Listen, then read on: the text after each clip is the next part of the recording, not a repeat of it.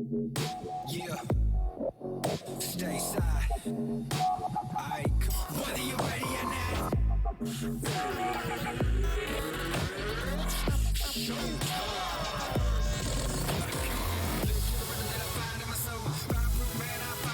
Nothing less but a no that is test. It's a test that you will be exposed. Game tight, solid, rise to the top. Game tight, solid, rise to the top. In a moment, every second that you find on the clock, champion on a mission and no hope to stop. I see through your eyes like a window. Nothing inside, no heart when it gets cold. Try to take mine, that's bad from the get-go. When I put it on, you have it wishing that he stand home. Think about the outcome, think about your health, bro. Think about your family, think about your ego. Wanna be the boss when it ain't that simple. I'ma let you know what your hands do. Every moment of the contest, I'ma keep it pushing forward. This is the ultimate challenge. It's too much to be ignored. Anytime you wanna bring it, I'ma find a way to win. Undisputed champion. Undisputed champion.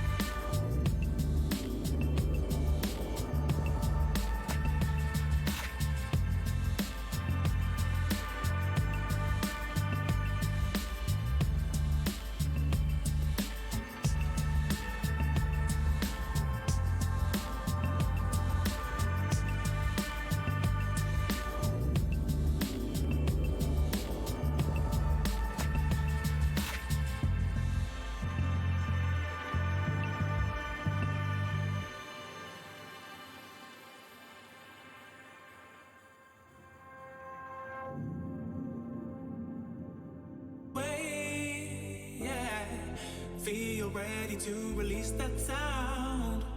Embrace this beautiful day. And I never knew I could feel like this. I'm alive with vibes so positive. So I smile easily. So I smile easily. Smile.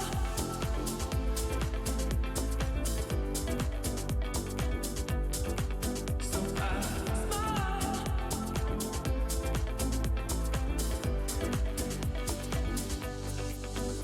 And I never knew I could feel like this. I'm alive with vibes so positive. So I smile easily. So I smile easily. Smile. Smile. So I smile. Smile.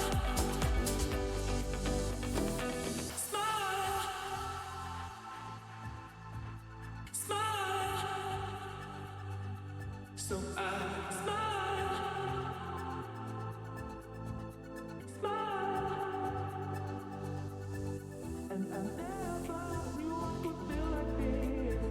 And I never knew I could feel like this. And I never knew I could feel like this. I'm alive with vibes so positive. And I never knew I could feel like this. And I never knew I could feel like this.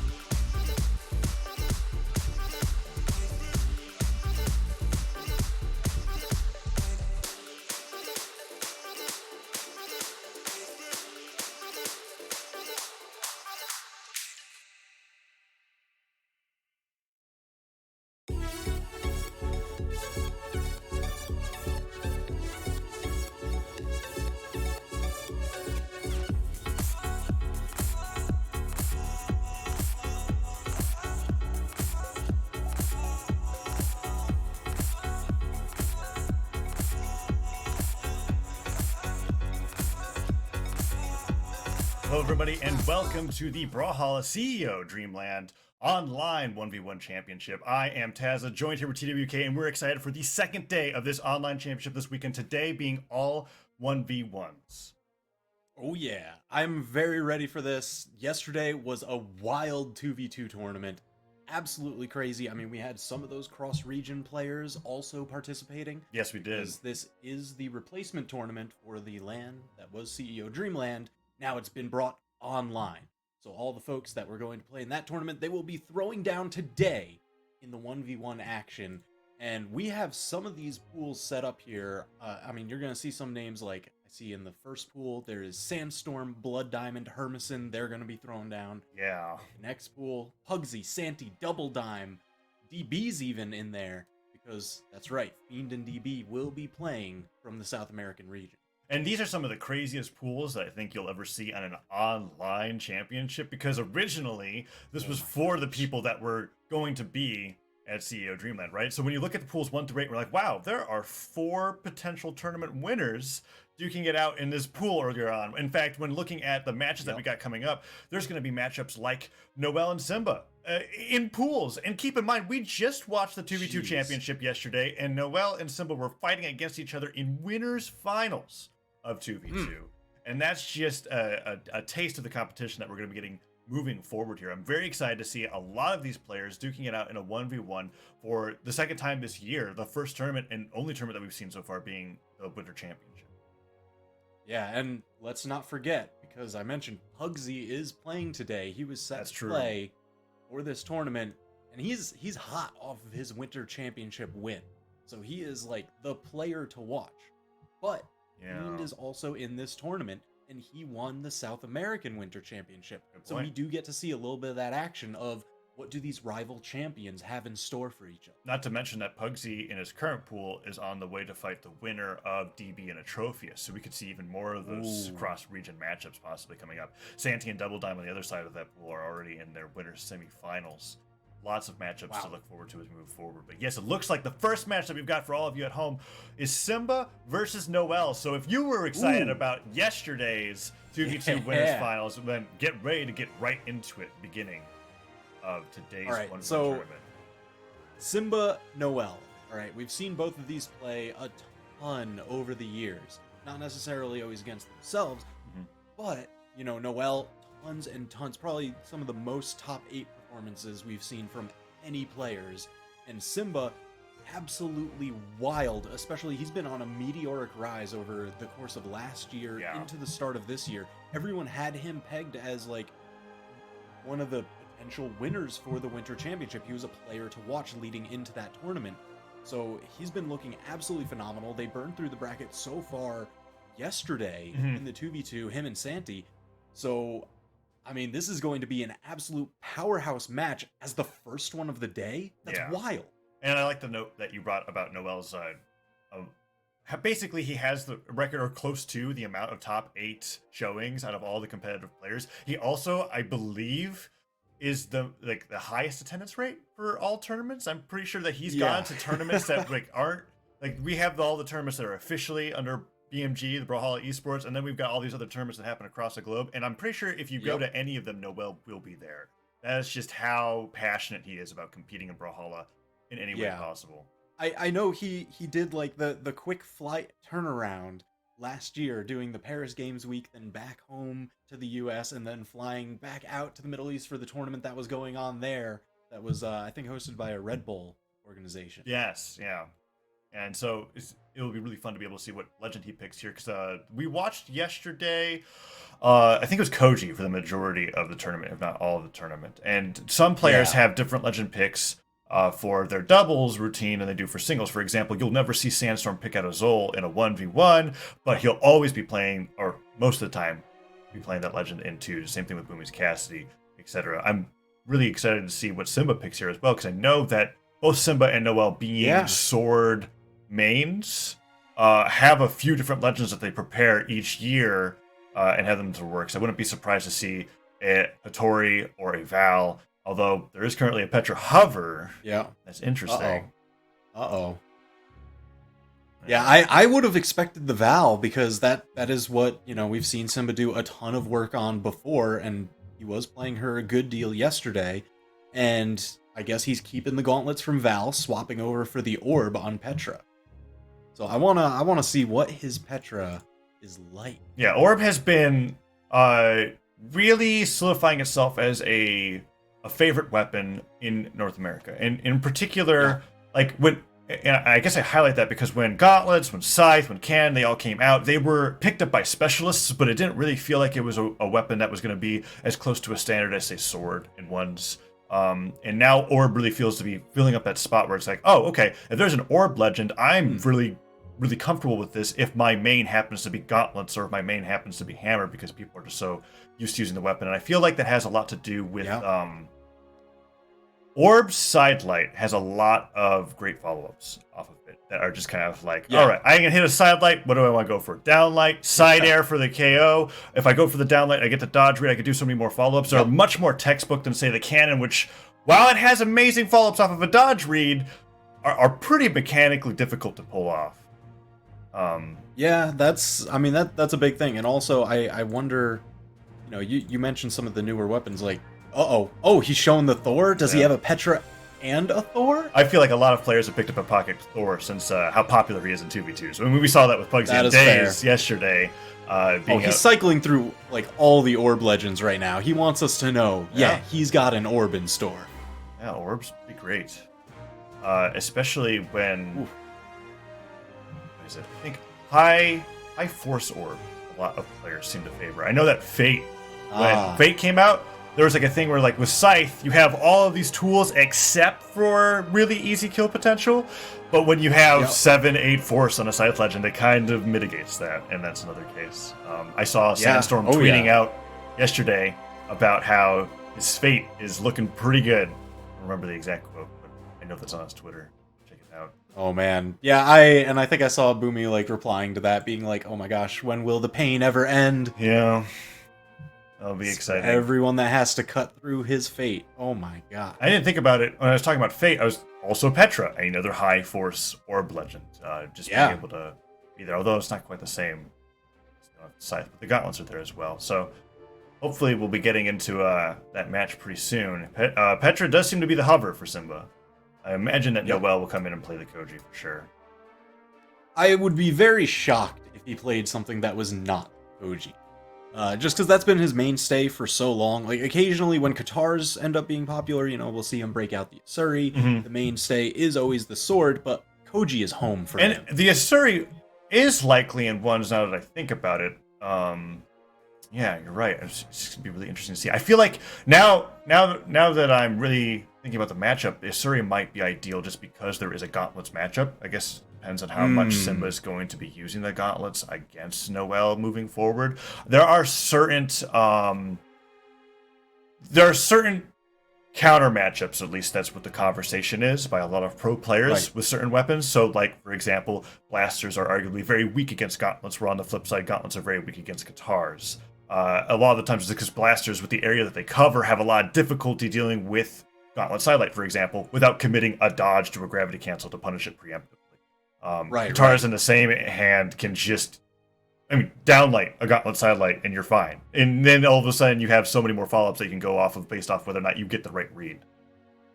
Yeah, so I do wonder, will he initially play the Katars into the Gauntlet matchup, or does he want to flex a bit more for that range of the bow? Because I know a lot of players that have been picking up the bow and focusing on it since, several patches ago it started getting a couple buffs in there. They're like, oh man, this weapon is actually kind of ridiculous. It's got the range of the downlight, so that way you can engage from so far away, and it has just good, consistent combo. Not like the highest knockout potential, but Koji's got an amazing signature kit to cover those options.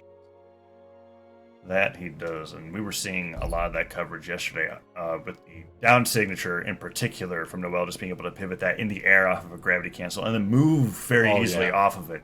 There's not too much end lag when it comes to using that move. But Noel now in the lobby, Simba locking Petra, just choosing a different color, so we'll see what Noel's got. Okay.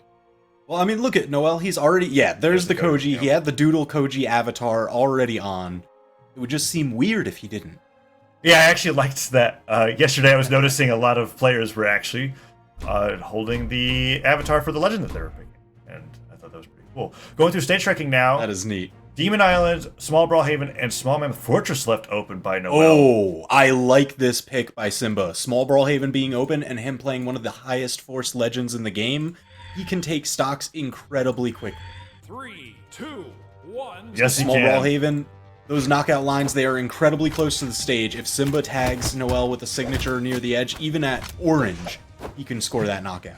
Ooh, here we are, into the match. Noel denying the weapon from Simba twice already. I'm sure he's going to do it again.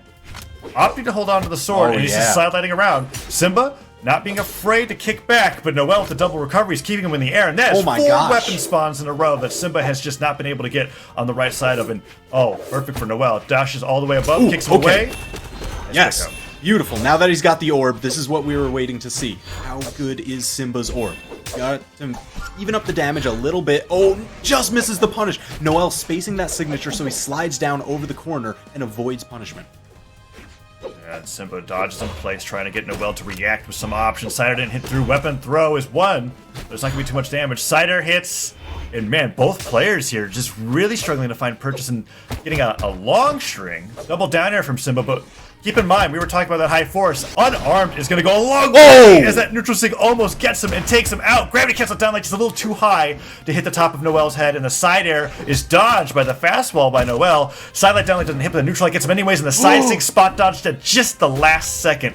Such a Oh my close gosh, the exchange. drop the ground pound! Ooh, and Yes, Simba takes the beautiful first stock. knockout. And that's off the back of being denied 4 or 5 weapons before being able to fight with the orb. And the reactions from Simba to be able to dodge things like that Haymaker. We see so many players upon respawn try to use those iframes to really get in a nice side sig unarmed, just to make the match back to even. But that Oh, recovery, even from that far below the stage. Yeah, the recovery knocking out. That's because Noel did manage to get so much damage onto Simba while he was starving the weapons in that first stock. And it continues here into the second. Oh, and the ground pound comes out. Oh, but the dive kick hits. Simba dodges in place. Hits him again with the down air. The dive kick.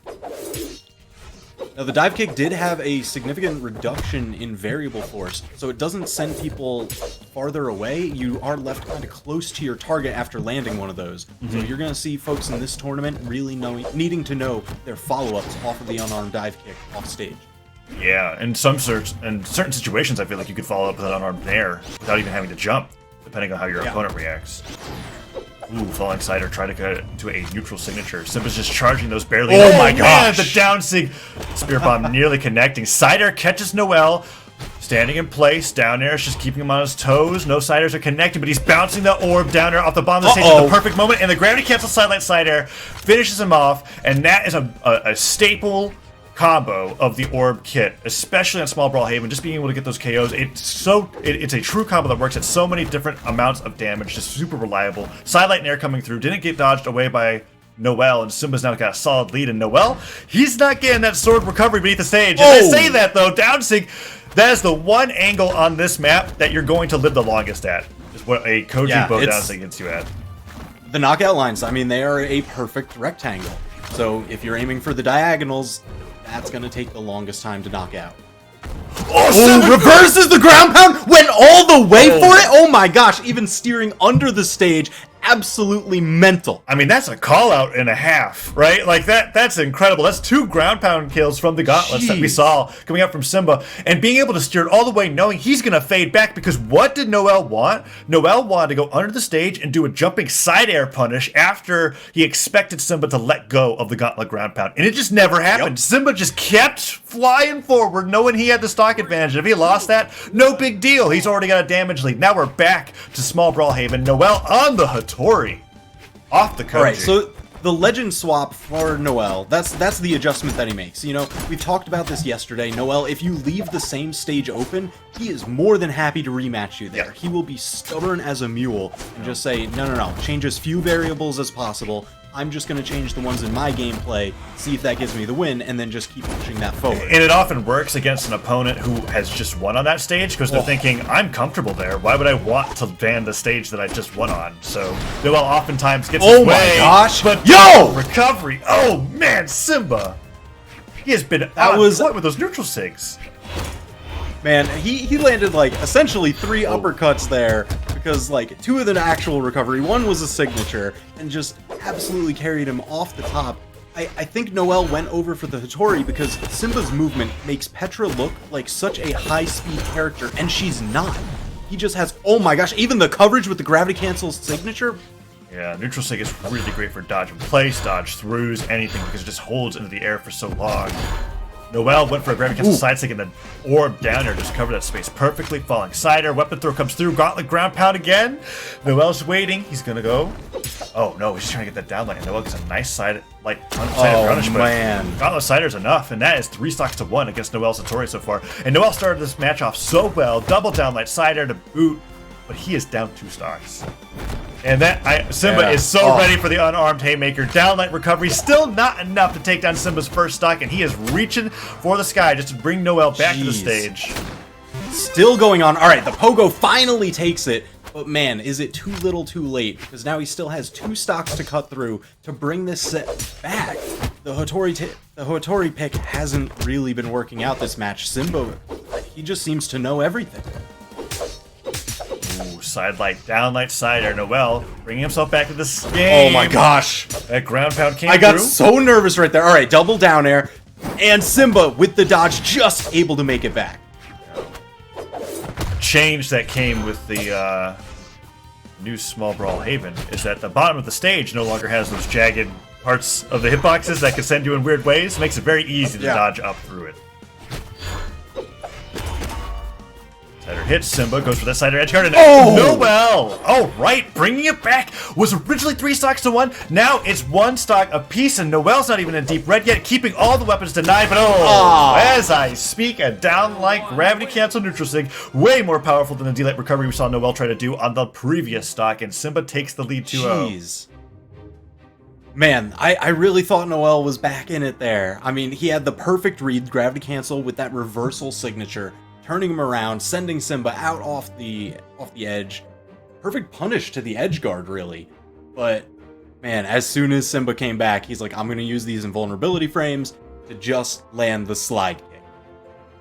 Man. Simba's playing really well, and he has, I was almost going to say a trick up his sleeve, but really it's just a skill that he's developed to react to a lot of common knockout options. Yeah. Perfectly dodging it in place. We saw so many haymakers where it's just kind of like he was almost in position, knowing ahead of time what Noel was wanted to go for to finish him off, and he got so much damage each time in response. We're going back to Small Brawl Haven again, of course. 3, 2, Okay. Noel still on the Hattori, but Noel was making some amazing adjustments in game number 2. I mean, we saw him down 2 stocks and nearly bring it back. Yeah, I wonder if he's going to focus on a little bit more of playing towards the edges of the stage and using that side signature reversal. Ooh, but the second that Simba gets that orb, we just see him go My in. gosh. Simba has been landing these fast fall. Are you kidding me?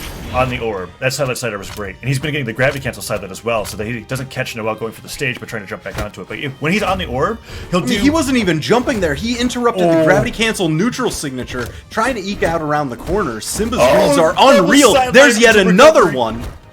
Man, Simba is just tearing Noel apart right now. Oh, the sides hits that Oh, man.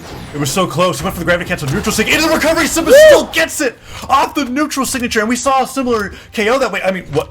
We are not even a minute into the game yet, and 2 stocks are gone. And I was saying Noel was adjusting, but it looks like Simba is just doing a different play in his playbook for this matchup because, man, Noel is lost. Recovery gets that ground pound. Simba tags on even more extra credit. Ooh, okay, down like gravity cancel neutral sig, not enough to seal the deal. Simba does get back to the wall, but Noel there with the spike to clean it up. All right, weapon starve with the juggle. We saw this last time. He was ready for Simba's unarmed. And Noel actually did a little bit of like a stutter step there, waiting to see if Simba was going to dodge, and then just sidelined him again anyways. But Simba's fighting back fully unarmed at the moment. Could have picked up that weapon for free, but he dashed back, trying to get an opportunity to go for something. Down air into neutral sig, very close to connecting. Ooh, nice wake up neutral light. Dodging through the weapon, Simba again unarmed, but happy to just fight it out.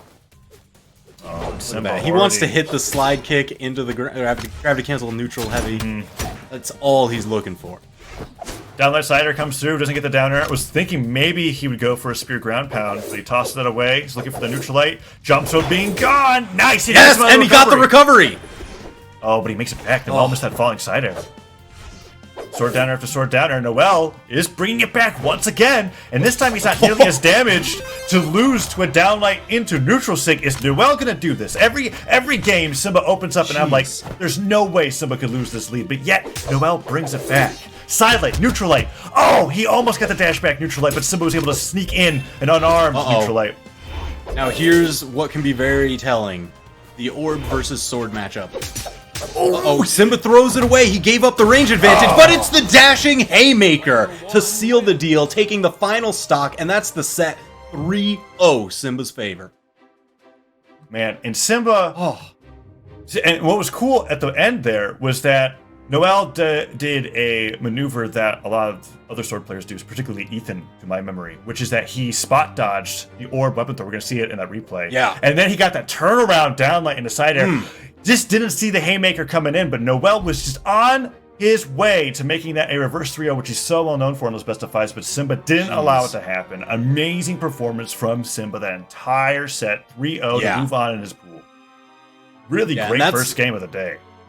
Yeah, I can't believe that was first match of the day. Yes. And so that means it is winner's bracket action, so Noel is not out, but he's got an arduous road ahead. Burning through the lower bracket, it's going to be just about like twice as many matches as he has to play to get to the top. And we've already have our next matchup up. It is Kooey versus Ethan. And I was actually just talking about Ethan. Totally didn't know that he was up next, even though I could have looked at my stream queue. But Ethan is another sword player who I feel like is going to demonstrate the power of the dodge into gravity cancel punish. And I'm hoping to see that here. Kooey on the Diana. Interesting choice. He was on the Barasa all day yesterday in twos. 3, 2, and I'm very curious to see what he has prepared in this 1v1 matchup. Opening it up, Ethan steals away the first weapon. Will he starve as long as Noel? Noel is one of the best players at weapon starving in a 1v1 matchup in general. But already, sure. Nice Kooey with the blaster's damage. Yeah, side He's got air the reads. into neutral Ethan light. can't land. Definitely a true combo at low percent, and a great combo with that because there's so many different reads that you can go for off of a blaster's neutral light. Nair side light, man, Ethan is just getting blasted.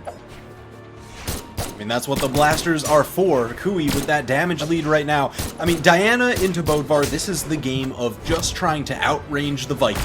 That is the name of it. You've got the blasters, you've got the bow, you can engage from so far away, and you're just looking to keep him out. Don't let him get his game started. So I'm excited to see how Kooey uses the new blasters down air. With the way that the knockback works, there's so many different follow-ups that you could do with a side air off of a chase dodge. But man, Ethan D-Light down air, dribbles him into the recovery on the sword, steals the first stock away from Kooey, who was really holding on to the momentum that game. Or that stock. Yeah, let's see if he can take it back. Just needs to get the knockout before too much damage is done, but Ethan just dribbling him around with unarmed, not even picking up the weapon. There it is, it's the sword, and continuing the pressure. Kooey has to be careful not to be too telegraphed with downlights. Downlight recovery is a prime KO option, but he can pick up recovery anyways. Nicely done from Kooey, punishing Ethan for that side light. Took a lot of damage on the way there, and I was talking about that earlier. Kooey was trying to get those landings with the downlight on blasters, and Ethan kept gravity canceling right above where the blasts were going to hit, and getting a ton of unarmed damage for that response. Now the hammers in, and side airs begin to connect, and that's a ton of damage we're putting onto Diana. Yeah, you were talking about the unarmed damage. The hammer does so much more than that. Each swing, 20 damage plus. Absolutely brutal. Neutral light connects, and after a while, that will even knock out. He went for the gravity cancel neutral light, and Kooey, okay, makes it back. Didn't use any of his jumps. It looked like he thought he wall touched and didn't, but he does manage to make it back. Gravity cancel, stop, side air, done. Ethan, clean, simple, takes another stock off his opponent. Man, so as much as Kooey started with the advantage here, Ethan really just pushing it through, taking it here in the middle of this game, and now he's got Kooey off stage, ready for the edge guard potential. Is he just going to two-stock him clean off of like Kooey's amazing early strings? Ooh, he went for that falling down air. Weapon throw went straight into his face. Down air again. Can Kooey make it back? Oh, Ethan doesn't go for the edge guard, but he waits the entire blaster's recovery to get that pivot down light into side air. Went for the gravity cancel side stick to finish the job. Ethan, it's only a matter of time now before he's able to get the stock, and the down lights are just flying out. Kooey, nice read. Gets the side air. Side light goes for the down light. Doesn't get the recovery, though. He falls too far. The neutral lights are chasing Ethan all around the stage. Yeah, Ethan has not been able to land in quite some time. He's gotten pushed into the deep red. Does manage to sneak by and get the hammer, but it's immediately taken away. Downlight recovery, tying up the stocks. Excellent job from Kooey being able to get that combo towards the end, but Ethan has a plethora of options to end Kooey's stock. Kooey is going to have to be very mindful of the fact that Ethan just wants to end it with the downlight. I think the last 10 moves that I've seen from Ethan, yeah. until that down sig happened, was a sword downlight. And there's one. And go for it again. I think Kooey's actually really doing a great job of understanding that that's what Ethan wanted. Ethan now switching over the hammer, changing up how he's going to try to go for this knockout, because Kooey's almost got Ethan into orange. That neutral light tags him even closer. Side light goes for the down light. Dodges in place, doesn't get punished. Small window to dodge out of a bow side light down light, but still possible as we see there. Kooey dodges all the way up. Side air. Kooey's making this really close. Oh, he spent all his options, but Ethan just grabbing him out of the air. The hammer down air just scooping him up. Man, Kooey had baited out almost every option from Ethan. All the jumps were spent, recovery was spent, the dodge just got spent. He just went for the punish underneath, but that's the one spot Hammer has a quick move. Yeah, and even though it's pretty difficult to surmise whether or not somebody is actually frustrated while playing. I kind of felt like as the match was going on, Ethan could only miss so many more sword downlights before he went, okay, I have to take a different approach when it comes to KOing Kooey. Oh, bounce back and forth. This is common etiquette in an online event, just to be like, hey, everything's okay. Just in case there may have been some connection issues. But now we're going into this game. They're both digging it out, and Ethan opening up that neutral light, nair returned from Kooey. Damage is going both ways. Ooh, yeah, that's what Ethan is going to be going for a ton on both his weapons. Whoa! Oh, that's just the stock. Oh my gosh. That was just 30 seconds in, caught the tail end of the spot dodge, and Ethan just hammer ground pounding Kooey out of here incredibly early. Now he's got him unarmed. Kooey having to fight Ethan. Does manage to arm up with the blasters. Let's see if he can make them do as much work as he did on the first stock of last game. Ooh, and he's doing a great job so far. There was that neutral light, and he got the read with the down air, and off the down air at low, it can combo into side air. He goes for that chase dodge forward, but Ethan, with the wake-up neutral light, catches him, going into place there. Neutral light goes for the chase dodge nair afterwards.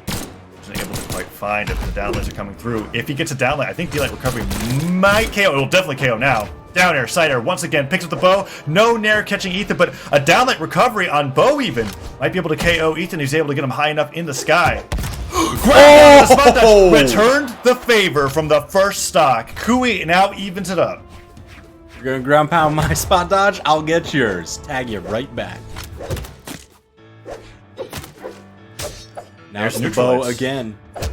Trying to juggle Ethan out. You see Ethan spot dodging a lot in the air, like at that bunny hop height. Ethan went unarmed. Oh, that neutral was so close, and it would have sealed the deal on that stock, certainly. But Ethan goes for the Russian Mafia in there, does not connect. Down that's the thing. Ethan, he's going to be going for those bunny hop heights, and he'll spot dodge in the air. He's going for, how can I extend the height threat of my downlights? Because both of them, whether it's sword or hammer, can confirm into a knockout option. So he's just like, oh yeah, even the recovery from that down below, I want to know how much damage has Ethan done in this match.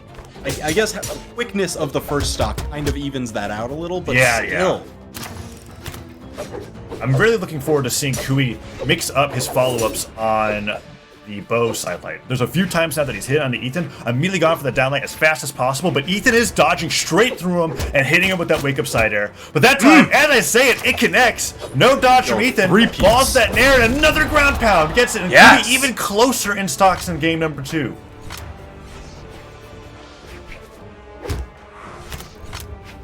Ooh, Ethan quickly arms up with the hammer, but stuck right back in it.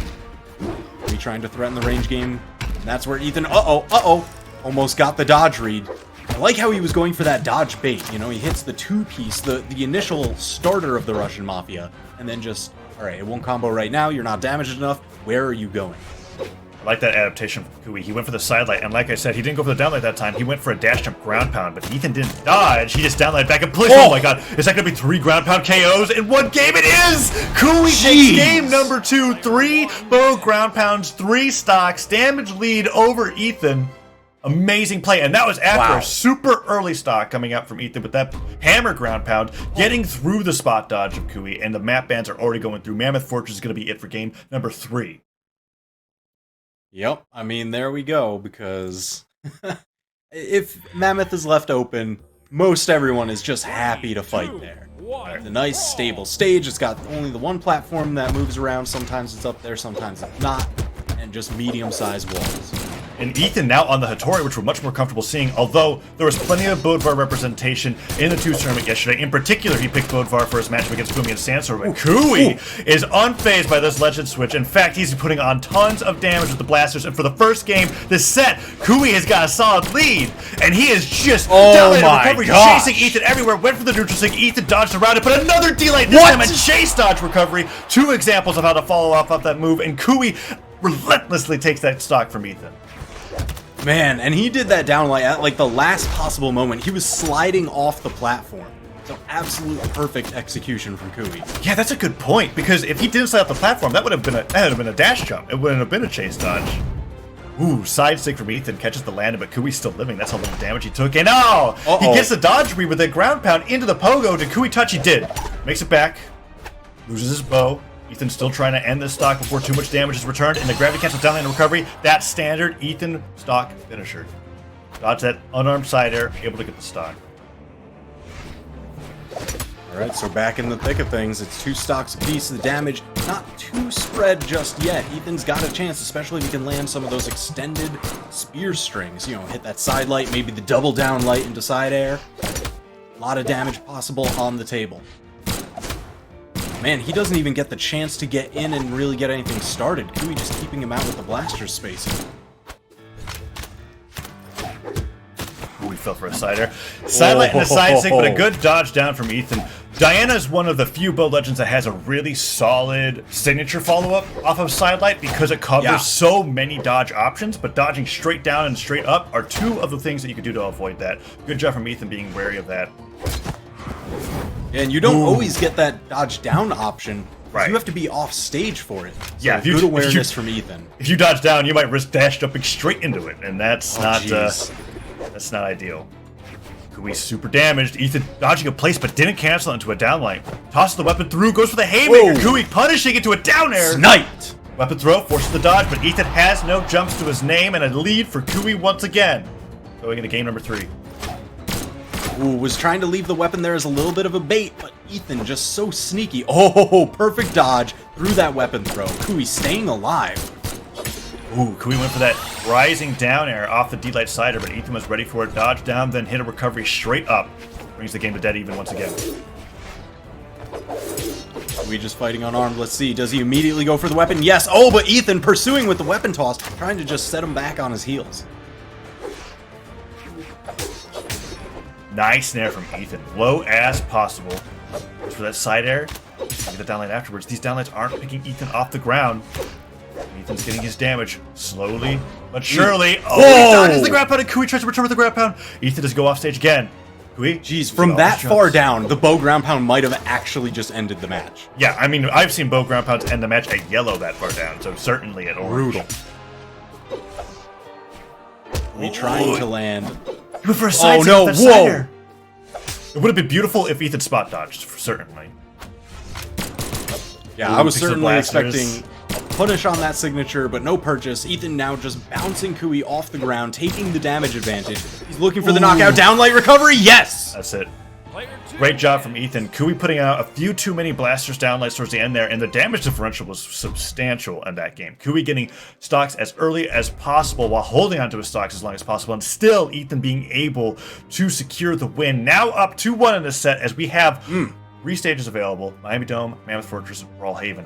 I don't feel like Kooey is excited about Brawlhalla because that just means he'll be losing those stocks earlier, where it's clear that he's securing stocks against Ethan in unorthodox fashion. Right? He's being able to do it. But here we go. Ethan deciding to go to Mammoth Fortress onto Hattori. Now up 2-1, one game left.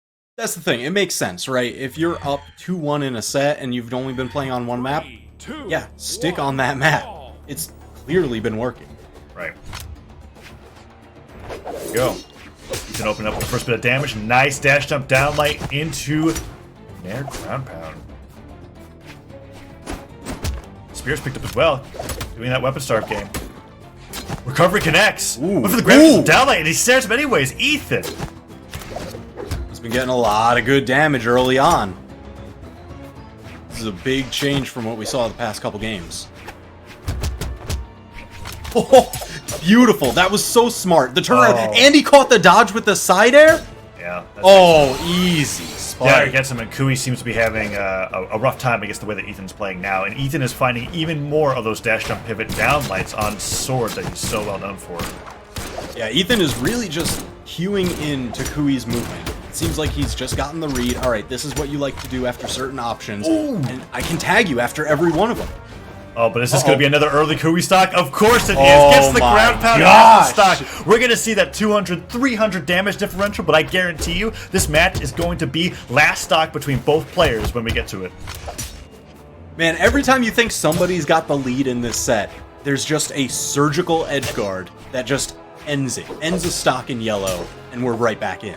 Ooh, nice delayed nair for that side light. Kooey gets the side light, D-light, neutral light. That is the bread and butter damage builder of the bow. Except for that side light on the way through. Neutral stick catches him using the bow recovery too high and just kills outright. Ethan has one stock away from moving forward in his pool. And really just swinging this match in his favor. But now Kooey's on those blasters. We've seen him do a ton of great strings before. He just needs to... Ethan even interrupting any possible follow-ups, trading that weapon throw, but Kooey following up immediately after, pushes Ethan into the orange, almost the red. He's going to be hunting to tie up the stocks. Ethan tosses that weapon forward. Kooey dodges it. Nice falling there, using that neutral priority over side. And the neutral stick. Oh, just dodged out of the way. Delay recovery, secures the stock. Kooey and Ethan that was down to one stock each. So slick. Yeah. Because he did the gravity cancel neutral signature. Ethan had to dodge down through it to survive, but there was just the downlight waiting for him. Oh, Ethan with the double downlight into recovery. Spear recovery now is a little bit faster to start as of one of the most recent patches. Yeah, downlight into recovery is a popular move for what? The down catches at the very bottom. So Ethan, he dashed back while charging that so that he would slide just barely off the stage to catch Kooey holding onto the wall. Excellent technique. So smart. Oh, can Kooey make it back? I think that's going to be the stock. Oh, he dive kicks his way to safety. Kooey holding on for dear life. Dodges back. A game of inches. He has 2 exclamation points. Okay, Sarah hits. Blasters are picked up. Downer, sider. No, he doesn't get it. The delay recovery finishes the job. Ethan takes the set 3-1 over Kooey. And there's that damage differential we were talking about, right? Yeah. Last stock situation, still very close matchup. Congratulations to Ethan for being able to win that and moving forward in the match. Look at this replay. The dive kick just getting him out. It was the second dive kick that actually put him out of range of that sword down air that would have ended it sooner. But man, Ethan was just too ready to sneak in, grab downlight, recovery, end it. So now, our next matchup coming up, I'm very excited for. It is going to be Boommy versus Isidru. So Boommy, during the 2v2 tournament yesterday, throughout Winner's Bracket, was playing exclusively Yumiko. When he dropped down to lower bracket, that's when the casket came back out, the tried and the true, and they won all the way through grand finals with a 6-0. But Boommy has been very vocal about how great he thinks Yumiko is as a legend in the current meta, and now we get to see him play the legend live here in the CEO Dreamland Online 1v1 Championship. Demon Island is going to be game number 1. 3, 2, 1, brawl! Oh man, this is actually kind of crazy because I understand, like, there's barely any walls on this stage. It is very small. The area for you to land is very small, so Yumiko gets to cover a lot of that with the bow down light threatening, but also edge guarding with the bow down signature. You can lay those flames over that corner, and there's not really a lot of space for them to navigate around. Yeah, Yumiko is very unique as a legend with the sense that both her hammer and bow have signatures that allow her to essentially lay hazards on the map that forces your opponents to change the way that they approach you in neutral. We'll see if Boomy's able to utilize that. Isidru with the wake up gravity cancel sidestick on spear annihilates Boomy's first stock. Man, he even charged that one a little bit. I heard the sound carry on. He wanted to stay out of range of the bow neutral light that Boommy was trying to tag him with.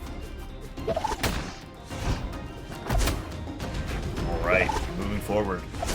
Boommy, the hammer now instead of the bow. Isidru exclusively on the spear for this opening stock, and Isidru definitely hailed for his axe play, but more specifically the Bryn, and he gets through the neutral stick of the hammer. Nicely done. The down stick there. Whoa! Again, Isidru with these down light into side airs. It's that bread and butter combo, but it doesn't pick them up off the ground. It needs to be an airborne opponent.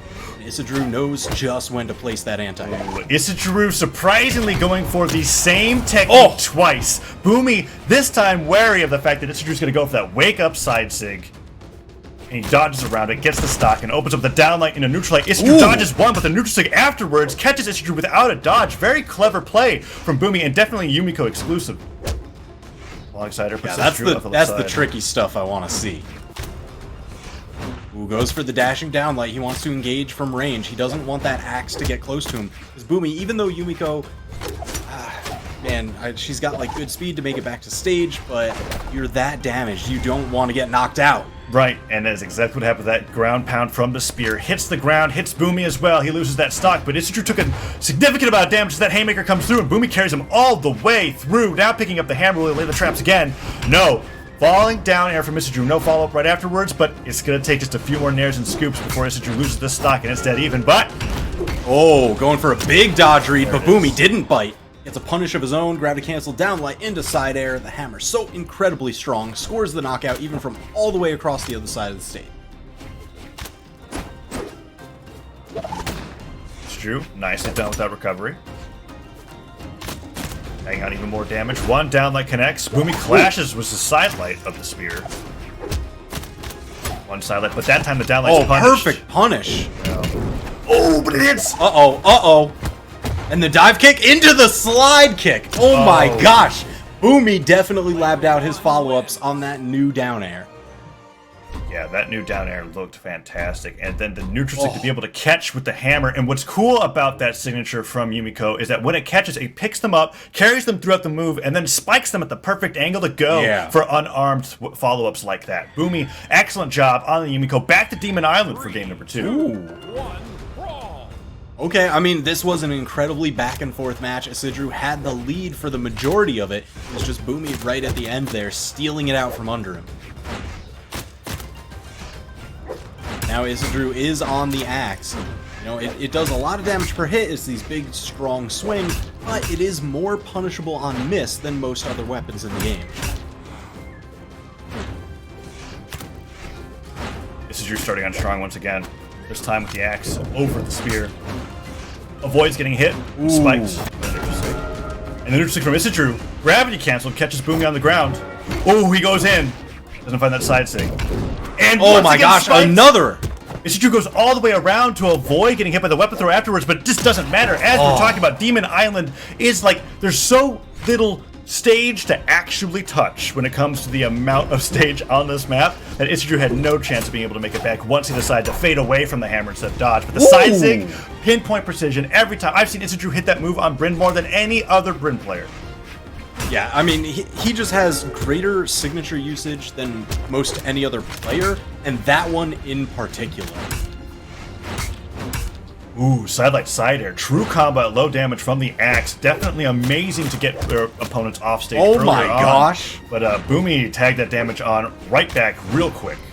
One of the strengths of Isidru as a player is his ability to be able to find sidelights in almost all situations in neutral, but keeping in mind that while the axe side air is more powerful now than before, the sidelight is more punishing once you miss it, and we're seeing that happen as Isidru, one missed sidelight could lead to orange to red damage.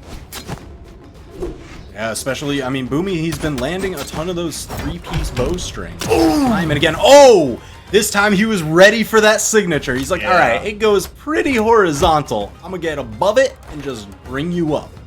What a bold way to punish it with a hammer stick. Just carrying him right out of the move. And the unarmed string happens once again. Dive kick, no follow-up right away. But man, Boommy has brought Isidru into deep yellow, just unarmed, getting all of that extra credit without a weapon. And he's continuing to go forward. Once again, side sig punished by Boommy. Unarmed, oh, what, neutral light? Going for the side light? Boommy.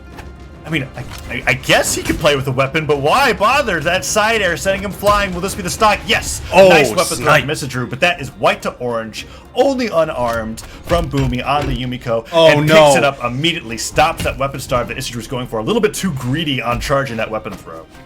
Yeah, I mean, that went about as bad as it could have. Boommy interrupting him in between the weapon throws, so Isidru has been unarmed this entire time now, and Boommy, with the stage control, doesn't let him land, knocks him out of here. And game number 2 goes over to Boommy, and the damage is starting to show the differential between these two players. And Demon Island looks like it's going to be left open again, but this time I see a different Legend's face hovering those maps. Isidru on the Terros. Will Boommy continue to go to Demon Island? Considering this Legend swap, no, he will not. Decides to go to Mammoth Fortress for game number 3, and that's the 9 Force Terros. 9 Force Terros. Alright, I completely agree with this map pick. Out of the 3 that were left, there was Small Brawlhaven. You don't fight 9 Strength Terros on Small Brawlhaven. I don't care who you are. Yeah, Just don't do it. 9 straight then- Terros with the Axe side air hitting as hard as it hits now, but oh man! Boommy already not carrying. Yeah, and then Terros, the neutral signatures, gravity cancel neutral signatures, incredibly dangerous when there's very little wall space to recover to. So Boommy avoiding that by picking Mammoth Fortress. Incredibly stable map. Right now he's been managing to keep the damage a little bit even. Boommy going for that sidelight, dash jumping and fast falling all the way down just to see what Isidru is going to do. Weapon throw comes through and an unarmed recovery hits from Terros. And oh, the great cancel side stick! It doesn't matter if he's Bryn, if he's Terros, he's going to find that side stick and snipe his opponent in order to take them off. That's the strength of 9 Force Terros, and he's already stomping in celebration. Boommy down a stock and down a weapon, but the haymaker comes through. Doesn't matter. Even game, no damage to Boomy's name. We're going into the second stock completely even for both players. Ooh, guarding the weapon, but Isidru just dodging right through the bow neutral light. Goes for the 3 pieces. Oh my gosh! Ooh. Follows him all the way up for the extra hit. The down light catches Boommy going for that jump. Sidelight punished. Sidelight goes back and Okay, oh, Isidru gets the oh gravity no, neutral sig. not He like so this. does. See you make it back. No way. Oh no! You know what I say to that? Deserved. All right, gravity cancel neutral sig on Terros on wake up. I get it. You're a Terros. There's no need for that. Boommy definitely punished him for it with that bow ground pound, and that's the perfect ground pound to punish somebody that doesn't have a dodge. Yeah, I mean, that's the thing. It's such a risky play. I mean, the potential reward is absolutely phenomenal, don't get me wrong. But when you're fighting against somebody like Boommy, any of these top players, that will notice, hey, your dodge is on cooldown for 3 seconds, let me go in. Isidru's done a great job getting the damage back, and he's trying to catch Boommy dash jumping right above him so they can get that down stick. But no. again, that's like the same punish that we just witnessed. Isidru doing a gravity cancel signature out of hit stun, and then just getting stomped and sared away. Boommy on the verge of 3-0ing Isidru on this legend swap, and near Sarah is that gonna do it? Toss the weapon all the way up. Oh, yeah. Boommy Oh, tries he's to go going for the highlight. style. I mean, that could be terrible for Boommy. Let's think about this for a second. Isidru has a stock still, and it's Terros. Yumiko's not the tankiest legend. Okay, all right. It was fine. All right. It was fine. That would have been sick if the weapon throw connected into the unarmed down light, but you know what? Still gets a JV2 at the end for Boommy. Listen, he had to go for the style. I understand. Like, he's up 2-0 in the set. He's got 2 stocks to the 1. He's ready for the knockout. You know, you really want to just boost your morale as much as you can before you head into further matches in the tournament. Absolutely. This is a long-term strategy being deployed by Boommy as he goes for the unarmed, and also demoralizing your opponent as they go into the lower bracket. That way you don't have to have a chance for the grudge match later on that could potentially happen. Wow, excellent play from Boommy. Great 3-0. Like seeing the Isidru Terros. Looking forward to seeing more matchups from him in the future. In the next matchup that we got coming up. I mean, gosh, the thing about, and this is why it's so much fun to watch these in-person tournaments when they happen, right? See how we have so many of the best players all together in every single pool, because each pool's match, I'm like, this is a top 8 match. This is a top 8 match. It just happens that there are 90 stellar players that attend these events, and so you have 90 top 8 matches. The next one coming up is going to be Cody Travis versus Remy. And if I know Cody Travis, that's going to be a Barasa pick. But Remy's got a few different legends they can pick out. I'm expecting a Hattori or a Koji, but he definitely can play to surprise people. I'm gonna give the quick read here. I want to see him play Koji right now. Okay. You know, he was talking about it leading into Winter Championship. He's like, Koji, I'm kind of sick on the legend. I'm just the nicest, the best. So he's got the confidence with it. I think the Hattori might end up being more of like a pocket pick if he's trying to exploit the lower speed of Barasa. Right. That's a good point. Hattori definitely, I think, the fastest legend from base stats. Oh yeah, in the game. And Hattori players will take great advantage of that. I remember watching a 2s match. There's some 1v2 situations with Simba and Santi where I'm like watching this Hattori maneuver through the 1v2 and I'm going, wow. If I didn't know any better, I'd say that my monitor is at 144 hertz right now because I can't track how fast they're moving. And that's just how good some players are with the character. But yeah, we're looking forward to seeing what legend that ends up being. Let's take a look at the pools that we've got coming forward here. I'm going to open up a few of them. Cody Travis is arriving into the lobby. And there's Ethan. All right. Oh, all right. Yeah, taking a look. A minute. Ah, I see. Stream queue jumped around. Looks like that might have been the previous match we were looking at. Remy. Let me take a look at that pool. What happened there?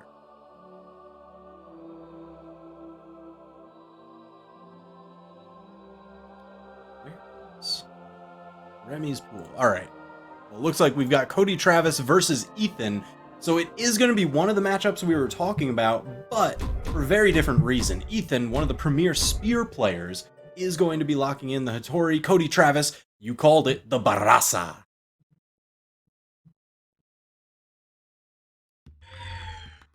All right, loading into the match. 2, 1, brawl. Mammoth Fortress, Ethan, and Cody Travis.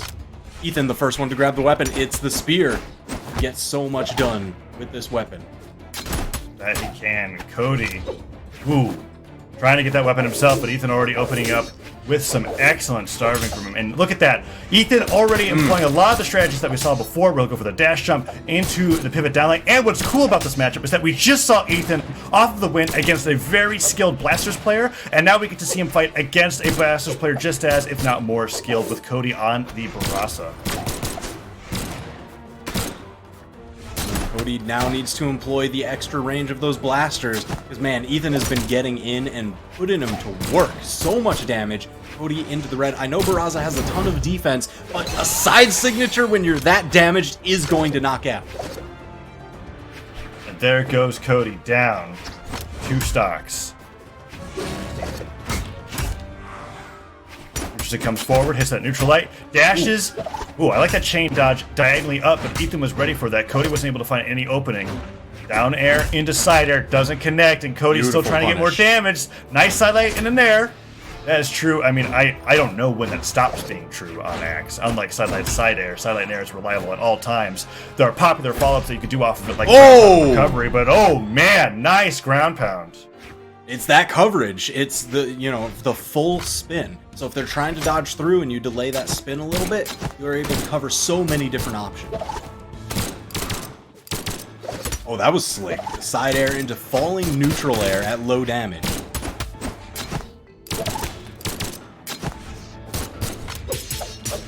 Oh man, gravity cancel down light on sword. Incredible option. Normally, it's so easy to get over a sword downlight because it is so low to the ground, but when somebody gravity cancels it, they get all that extra height because you can't get under it while you're standing on the ground, and it will still hit you when you're kind of at almost a jump height.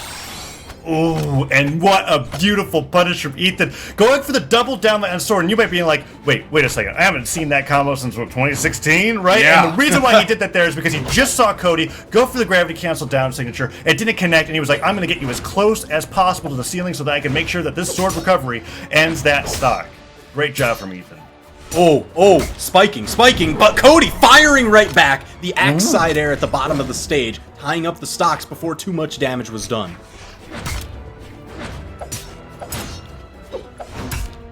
Enjoying the nairs coming out from Cody so far. Good Sayer connections as well. Ooh, Cody is getting good damage in with these neutral airs. Ethan responding in kind with some down airs, downlight down air into recovery. No! He just gets the downlight down air instead. Oh, big side signature. Ethan taking the game. One wins. They fire right back into it. Oh, man. So no legend changes. Still rocking Hattori versus Barraza. Ethan versus Cody Travis. Going into the next match, not even a map change. It's Mammoth Fortress. One brawl. Yeah, opening up, Lucio gets the first weapon. Cody going all the way up, using that recovery to get a position so he can ground pound down onto Ethan when he picked up the weapon. Very clever. Didn't actually work out. But the Cider comes out, doesn't get that down air, and we're seeing Ethan already using that spear recovery to great advantage. Nice downlight Cider. Went for the gravity cancel downlight, but didn't catch Cody jumping, and now Cody is the one on the ground, punishing with neutral airs on the blaster. Oh, beautiful dodge read. Now he gets maximum damage. He went for the recovery, he got hit by the down air. And that is interesting. Oh my gosh. Man, that was pinpoint precision. Down air just beating out that blaster's recovery. And he had to thread the spear down air in between the blasts and hitboxes that the blasters put out while using that blaster's recovery. Very good job. Hit him with the neutral light. Chase dodged all the way forward just to be able to get a down air on the way back. And that side air does punish. Oh, Ethan went for that ground pound. Nice neutral light. Cody just jumps right back into the fray. Oh no, he got his recovery! Oh, man, I love seeing that down effect. Just knowing that, like, you stole somebody's recovery, you hear that sound, you see the stars come out. Yeah, very great from Cody. Being able to get that double down air so quickly that Ethan thought he was safe with the recovery that he buffered. Oh, that nair. Second blast hits. Another nair hits. Ethan's got to be careful. He's spending so much time in the air, but Cody is completely aware of that. Covering his head with those neutral airs from the blasters.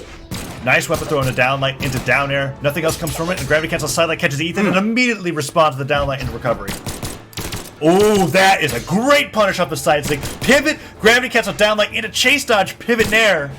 Puts Ethan into deep orange. A few more nairs, and that could be able to deal. Recovery does connect, and that is just Ethan's bread and butter. He wants to get that downlight to hit as high in the sky as possible to end that stock as soon as he can. Ross is not the squishiest legend when it comes to his defense stat, but still he's managing to connect those every time. Oh my gosh, just dribbling Cody off the stage time and again. How much damage was that right there? Cody entering the orange, and he's only been alive for a couple seconds. But the neutral sync, the slide charge pivot neutral sync, the staple of any Barasa main, and he connects it just as he barely falls off the stage, spikes Ethan into the sky, and now a sidelight hits.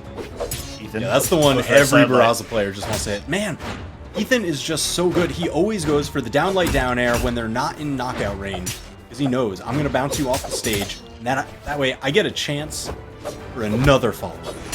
Ooh! That came through, but the ground pound was a little bit too late. Nair after nair comes through from Ethan, and he dodged, dash jump, dodge, and Ethan has the ability to react to whether he needs to go for the downlight or anything else on Cody. No jumps, neutralized away. Ethan stares in celebration as he goes into game number 3 with a 2-0 lead over Cody Travis. Man, that's why you got to be careful getting back to stage. If you choose that you are going to recover high onto the stage, and you spend that dodge trying to get through what you expect is going to be an edge guard attack, and they don't bite on that bait, they can just neutral light you off right before you touch the ground. You didn't get the reset. No more jumps, no more recovery. Here we go. Game number 3 on Mammoth Fortress. 2, 1, brawl. Cody gets the downlight, doesn't get the weapon. The first blood goes over him. Shove the downlights. Ooh. Snare into down air. Very clever. Ethan dodging straight down, and Cody ready for it. Falls to that side air and fast falls right through the platform. Down air, chase dodge up, double down air. Doesn't get the turnaround side air. Ethan responds with some damage, but 2 dares in a row is great damage from the blasters, and that sidelight almost caught Ethan fast falling onto the weapon. Ooh, Cody trying to go over these sidelights, but Ethan just so quick to dodge it. That's the first time I've seen Cody dodge in response to Ethan's dodge, where he goes for that dash jump dodge downlight.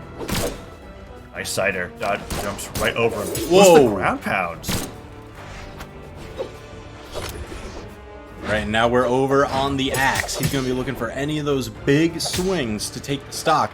But that's provided if he can get down towards the ground. Does manage to get through Ethan's neutral airs. Man, it is just back and forth, jockeying for position at the moment. Ooh, whoa! It's a side sig.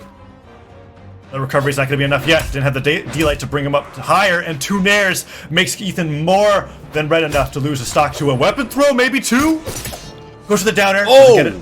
Has the Blaster's recovery still, and Ethan doesn't get the down light. Cody gets the recovery. Wow! Ethan wasn't expecting it. Maybe expecting Cody to dash onto the stage, but no, Cody just does a delayed recovery, carries Ethan to the sky, and takes the lead. That's the thing, you know, when so many players are focused on, okay, in this situation, I need to survive right now, Cody will be willing to bet it all. He's just gonna go, like, he can immediately turn around from defense to offense. Side stick from Ethan was able to finish the stock, but Cody, nice dodge mix-up. Hitting the sidelight, dashing up and then diagonally with the dodge to get around the spear neutral light so they can punch him a little bit more. Blasters picked up now. Rising down airs are looking for Ethan, but Ethan rises alongside Cody so he doesn't get picked up in the blast. Ooh, goes again for that double down air. Didn't quite have the right dodge read. Ethan this time finding the escape. Ooh, sidelight off the platform. Catches Cody trying to follow that side air, but Cody has the damage lead. Went for the downlight, but Ethan dodged right above it. Oh, sidelight, turn around, downlight. Are you? Oh my gosh! Ethan went for the extra damage of the ground pound instead of the standard 3-piece combo. Yeah, no down air into recovery. He went for the ground pound in the recovery, but the axe ground pound connects. Ethan not ready for it. The first time I think that Cody brought that move out all set, and now he has the lead once again. This time, it's going to take more than a spear siding to finish off the stock. He needs to get a few more hits in, and that sidelight, well, those are the few hits that he needed. We see the side stick once again. Ground pound comes out, but Cody doesn't want to risk it. Bouncing straight off the map. Just put him in the smoke cloud. Send him out. You see that signature not so often in top-level play just because it lasts a long time. If you're not sure that it's going to hit, it can be very punishable from above.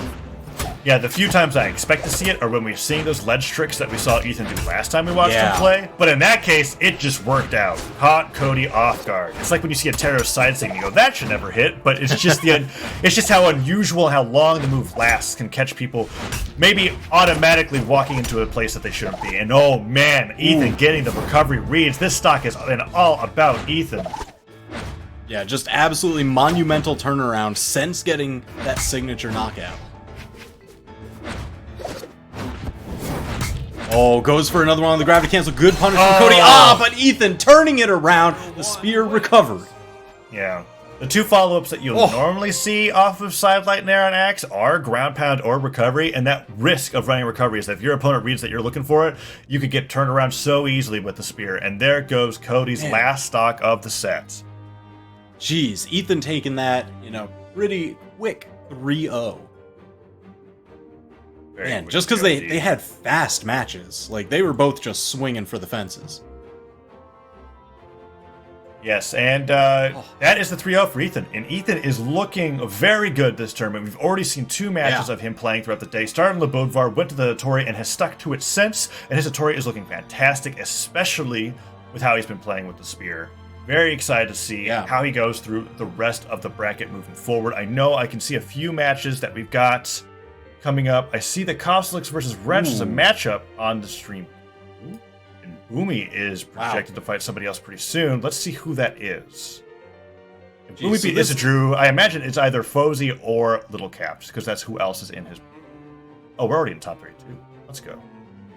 Wow, yeah. Let me take a look who has already made it into top 32. And it looks like we are getting Costelix stepping into the lobby, so it is probably going to be that Costelix versus Wrenched up next. Yes, that's what it looks like it's going to be. Yeah. This is a top 8 qualifier match. Yep, Whoever in the wins winner's quarters. Yeah, makes it into top 8 winner's side. So that actually puts Ethan in top 8 winner's side off of that 3-0 over Cody Travis.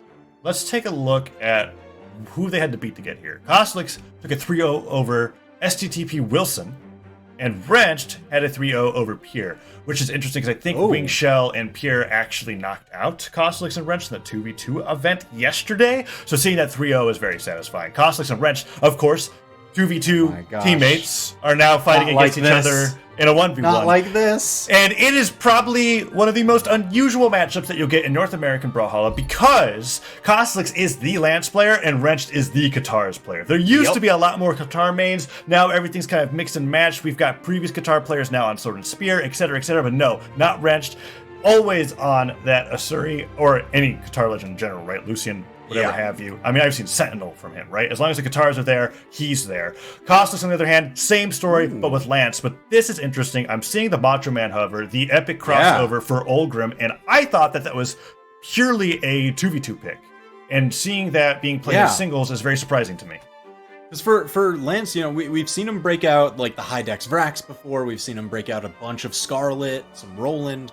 But this is a slightly off pick for him for 1v1. I guess he's really liking the Axe in some of these matchups. Whether it be the Axe downlight anti-air against a lot of the Katar's approaches, I guess we're going to find out. We've got Apocalypse, Demon Island, and Crystal Temple left open on the map bands. And it's going to Apocalypse. So here we are, Kostlix on the epic crossover on Olgrim. Macho Man against Wrench's Asuri onto Apocalypse for game number 1. And they open up, dashing straight towards each other, waiting for somebody else to do the first move, and then just dashing away. That's one of the more amusing openings I've seen in Brawlhalla. Man, and you know, whatever other weapon Kostlix ends up playing, he always plays it very similar, true to his playstyle. He will dash around a ton on the ground and look for some sort of side light opening. So already opening up that Lance. Sidelight in air. Wait for that neutral light read and Wrenched! Yeah! That's what Katars get to do. If they read your dodge and it gets burned, they get to take you for a ride. Ooh, the neutral light, and he went for that read, the recovery follow-up right afterwards. Kostlix lands with the cider, but D-light recovery is gonna be enough. Oh my gosh! Wrenched very quickly taking out Kostlix's first stock. Under 50 seconds. Now weapon spawns. Wrench decides not to deny it, but tries to punish instead. Kostlix with the axe. It's just giving Wrench free reign. But no, Dash Up Cider actually catches Wrench, and he goes all the way out with an unarmed recovery. Picks up the lance. No sidelight afterwards, but Kostlix looking for that finishing move. Wrench is looking very clean on the guitar so far. Yeah. Will do it. Perfect punish on that approach attempt. Kostlix getting that side light into side air. Tying up the stocks. He's got the weapon advantage at the moment. No, Wrench picking up the sword. Now dribbling Kostlix off the stage. He's going to be threatening with those full jump down airs or side airs. Dodge is in place. Nice. Jumping over that side light. Side air as well. Kostlix is trying to get neutral light for neutral light, and he does get the down light afterwards, but it looked like he wasn't ready for that move to connect. Didn't get anything afterwards. Wrench tosses the sword away, picks up the guitars casually as he dodges a lance side air right above his head. And so Kostlix, even coming from the back foot off of the early KO that Wrench got onto him, he's taken the damage lead here. He's got Wrenched into the red. He's going to be looking for one of those side airs, maybe a recovery, potentially a signature to take the stock lead. Side light recovery, yes! That far across on the stage, it doesn't even matter if you're knocking them diagonally. They're that close to being knocked out. Wrench now on the back foot once again. Wrench. Okay, dodge that axe throw. Kostlix clearly favoring the lance here, but Wrench, knowing that, picks the sword up. Oh wow, that was what a moment, right? That standoff where they're just looking at each other like, okay, you move first. I love watching matchups like this between teammates because there's so many things where you know that they've just played with each other so much that you're going to see some interactions that are just wonky. And recovery. Yep. Tying it up. He did so quickly enough that he's not really in a bad position, especially if he can land any of these. Yep, the Katar strings goes for the dodge read. Ooh, Kostlix finding the escape. Yeah. Kostlix is one of the few players that I feel like is very good at priming weapons in preparation for losing a stock. That's something that I've noticed in his gameplay, because that lance was definitely ready for him the second that he came back onto the stage. Yeah, he's always going to have himself prepped for double lance in a row. Wrench has been doing a great job of never letting Kostlix get used to fighting one weapon at a time. He's been doing a Katar string here, a sword string there, switching out the weapons constantly, even if it doesn't lead into a throw combo, but a nice double narrative recovery brings Kostlix back into this game. Wrench was looking really solidly in the lead for a little bit. Yeah, that's the thing about the lance neutral air. You know, it's that big long sweep, but if you hit with the tail end, you've got a little bit more frame advantage. It's going to be a tighter follow-up to whatever extra attack you want to do. Cider comes through, we go for the down. He goes for the grab. Whoa! Wrench doesn't get the down air. Down airs into a Cider. Kosliks without a Lance doesn't have that powerful recovery, but he gets the recovery anyways, unarmed. Lance picked up again. Side air, not enough. Wrenched, however, has no sword. Oh my gosh! What an option! Down with the pivot gravity cancel neutral light to finish off Wrench's last stock. What, as you said, what an option! And that's so amazing. It gets the spot dodge, it gets the dodge in, it gets him trying to recover low, and I believe it has priority over a lot of unarmed attacks. What an amazing way to finish that stock. And there's so many players that would go for like, all right, what is my string starter, my combo starter? You know, the swords, they'll downlight, they'll gravity cancel downlight. Here, gravity cancel side light would have been the similar option, but no, he's just like, I'm going to do my thin horizontal attack to just, I know where you're going to be, I'm going to cover that space, and let's find out if I'm right. When I think about it, we see that a lot from sword mains with gravity cancel neutral light on sword. It's just so interesting to see the same tactic applied on Lance, and it makes total sense. It's absolutely the same mechanic, and it gets you the same reward, especially when your opponent's jumps are already gone from having to recover in the first place, and they're not expecting it, especially if it's the first time you see it in the set. Back to Apocalypse on game number 2, and Kosliks is rolling wrenched right now with those nairs on Lance. Ooh, neutral light sending him slightly off stage. Kosliks still with this corner pressure. Wrench now swapping over to the guitars. Man, that's the other thing. You were talking about how they are teammates. Ooh, the recovery just right up into the sky, taking the first stock, and Kosliks not very damaged. You were talking about how they are teammates, so that way they've played against each other a ton, they know their habits, and that's why I think Kosliks has been doing a good job of mixing it up and not getting caught in any extended guitar strings. He knows the follow-ups that Wrench usually likes to do, so it's a little bit of a weighted RPS. Wrench is losing damage fast here. Kosliks doing a great job getting extra credit. That neutral light stops the down sig that I could hear Wrench putting out. Ooh. And Kosliks just skirts right underneath that down sig. No, he's not going to get hit. Nair hits again. Double Nair. If he goes for those double Nairs, the recovery is certain to follow. Down air, or side air does not hit. And that Nair, because he reversed it, gave Wrench the window to hit that arm Nair. But man, Kosliks on the axe now, connects to that neutral light, and he's looking like he's going to have a 2-stock lead in this game if Wrench can't find a way to close the stock here and now. Oh, just peeking over with the side air sends Wrench all the way across the stage. Oh no, Kosliks. Oh, danger, danger. The dive kick, oh, but Kosliks immediately answering back. We saw that from a set previously. Just that side air as an answer against any unarmed pressure. Of how much you've been highlighting the changes to down air's force. And in that moment, I want to say that Wrench wasn't ready for how quickly Kosliks was able to get up and sare him after getting dive kicked. Yeah. That's what it felt like. And that's one of those small things that you have to be adjusted to that we've seen players like Boommy already adjust to. But as I was going forward to this match, Kosliks nairing over and over again, just trying to catch Wrench, going for an opportunity, and that side light, oh man, down air into down light, so much damage, ending it with the flame. Side air catches him jumping, and could this be the stock? Kosliks going for the... Oh my gosh, that was so dangerous. Uh-oh, caught the dive, oh, but the side air, and they just reset back to neutral. All right, I go this way, you go that way, we'll meet in the middle again. That side air was beautiful. Didn't get to spike him off the stage, however. Nope. Down air. Doesn't get the nair afterwards. Didn't want to go for the recovery because he knew he wouldn't KO a Olgrim at this damage. But that side air, that's going to be it. Kosliks moving up from a 1-stock to a 2-stock. Let's see what happens in game number 3 because that damage differential is so huge. That was nearly 600 damage done from Kosliks. Yeah, Kosliks' Lance there, he was just finding every single answer. It looked like he had just keyed into exactly what Wrench's mindset was. And he had the answers, he had the setup, because I mean, Wrench wouldn't even dodge after getting hit by the 2 neutral airs. And I mean, there's definitely a dodge window in between those 2, and the 3rd attack follow-up, but Wrench was just looking for something else. Unbelievable. Yeah.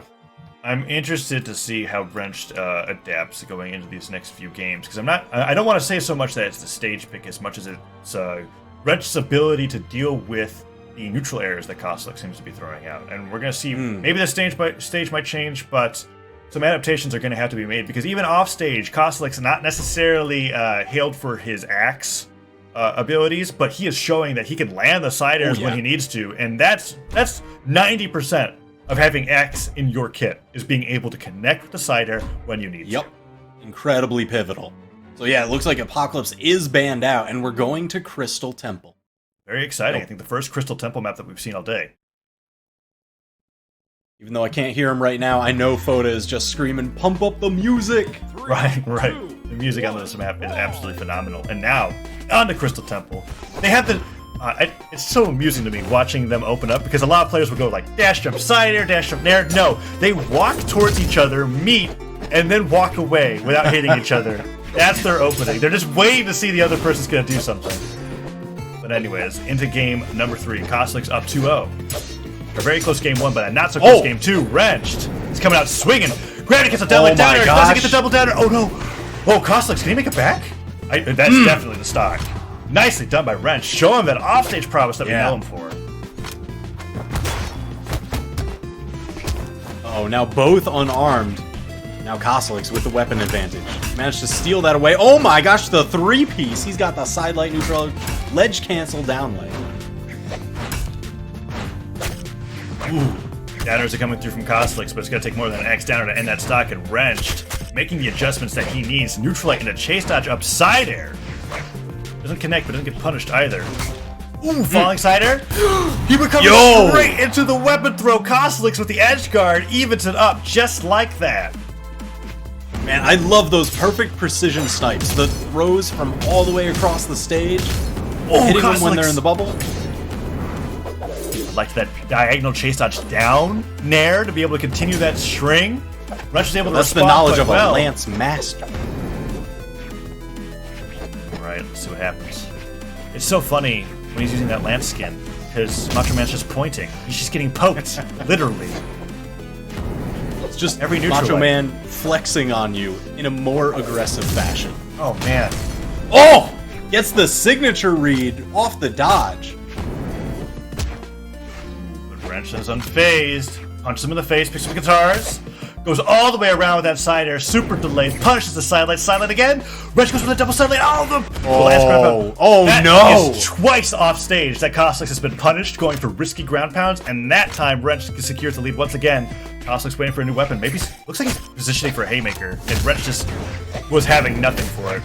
Ooh, downlight recovery nair. Great damage. Can you do it again? Downlight, side light. Oh my gosh! The chase dodge around the corner.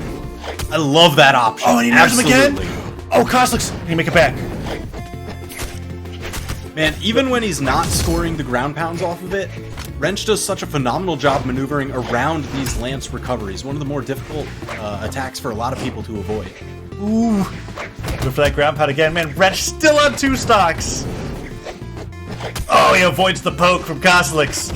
And a ground pound to seal the deal. 3 ground pounds, 3 stocks. Wrenched wins game number 3. Yeah. Maybe a change of scenery is exactly what he needed, because after he got off Apocalypse, he won with a 2 stock. And we see Koslik's is kind of encouraging. He was like, hey, check it out. Apocalypse isn't banned. And surprisingly enough, he takes the hint. I'm surprised. Game number 4 goes back to Apocalypse. Let's see if it really is just a gameplay style. Or game... Yeah, that's right. Let's just see if he changed up his style of game to be able to take out Koslik's here in game number 4. Bring it to a game 5, perhaps. And that game was definitely carried on the fact of Wrench knowing exactly how to punish a Lance recovery, charged or uncharged. He knows the angle, he knows where it's safe to ground pound right on top of him.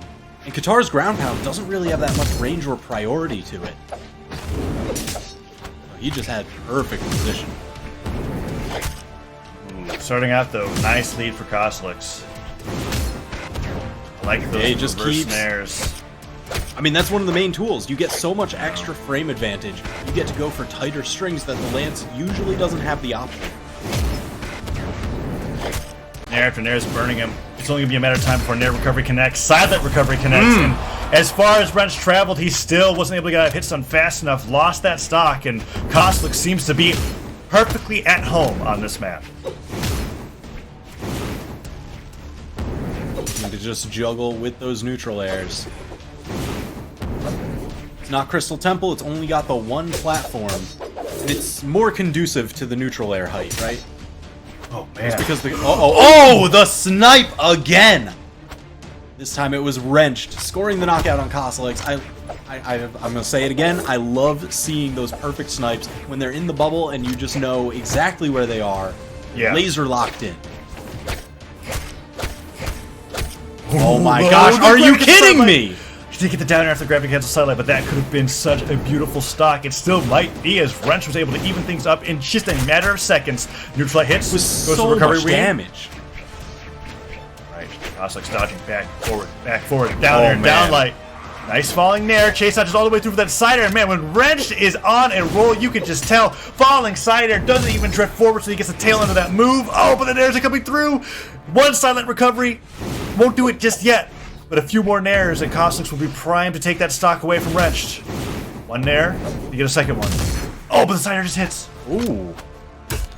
Oh, that's not good. Wrenched fighting his way back onto stage. Man, each time one of these folks goes for any kind of knockout move. Oh, Coslex does find it with that side air.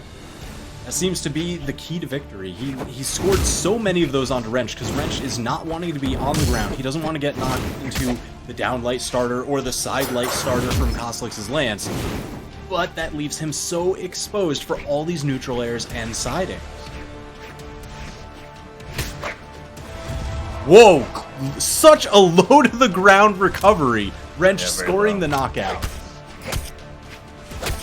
Oh, and Wrench yeah. already starting it up. Lights and downlight. Sidelight and air. A little bit of damage from Coslex. Tries to go for another sidelight. The downlight, love the positioning on that. Use the downlight so that even if it missed, he'd fall to safety at the edge of the stage. For a sidelight down air, and Wrench gets a nice chase dodge up. Oh, the half downers. Didn't go for the sidelight that time, went for the neutral light instead. Which is smart because if it misses, that means Coslex dodged away and you wouldn't be in trouble. But man, those downlights from Coslex hitting again. Wrench very close to getting to a game 5, but those siders come through. Coslex goes to the recovery. Wrench finds safety on the platform, moving in just the place that he needed to, and the recovery hits. Dive kicking to get back to stage as soon as possible. Coslex goes to that recovery, just waiting for a weapon spawn. Wrench so close to taking this game down, or no recovery. I thought he was going to down for recovery for sure. Nair hits, side air. Oh, Wrench to solo one jumps. He has to use his recovery now. No. Okay. Man, it is stand anybody's corrected. game right now. Both of them so incredibly damaged. Down lane into recovery. Yes! Wrench taking the victory. We have a game 5 on our hands. 611 damage to 564. And now that Wrenched is the victor, let's see if he chooses to go to Apocalypse again, because that entire game felt like it was in Coslex's favor. And now we have a game 5 where I don't know who's going to be able to take this set based off how close these matches have been. Coslex goes with the bands, leaves the same 3 stages open. Will it be Mammoth Fortress, Demon Island, or is Wrenched comfortable enough now on what I was originally calling Coslex's home turf? It seems like it as we go there for game number 5. Ooh, I'm excited. All right, here we go, because this is winner of this moves into winner's side top 8 of the tournament. Loser gets sent down to the lower bracket. Wrench continuing the weapon starve. There he goes. He's the one with the guitars. Coslex arming up with the lance. Ooh, but gets tagged for his trouble.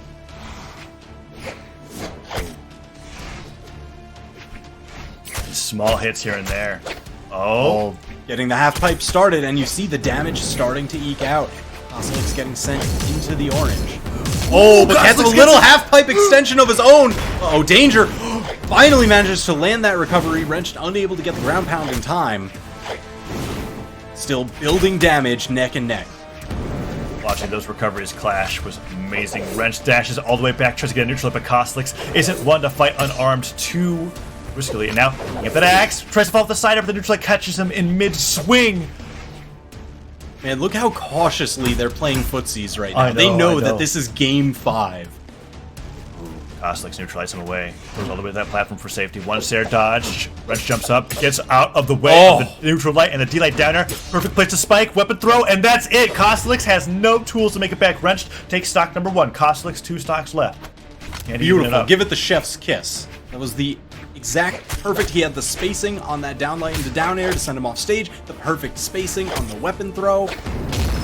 Ooh. Stair hits. You get another stair. Goes for it. Using that wall trick to turn around.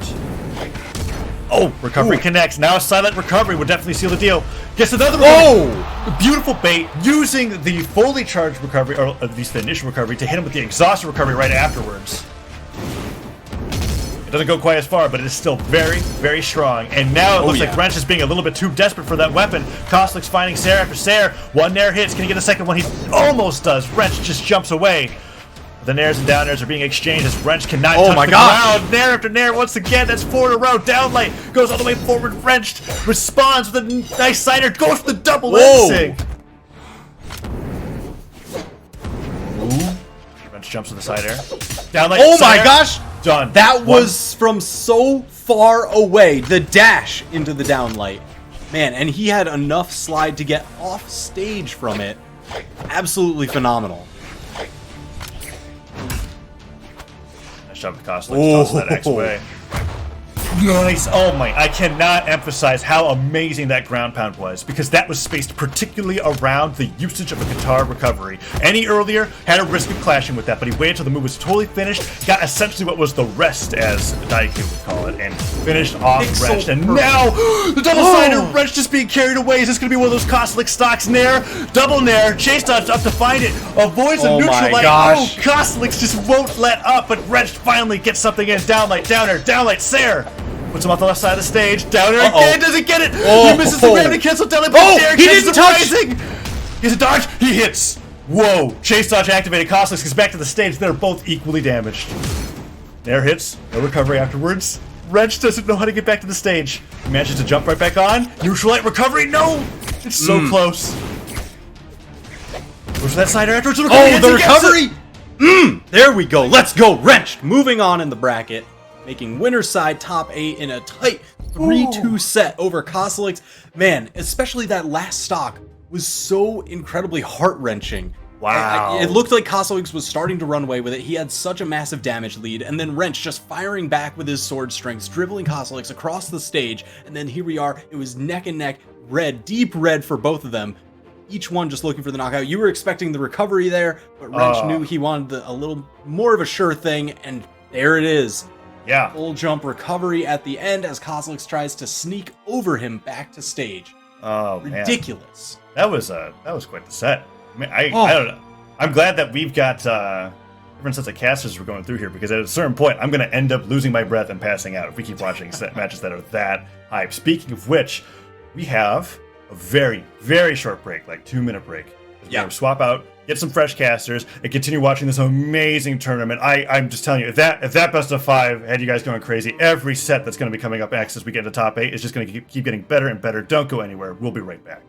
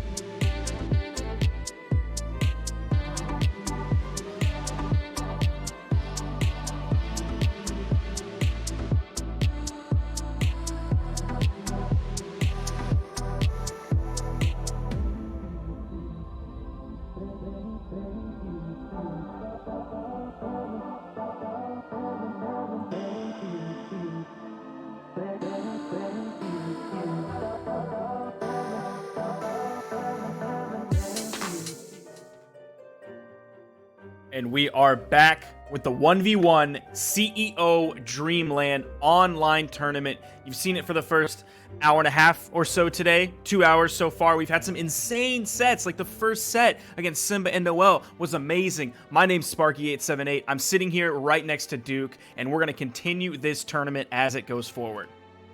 Yeah, and it is currently rolling on. We've already found 2 of our top 8 winners signed. That's Ethan and Wrenched. We just saw the conclusion of that match just a few minutes ago. But coming up next, we've got the young pug Pugsy going up against Tempo Storm's Boommy. Now, we're already seeing Pugsy coming in with the Koji pick, and I was looking back at previous tournament choices. It's been Brawlhalla and Bodvar for a very, very long time. Like, when the characters have been reported by Pugsy, it's particularly been Brawlhalla, Bodvar, some Hattori every now and then, a Fate every now and then, but we haven't really seen much of the Koji. And in like the past year, I don't think we've seen Pugsy pick a single O character. No, I mean, even in terms of like going further back, there was like a period in time where he was on the Lin Fei, and then maybe if you really want to dig into the history books, there was like a Nash. But the bow is kind of coming out of nowhere. Maybe a little bit of a meta pick coming in with the recent change. Is a little bit stronger now. One of the reasons why Boommy has swapped over to this Yumiko as well is the favoritism towards the bow. But it is interesting that Pugsy is playing a character that we didn't see him play in 2v2s. It's kind of the trend today is some of these players are picking up a different character for their 1v1s than 2v2s. Yeah, we've seen a handful of players do that in the past. Like, the first one that comes to my mind is probably Crocky, who would normally play Ada, then would go to Nash a lot of times in 2v2. He would also still play the Ada in 2s, but a lot of times it was that Nash. So yeah, that is interesting that we're seeing kind of more players adopt that kind of mindset. I am curious as to why Boommy is starting off today with the Yumiko. Honestly, yesterday I expected Boommy to stick with the Yumiko all day, because he definitely is one player that, like, when he's going to set his sights on one character, regardless of what happens, he's going to finish out the tournament with that character rather than trying to change. I mean, at the same point, he's also in 2v2s, so there is that level of like your teammate is being like, hey, can you switch to Cassidy? I think we'll do better. Right now, he is working with that Yumiko. This is that character that he seems to be maining right now. It's the one that he is favoring, but he is on the back foot against Pugsy's Koji. Yeah, so the question is if he'll change today and when he'll decide to make that change. Like, will this game, if it keeps going in this trend so far with Pugsy that has this gigantic lead, that was almost a really good punish for Pugsy. I think to your point, though, Boomy's the type of player to not really change it up, and if he is going to, it will probably happen in the loser's bracket. That is definitely what happened yesterday. That was the kind of the final straw that forced Boommy onto the Cassidy pick, something he's definitely more familiar with, spent more time on, and was ultimately more successful with. Well, right now he's going to need something big to get back into this one. He's taken quite a bit of damage on that second stock. He's got the hammer in hand, and it looks like he's fishing for these scoops, wants to be above and scoop up for the KO.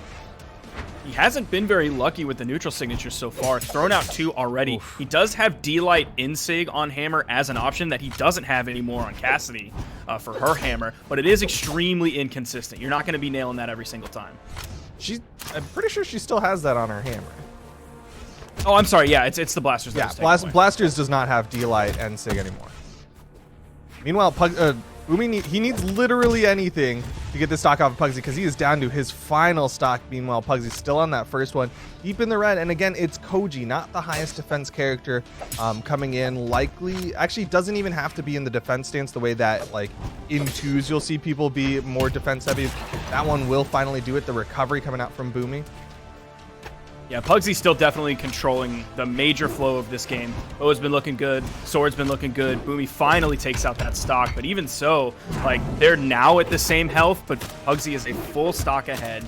Spacing beautifully with that backdash into the side light. The neutral light covering that 45-degree angle. Pugsy has all of the control in this game. Knows exactly where Boomy's going to be. When to back up. When to push forward. When to attack. When to dodge. Everything is in Pugsy's favor in this game 1. Just a beautiful series of call-outs from Pugsy, calling out the spot dodge, able to get it with the gravity cancel downlight, calling out that Boomy's going to fast fall into this neutral signature. Just like fantastic call-outs from Pugsy. Now he is going into the defense stance, which is just going to put him from a lower defense legend to an average defense legend. So he still doesn't really have defense on his side. Yeah, I was saying that like he doesn't have to be in that defense stance because we have seen in the past like some Kojis will go in for the insane 9 decks. It used to give a couple of true combos that I don't think it does anymore. But we have seen Kojis not feel the need to have that defense in 1v1s the way that you generally will in 2s. And from what I saw yesterday, and I think I noticed it today, Noel's not even going into that defense stance or the dexterity stance anymore. And he used to be like one of the few. Once Koji kind of fell out of favor, he was still one of the main Koji players, and he would rock that 9 defense. Yeah, Back then, it was for the side light into neutral light true combo. He was definitely like the pioneer of that one. But we are seeing a little bit of a closer game 2 between Pugsy and Boommy. Boommy able to get some nice hits. That neutral signature is going to be nice. And you see the way that he chases dodges afterwards. Was thinking about the weapon toss, likely didn't want to accidentally throw into that soft platform, which is why he kind of changed up his mindset and was just like, I'll take the positional advantage for this recovery. Now, Pugsy did fall to the hammer ground pound, and Boommy had the option to switch off of hammer onto the bow, but he chose to juggle the weapons and get that hammer set up ready to go. And now, I mean, we're seeing why he made that choice. He's going to take a down air, get knocked out, but he's halfway through this stock from Pugsy already almost. Yeah, I mean, that hammer still hits pretty hard, able to add up quite a bit of damage. And again, Koji, not the highest defense character. Comes the hammer back in Boomy's hand, stomps side air, turns Pugsy red. No weapon toss is coming out. He knew he could secure the knockout without throwing his weapon away. Gonna juggle those weapons, delay the weapon spawn onto the bow, moves away, goes back over, tosses the bow, picks up the hammer. A little bit of unarmed damage coming out from Pugsy, but he cannot make trades. Even when he has the sword in his hand, he can't make hit-for-hit trades. He's gonna have to hit multiple hits, the D-Light side airs, the D-Light recoveries. He's doing a great job of it so far, almost has it even. Can't afford to get trades and has not traded at all. Boommy has yet to hit him on this final stock. Pugsy just needs a downlight recovery. Unfortunately, didn't have the positioning for that one, so he went for the nair. Almost got the knockout. Did launch Boommy very high, but Pugsy still not getting hit. Ooh, there's a weapon on the field. Pugsy moved over onto Boommy. Probably wanted to hit him further away from the weapon on the right, but Boommy gets up around, grabs the hammer. There's another weapon spawn. Ooh, that little wisp just barely clipped high him. enough. We are seeing Pugsy gonna switch up the weapons, wants to go in with the sword. It seems like he is having more success with that sword. Doesn't have the range advantage they would with the bow, but definitely able to get those stacked options onto Boommy. Now Boomy's back on the bow. Definitely not his most successful weapon so far in this game. The hammer was what really livened him up, really brought that damage out, found that flow. D-Light dare, not enough to get the full bounce into the recovery. Looks like Boommy also recognizes that his hammer was the thing that was keeping him alive. So he's going to swap on over to this hammer for those hard hits, but Pugsy with the side signature. Just first as Boommy hit was coming up that corner. Yeah, the first hit, he was in the orange. The second hit, he was in the red, and that was the knockout. And Boommy switching over to a Bodvar pick. Interesting.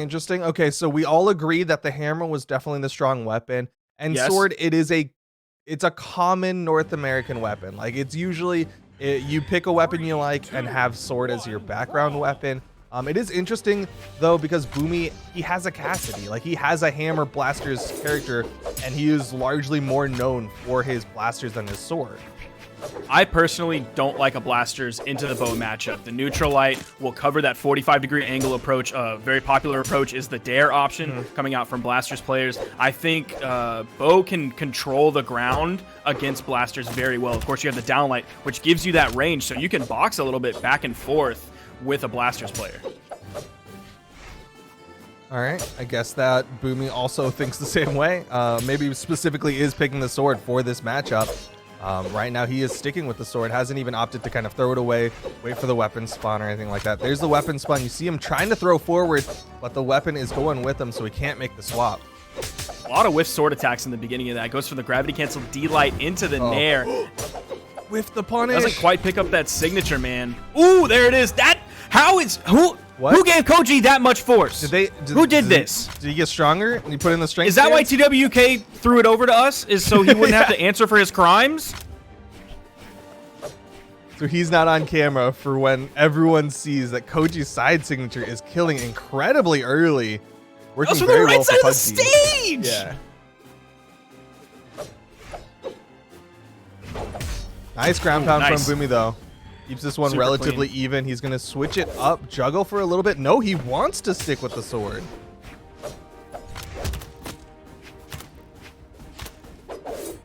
Oh, he had the spot dodge.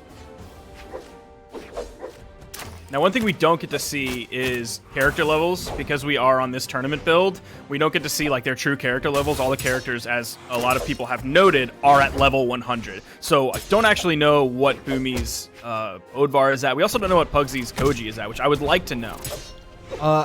If I remember correctly, Boommy did used to main Bodvar. Yeah, he definitely did. Way back in the day, so he's definitely no slouch on this Bodvar. But throughout like the past year, anytime he's reported his characters, it's not been a Bodvar. Very Going true. back all the way to Winter Championships last year. Yeah, I want to say Bodvar was like a 2017 pick. Maybe back in the dark times when half the games in top 8 were Bodvar v Bodvar. Yeah. Back when Bodvar was the only meta. But we do see Pugsy still up a stock onto Boommy. About to lap him in damage. Unfortunately for Boommy, he read wrong, went for the neutral signature, went for that coin flip. It chose heads. It was actually tails, and a side signature would have actually knocked out. There's a side signature from Pugsy. Man, he's getting early knockouts. He is getting them right in the proper moment for those KOs. And that means Pugsy's going to 3-0 Tempo Storm's Boommy. A very impressive finish from Pugsy. Yeah, this is the King of the North, still very much in power at this moment. Wants to continue that train moving forward from Winter Championships, even though we've had like an extended break, which I could easily see throwing some people off. And we've seen Winter Championships in the past where like the person who comes out on top kind of falls off a little bit as everyone else wakes up, gets used to the new season coming out of the off season. We've seen people wake up and some people start sleeping, but Pugsy's still in there. Yeah, man, Pugsy's still on that grind and has earned his spot in the top 8. He'll be going up against Wrenched when we get over to that top 8. But we still got to figure out who else is going to be in the top 8 winner side. Is it going to be Tempo Storm's Sandstorm or Faison? Interesting Coming out picks. on the Noble side. And we have, a little bit interesting picks. The Fate pick is a little bit rare for Sandstorm, but definitely not out of the question. And he tweeted, I think, like yesterday or a day before yesterday that he had his Fate ready to go. But the Artemis pick coming out of Faison, we've known him to pick some off-meta picks in the past. Of course, he spent a lot of time on Jiro. He was one of the few people. Once kind of Val fell a little bit out of favor, and it was like Adimestic playing Val, and it was Faison playing Val. Yeah. But we're gonna get right on into this next one. Faison and Sandstorm on Demon Island. A little bit of a thematic advantage to maybe Faison. Actually, I don't. They're both kind of spacey people. Is this? I guess this kind of looks like space. Is it space, or are you just like There's looking like at stars space? in the background, you know? I mean, technically, well, when you're on Earth, you can see stars, but like technically, everything's in space. Yeah. All right. Well, I was just saying, like, it's nighttime. There's stars. I was thinking maybe it's thematic, but also like Fate's the star speaker, so they're both like. They're both gonna draw power from the stars and the moon, Yeah. Exactly. or whatever that little thing is in the top right corner. I don't know. I'm not an artist. I didn't make this map. But either way, both of them relatively even right now. Faison, I didn't quite catch the stance. Is he in that speed stance? I didn't notice. I was looking at past character picks. Okay. Once we saw this locked in. Yeah, we haven't seen Faison report a Lance character in the past year. No, and the last time he was on a Scythe character was Jiro, and I want to say it was not the longest lived Jiro. Yeah, the last time he reported a Jiro even. Oh, he played a Mordex at DreamHack Montreal, which was a very long time ago. And then the last time he reported a Jiro was like Summer Championships. Yeah. So almost a year ago. Possibly two very unfamiliar weapons. Another case where I want to see the character level. He has the red color, so we can't judge anything based off of that. He's not coming out with white like Sandstorm has, or black, which would indicate a level 15 or a level 25. But even so, that would be like these account levels, so it wouldn't really hold true.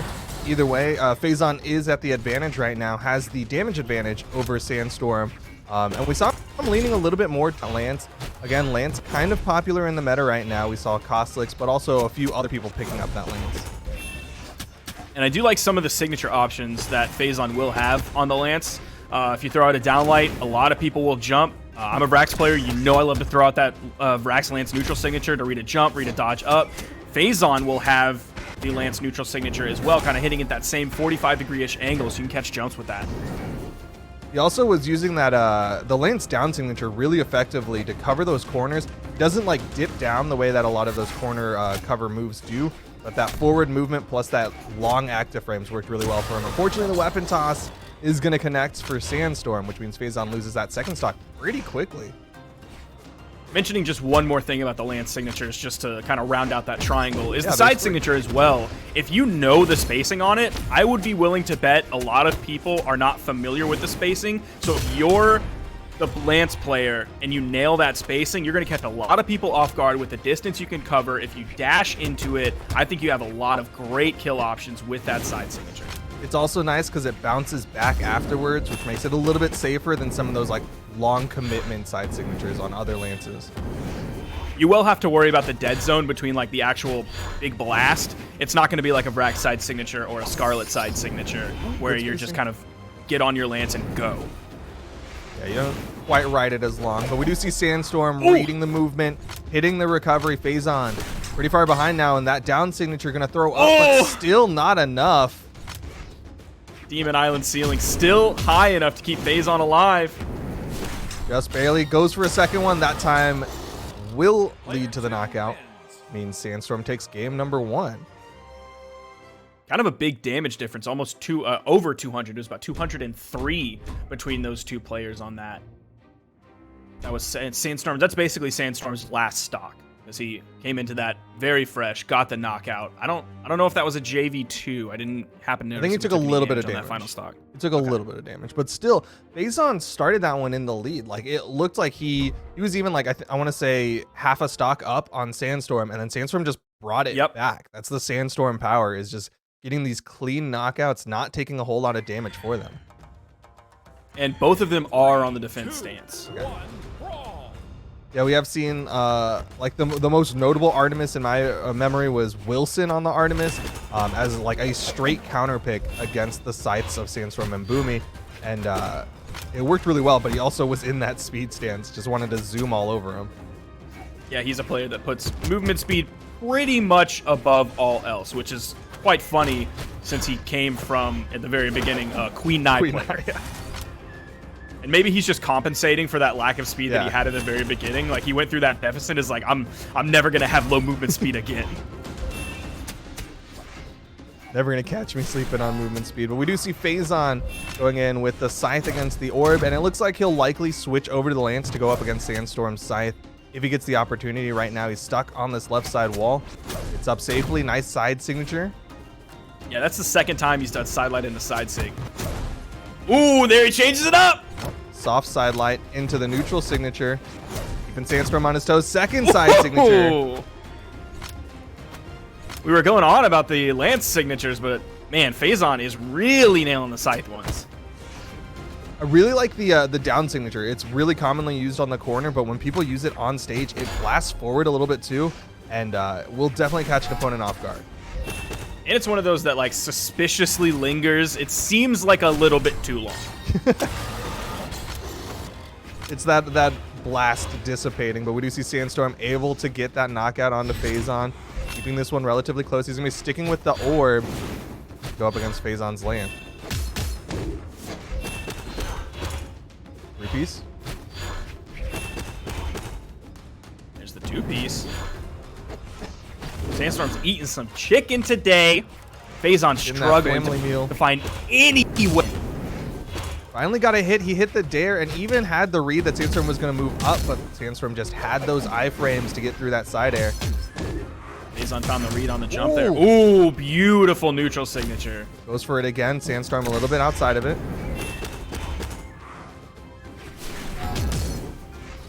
Nice dare punish coming out from Faison. Sandstorm was ready for it. Another side air.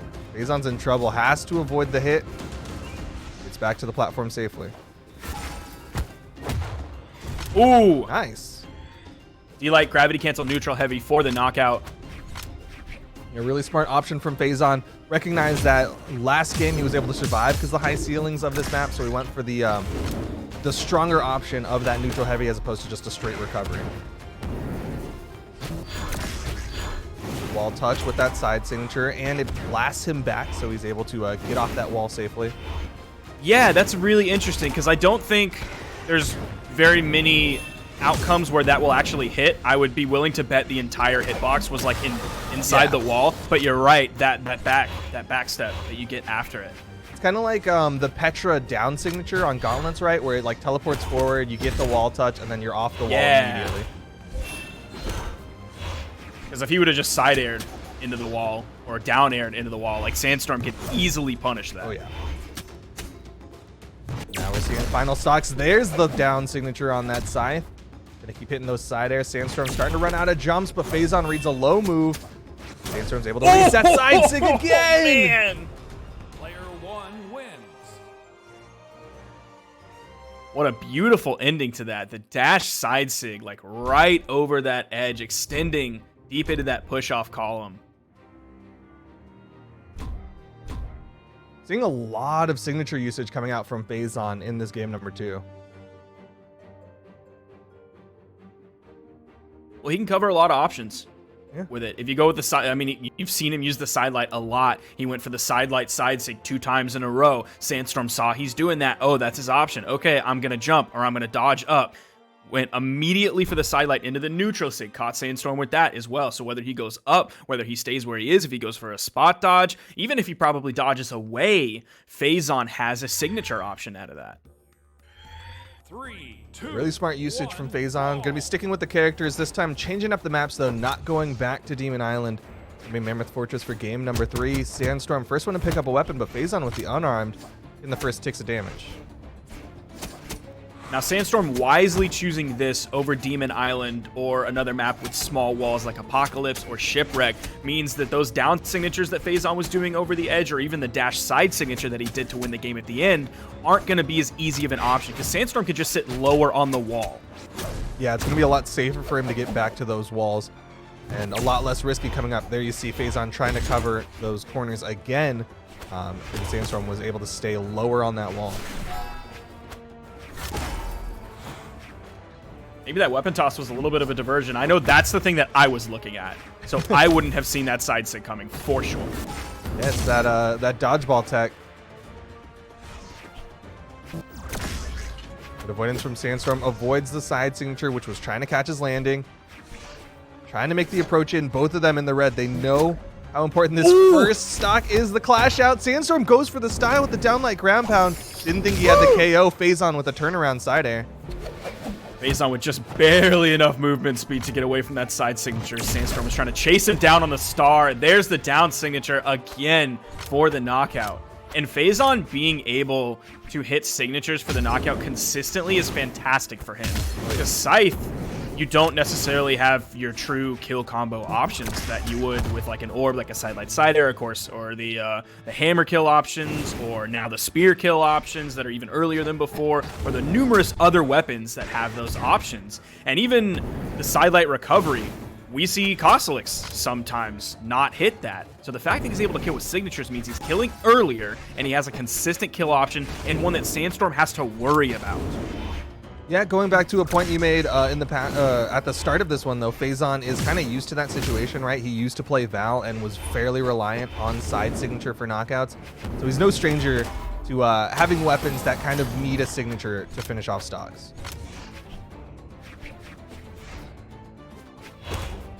Now, even though he doesn't have those wall options like he did earlier on Demon Island, he is still a little bit in the lead here against Sandstorm. There's the down air, there's the neutral air. That's one of the few Scythe strings that we've seen coming out from him so far. It's mostly been single hits. Yeah, he'll get like a move and then go into the signature has generally been what's happening, and then he'll switch it up, go over to this lance. But a nice little extension from Faison a second ago.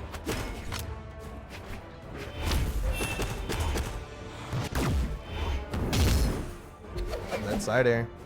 Good spell trouble for Sandstorm. The soft platform's there to help him out. You see him actually ledge cancel a dash into the jump. just to immediately touch down and dash away, but the recovery still not enough for Faison. And this weapon combo and the fact that they're with this legend is working really well for Faison. He's not even really having to worry about the edge game at all. He's throwing out a couple signatures over the edge, but there are no long extended engagements where you don't want to do that against Sandstorm. Being on the edge against Orb, very strong on the edge with the 45-degree bounce angles that it has in the dare, being able to ground pound stall to stay alive, all the things that Orb has on the edge, not to mention Sandstorm's Scythe on the edge, which, I mean, that's won in world championships, multiple. Yeah, I mean, he's definitely shown that he is a talented offstage player, but when it comes to the neutral game, Faison's got the advantage right now. That Scythe, that Lance leading to the knockout with that side signature that you were talking about. Now he's over to the Scythe again.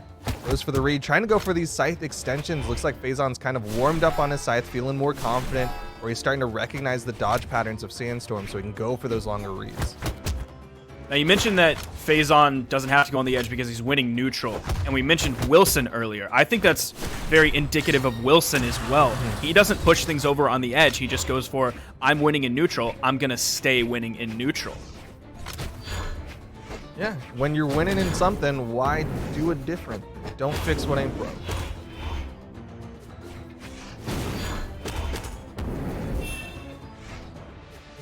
UC Sandstorm was able to even it up, though. Faison not able to extend his lead by building any damage on this final stock before he lost his second one. Faison being very careful with his spacing right now. Sandstorm doing a good job of zoning him out, making him a little bit scared of initiation. He hasn't found a hit in quite some time. Sandstorm definitely taking the lead here. Faison a little bit struggling against this orb play from Sandstorm. Finally opens him up with the weapon toss. He only really gets a neutral light as a follow-up. And this is fantastic evidence of adaptation coming out from Sandstorm. And I think because this is a best-of-5 set going forward, because they're 1-1, this could be rough for Faison. Oh, he's not able to punish that. Sandstorm had nothing left in the tank except for that gravity cancel side signature, but Faison was not ready for it, and the down air bounces off the wall. Sandstorm steals it and takes game number 3. No character swap coming out from Faison. He's going to stick with this one, possibly until the bitter end here. Didn't like those map bans. Oh, is Sandstorm actually changing? We see that he's backed out of actually locking in a legend. Going to Petra. Okay, yeah, I kind of was leaning towards a orb character. That made a lot of sense considering how well his orb worked. And the Petra, it's got the gauntlets carry over to his Mordex, which is kind of like his famed character, right? Like in the Hall of Fame of Sandstorm characters, Mordex is probably the one in the back on top of it, and the holes in the rope, make sure you can't get too close. Now, last time we saw one of his Petra picks was like at DreamHack Rotterdam. So it has been a little bit of time, but he also played Fate that tournament, another Orb character, played Fate at BCX. So he still had that Orb experience carrying over for multiple tournaments in a row, Winter Championships. Also played Fate, played Dusk as well. So he's had a ton of Orb practice that I had forgotten about. Yeah, it's not a weapon that you usually think about. Like if you think about Sandstorm, you think about Scythe, Gauntlets, and probably Cannon before you'll think about his Orb. Yeah, and I didn't remember him playing Dusk either. There's, it's sort of, Dusk is getting like a little bit of a resurgence, going from like Zico being the only person playing him to like having 3 or 4 players now.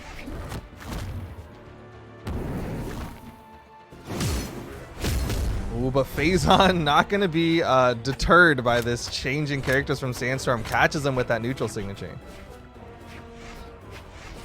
Now, we did see the adaptation that Sandstorm had before, and it wasn't until game 3 that he found the adaptation. Now, he is starting not from 0 here like he did at the beginning of the set against Faison, because he still has the orb carryover. So let's just say he's starting at 50%. He has a game to lose, so he definitely has time to re-counter adapt to the things Faison is doing against this Petra pick. But also, like, this was his counter. Like, this was him adapting to Faison. Nice down signature. Oh my goodness. Teleported behind Faison. Nothing personal, kid. Got him with the down signature to keep the stocks even.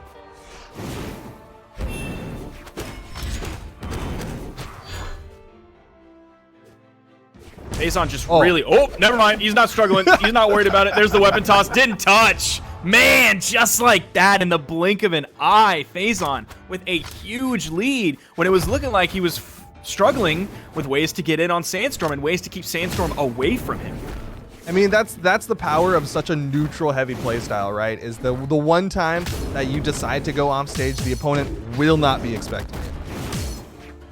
Of course, he has the Lance ground pound, which has a ton of force on it. He's able to follow up with the weapon toss, keeping Sandstorm away from the wall. Like, you see how long that Lance is. That can cover a lot of lateral space. Yeah, those weapon tosses, very effective. But right now, Sandstorm trying to stay inside this, wants to get the stock off of Faison. He knows he lost that last one pretty quick. Signature's coming out from Faison. That side signature gets punished. Sandstorm was behind him, so it's really not difficult to punish that if you're in the right spot. Sandstorm does get the knockout with that neutral signature. Now it's on to Faison with this scythe. We haven't seen those scythe extensions coming out from Faison. He's been trying to get some longer string stuff. Side coming out, gets the dodge to get away from Sandstorm's downlight. Weapon toss just barely hits Faison. In comes Sandstorm.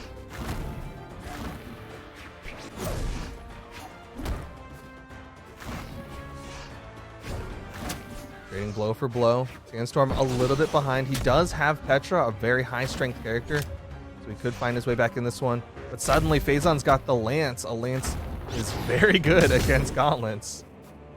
I tell you what, the second half of this game feels so much longer than the first half. Like, we're already 3 minutes and 15 seconds into this game, and it feels like 99% of that was the second half of this game.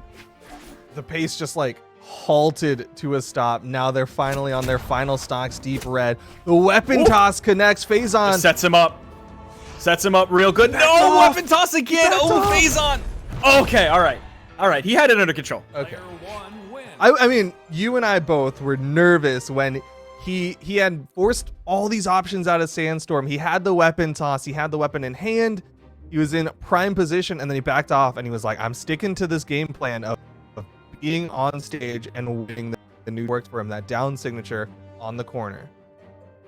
And you could see it reflected in their damage numbers, 507 to 508. They were both last hit red in that game.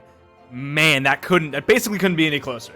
That's less damage than most weapon tosses. Yep. We're going to game number 5. This is a fight for top 8.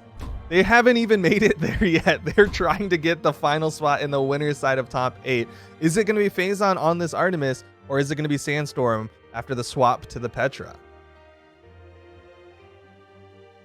Really thinking about this map that they want to go to. Crystal Temple, small walls. Apocalypse, small walls. But it's going to be Mammoth Fortress.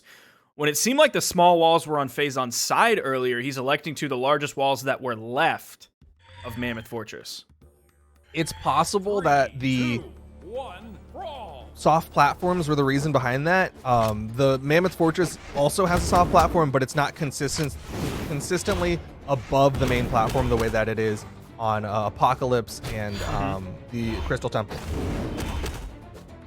Yeah, I tell you what, I hate those platforms on Crystal Temple. They're like at just the right height to be irritating all the time. Dude, the number of times I have ledge canceled a dash out of hit stun when I wanted to dodge out and gotten hit because of it, like, oh my goodness. Sandstorm though, taking the advantage. Yeah, really solid lead going into this. Has Faison without a weapon. One comes in, Faison's able to dodge through, pick up the scythe.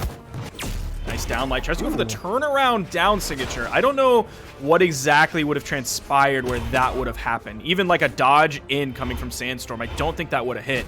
If it was like a chase dodge, he would have been able to cover that much distance. But obviously after getting hit, Sandstorm's not going to have a chase dodge. I almost think that's Faison not being super comfortable with the character, not recognizing that it won't slide charge. And like, I think he was trying to slide charge down the way that he was like positioned on that corner. Also, it could have just been a simple misinput. True. Very possible. But we do see We accidentally Sandstorm pressed the wrong direction. full stock up onto Faison. This is a massive lead for him.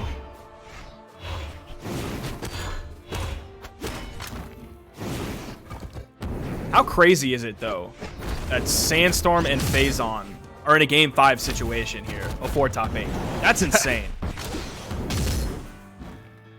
Sandstorm, our current world champion, getting taken to game 5, about to get taken to his second stock alongside Faison, but Faison still taking quite a bit of damage here.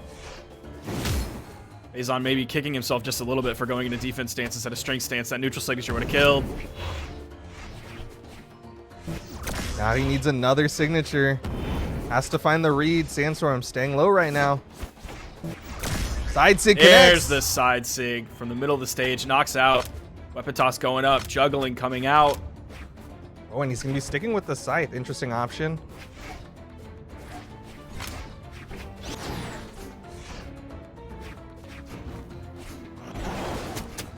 Nice spacing from Faison. A lot of whiff moves coming out from both players. Then you saw the clash. Faison hitting 2, 3. Risky spot, but Sandstorm lets him get up.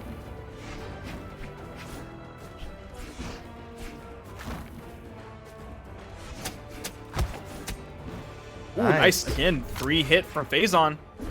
He's He's climbing narrowing back into this one. lead. Yeah, definitely narrowing the lead quite a bit. There's the dare.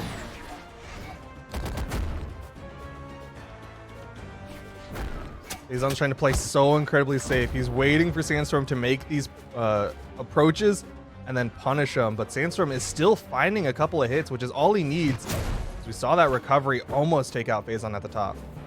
But before that, he wasn't finding knockout moves. You were seeing multiple signatures coming out. All of those were missing. He threw out a couple downlights. Those were missing. It was only really his dares until he hit that recovery. Those dares that were hitting, that's not going to be your knockout option unless he's over on the edge. And if the rest of this set is any indication, Faison's not going to be spending much time over on the edge.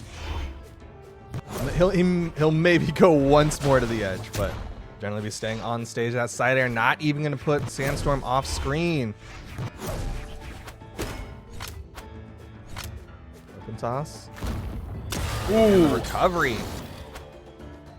Reading exactly when Faison was going to come over out of that edge. I think he went for the fast fall into the recovery to get low enough so that if Faison just peeked over the corner, the recovery was still going to be low enough to hit. Again, Sandstorm stuck in that position of needing to find that one signature to lead to the knockout. Ooh, this is not looking good for Faison. Trouble. This is trouble. This is a lot of damage being built up by Sandstorm. Finally, the side air will do it.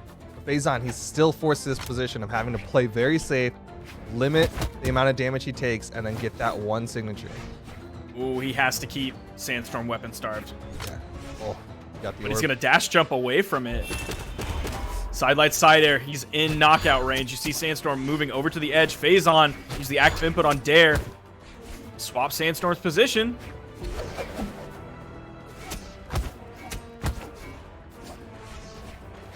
Just trying to read the fastball. Sandstorm goes above it.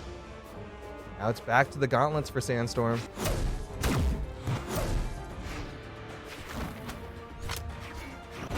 Oh no, the side stick Ooh, that's connects, gonna and be that's it.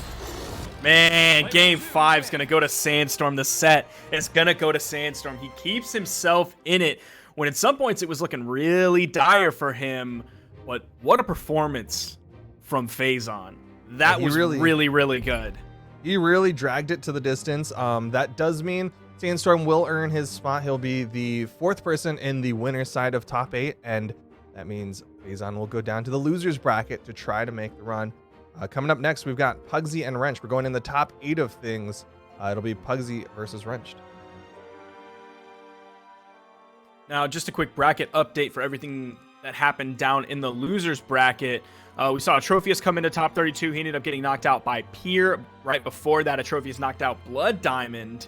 Let's see, is Zico still in this? I'm not seeing his name. So it looks like the West Coast boys had a rough day. Rough day for the West Coast boys. I don't know if Double Dime counts as West Coast because he's like definitely over there, and of course he's Canadian. Plays on West Coast. Yeah. So is Dime still in this, or is Dime out? I believe Dime's out as well.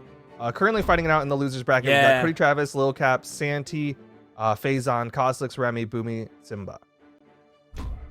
We saw a great performance from Kooey earlier, but he ended up falling to Remy.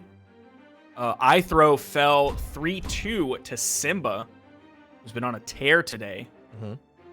We don't have any EU boys still left in this. Isidru took out Hermison 3-0.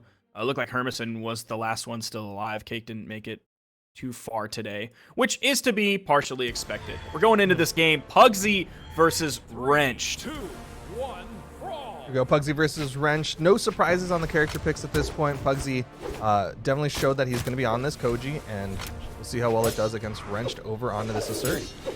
Now, both of them are coming out of very different sets. We saw Pugsy versus Boommy during our block, and that was a very confident 3-0 for the King of the North. But Kostelix, on the other hand, he ended up losing to Wrench, but it was a 3-2. Both players last stock red. It was so close between those two. So Wrench could be a little shook off of this, or based on how he's playing right now, apparently that is not the case. Maybe he's just happy to not be against Kostelix, maybe not be against a Lance player. He's like, okay, now I can play my normal game plan against opponents as opposed to Kostelix, which, to be fair, you kind of have to have a different play style against a player like Kostelix. Recovery not gonna almost quite. takes out Pugsy. Yeah, that was super close. Eli recovery. This one is going to be the knockout blow.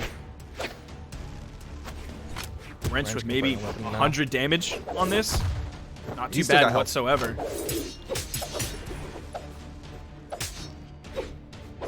Nice spot dodge from Pugsy. Barely able to avoid that combo starter. Downlight into the recovery. Still not enough to take out Wrenched. And in fact, that was kind of like barely enough to send off screen. The down signature, though, that is going to be enough. A nice tatami mat coming out from Pugsy. And he's going to be sticking with this bow.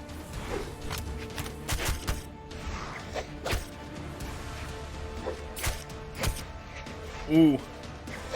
Are we going to see the gravity cancel neutral signature? Great I was touch. expecting it just because he was so late to using his dodge. But man, Wrench just controlled that off stage, and Pugsy definitely on the back foot here. I love the way that Wrench played that offstage. It wasn't like the oppressive, I'm just going to keep hitting you and reading your dodges kind of play style. Oh my goodness. Oh, Bro. Oh, man.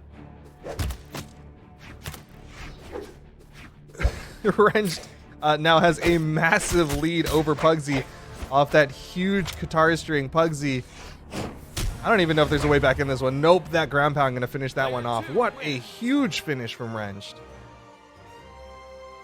Yeah, Wrenched over doubling the damage that Pugsy did that entire round. 550 damage to 262.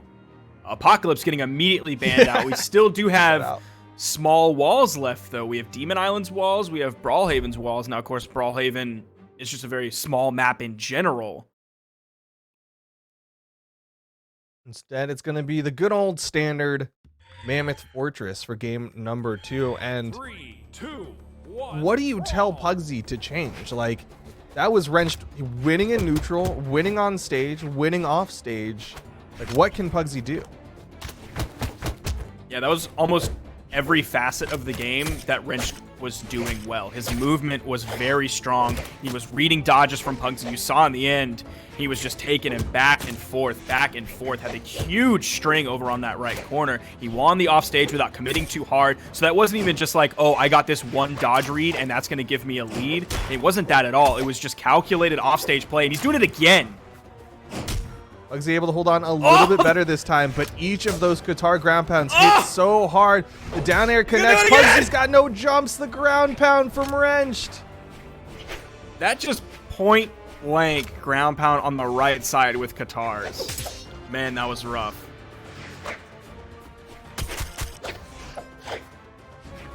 But Pugsy comes back. He's got a sword in hand, and again, he is very behind Wrenched. Wrenched maybe 50 to 70 damage on his health right now. A little bit of juggling coming out from Pugsy. The second Nair gets dodged through.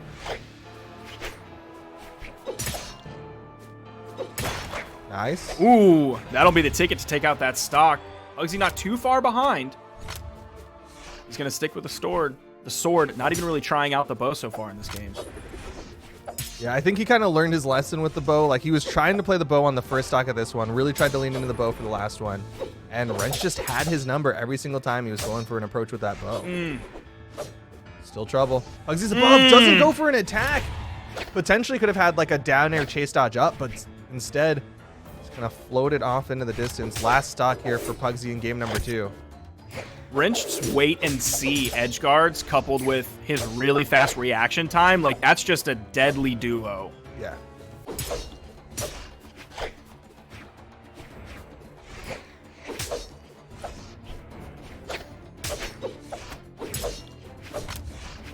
Falls out of the sidelight.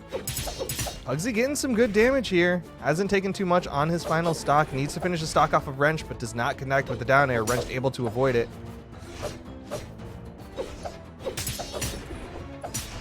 D-Light recovery into the Nair. Got to juggle with the second one. Grabs the Katars. Neutral Light into the D-Light. Neutral Light from Pugsy's going to send Wrench all the way to the other side of the stage. There's the side light. Got the Dare. Actual the back side of the Dare. Yeah, but none of these are knockout moves. Ooh. That neutral sig. That's the dodge, though. Good movement from Pugsy to get around that threatening position, but he is still bleeding out here. Down sig will do it. Player 2 wins. And again, huge damage difference between the two. Not quite as big as the previous game, but 509 to 374. And Pugsy is going to be forced to a different character, the Undertaker, coming out for Pugsy. By the way, that 504 damage, you divide that by 3 for all 3 of Pugsy's stocks, that's 169 point, I think it's like 6667. That is not a lot of damage necessary to get those knockouts. That's basically, that's 20 damage after they turn red. Yeah, that's pretty optimum. Really well played from Wrench as we get right on into game 3, and Pugsy hoping that this Undertaker is the thing that he needs. He will have more defense, so it'll be a lot harder to get those knockouts at that optimum damage, but still a complete departure in weapon kit, so it's going to take Pugsy a little while to get kind of warmed up on this kit. We'll see how Wrench is going to deal with this orb and see how Wrench is going to deal with this hammer. Pugsy will have like his similar defensive options with the neutral light both on orb and sword, kind of covering the same area. Ooh. Just little bits of damage. It seems like Pugsy just doesn't quite know what to do. Yeah, the whole time he was floating above Wrench, it was almost like he was just kind of letting Wrench do the nairs on him, and he was going to just wait for the opportunity to throw out like a down air or ground pound. Yeah, it's like Wrench is doing wait and see, and then Pugsy was doing wait and see, but Wrench was a lot more confident with his wait and see. Ooh, weapon toss adding a little bit more damage. Pugsy goes for the neutral signature. The downlight side air. Not quite enough. Yep, that nair is going to help Pugsy touch the wall safely. Nair not going to be enough. See him jumping up just a little bit to hit the nair. Try to hit another down air, turning it around because you scoop from behind before you get below first. Nice side air from Wrench from behind, and he does take the first stock, but it's not quite the lead that he's had in the past 2 games. Yeah, this is just a completely different Pugsy from what we saw today and what we saw yesterday in 2s. It just, nothing really seems very confident from Pugsy, which is strange because he knows what to do. Yeah. He's a very strong player, won winter championships. He's an incredible Canadian player, definitely one of the best. I would agree, #1 Canadian player right now, maybe probably behind iThrow because iThrow is my favorite player. But aside from that, like this doesn't look like the Pugsy that we've seen. Yeah, it's a very different Pugsy, and we'll see how well that works out for him right now. It's not working great, but he'll still have loser's bracket at the very least if he loses this game number 3.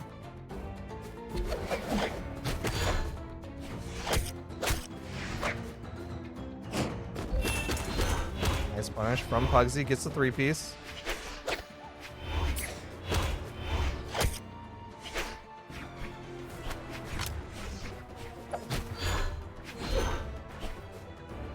The player's whiffing a couple attacks. There's the side light punish from Wrench. He does get the side air, slowly adding up this damage onto Wrench. Wrench is finding damage in return, gets a huge dribble to himself.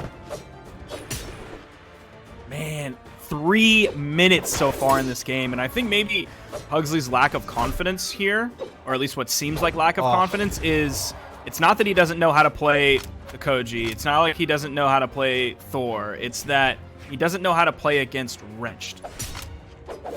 Yeah, I'm not sure how much matchup experience these two have against each other. In the past year, let's see. I don't think it's been very much. He lost to him. Pugsy lost to Wrenched at BCX. Pugsy lost to Wrenched at Shine. Pugsy lost to Wrenched at Summer Championships. Pugsy lost to Wrenched at Spring Championships. So it's been a lot, but it's been a lot in the bad way. Yeah. I mean, I guess maybe it's just one of those situations where Wrenched has Pugsy's number, and that might be playing into Pugsy's mental right now, because the way that he's playing is so drastically different than what we saw from Pugsy in 1v1s earlier today, and like you were saying, yesterday as well. Yeah, in the past year, Wrenched has not lost to Pugsy. But it seems like Pugsy is doing a much better job of adapting now. He's getting more comfortable in this play style that kind of Wrenched forces you to play, and he takes that game. Pugsy able to retain, takes 1 game off of Wrenched, gonna put this into game number 4, but still, Pugsy's gotta make the run. He's been playing kind of timidly against Wrenched, but we might start seeing him build up that confidence on this Undertaker.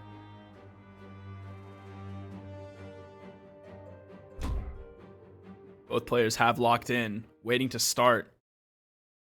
Pugsy and Wrenched. Wrenched coming in with the strength stance, of course. Pugsy coming in with the defense stance. Going to take a little bit out of strength, but as we know, those Thor signatures kill so early. Of course, when you have a heavy weapon in your hand like Hammer, you're hitting those stomp side airs. You're going to be knocking out pretty early as well. So he's definitely not going to be wanting for more strength.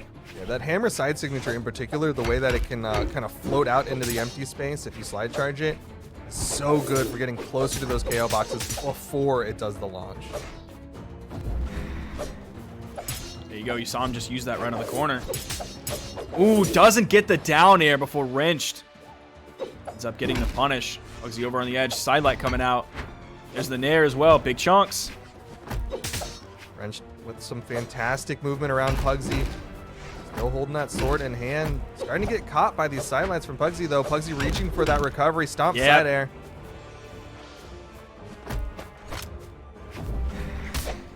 Oh, man, that slap down the bottom side of that. He still has movement options. There. Oh, what? What? The clash out almost saved him. I can't believe that clashed. But yeah, Pugsy in this first stock is very indicative that Pugsy knows better how to play into Wrenched. Yeah, he's definitely starting to come alive a little bit more.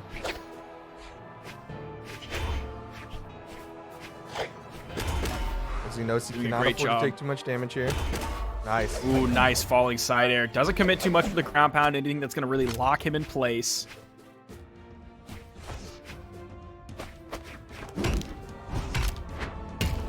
Oh, snap. What is this? Pugsy with the big hammer plays. That vertical game. This is the confident Pugsy we were expecting. And you see him go a little bit in on the edge. Goes in with the ground pound. Throws out the recovery just as the safety option. And then gets back on the main platform. Doesn't spend too much time on the edge. Pugsy now with a substantial lead over Wrenched. His adaptation is fantastic. He's beating Wrenched at his own game, which a ton of players in the past have been unable to do that. There was a time when Wrenched had an insane win streak against Boommy, and Boommy was struggling at playing the game Wrenched was forcing him to play. That's not the case here for Pugsy. He's had a long year of losses to Wrenched, but he's really turning it around here. Recognizing his hammer play is what is doing it for him. Again, going for that vertical play, but knows that Wrenched had the dodge up, so he decided to back off. Didn't want to try to dip down for that down air in case he got punished. Full stock lead here for Pugsy. There's the D-Light Dare. And scoop up. Wrenched goes into the down sig. Pugsy. How is he inside of these? I don't know. Big Holy nair cow, and man. That's a Pugsy. 2-stock. That's a convincing finish from Pugsy, the turnaround. And now it's on Wrenched. Is Wrenched going to make the swap? Ooh, Wrench is actually restarting his game real quick. Oh, snap. Of course, Pugsy being a little flippant in chat, saying, why wouldn't you? Saying, I'll be right back, too. I don't know if Pinky wants to jump in this lobby. Oh, Boomy's going to jump in the lobby. It's fine. But, man, what a turnaround. Because we still saw flavors of Pugsy in that. Like, he was playing Wrenched's game. He was playing it very, very well, which is why he was winning, of course. But he was playing Wrench's game. We still saw those flavors of Pugsy. We still see those little pops of seasoning that you get, the little pops of spice, of a Pugsy spice in your mouth when you take a bite. Like Just Cool little Ranch bits Pugsy. of 3-hit strings, 3-hit string, 3-hit string, putting out those big chunks of damage. And it does help that he's got that hammer, which is one of those weapons that works well against guitars because of the ability to trade out. Like guitars gets those long extended strings, but a nice 3-hit from a hammer, and you have mitigated that damage difference. When we see Wrenched, he's going to make the swap. He's going to be going over to the Koji now to go bow and sword against Pugsy's Undertaker. So he's now going to use the character against Pugsy that Pugsy was unsuccessful in using against Wrenched. 3, 2, 1, brawl. We haven't seen Wrenched report too much Koji play in the past year. In fact, literally 0 Koji play. Definitely not It's mostly too much been with, a Zero. Suri, and then there's been a Lucian and an Ember. And that's pretty much it. Right. When Wrench first started, right, he was known for his Ember, and Ember has the bow. He's gonna have the carryover from that alongside the Asuri sword. So it's not like he's unfamiliar with these weapons, but definitely interesting to see him kind of pull out this character that we haven't seen from him yet. Yeah, both of his main weapon of Katars is wholly absent from this Koji pick. Goes for the Tatami Mat. Pugsy just outside the hitbox for that one. Both of them landing next to each other, but not willing to make the risk of an attack. Side signature thrown out, Wrenched outside of it. Now, something that Wrench will have on his side definitely here is the very high dexterity that Koji has. So he's going to have very low recovery frames. Pugsy's going to have to really be on it if he wants to find those punishes, which in the first stock, he definitely was. You saw him take out that first stock. He's finding more damage here. Already has Wrenched in the yellow.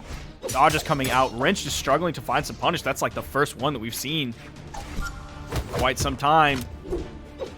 Hammer coming back out for Pugsy. Wrench gets a side air. Gonna go in low, but respects that recovery threat from Pugsy's hammer.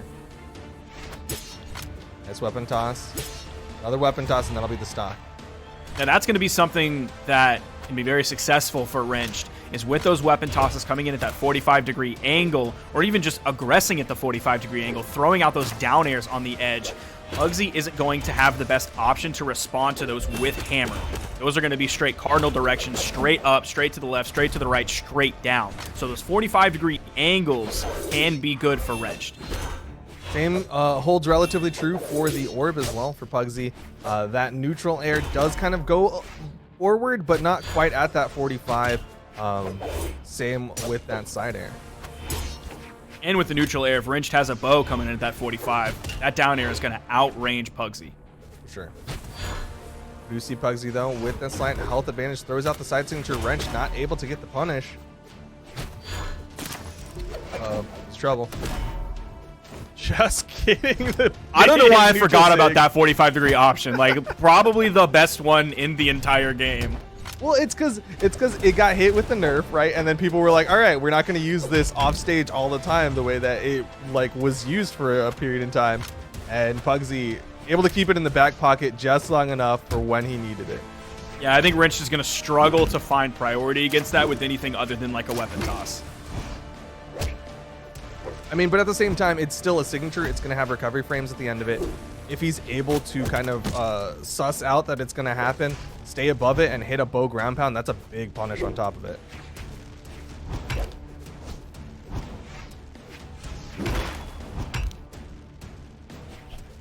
Wrenched with very defensive movement right now. Pugsy completely zoning him away.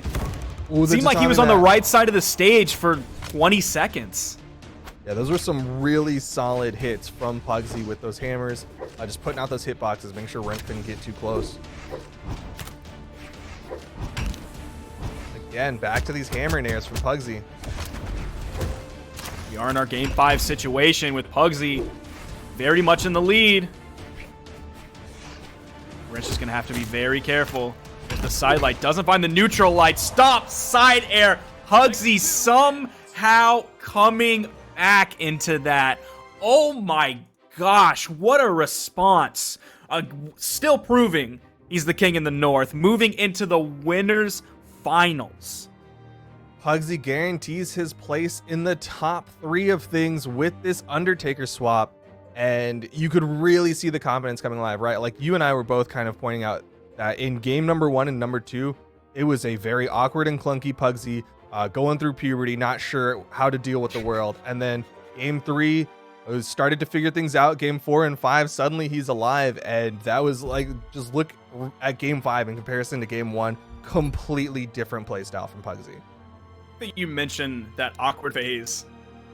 Actually have experienced Pugsy going through puberty because Pugsy's been in the scene and he's been such a dominant force in the scene for so long. He's been in the scene like 4 years now.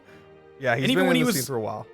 Even when he was very young in the scene, a very dominant force, kind of backed off a little bit, but he's back, man. And the fact that we very well could see him winning this tournament, he's already guaranteed himself top 3. So the fact that he's able to carry over that success from Winter Championships, I'm glad that this is online because we get to see him continue that dominance, but I also would have loved to see him play on LAN to see how those online skills transfer over.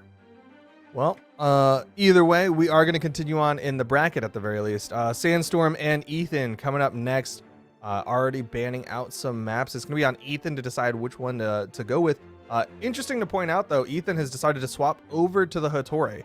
He was saying he was kind of like going with the Bodvar currently in the meta. He really liked the Bodvar. That's what he started the tournament with. And then after like a tough couple of games, all right, I'm a hood trick. What can I say? Yeah, he very quickly made that transition from Bodvar over to the Hattori, and it seems like he's going to stick with that probably until something goes wrong.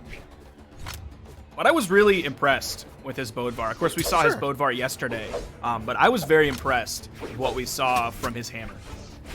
Yeah, he definitely has a Bodvar. It wasn't like this completely awkward and doesn't actually know how to play the character Bodvar.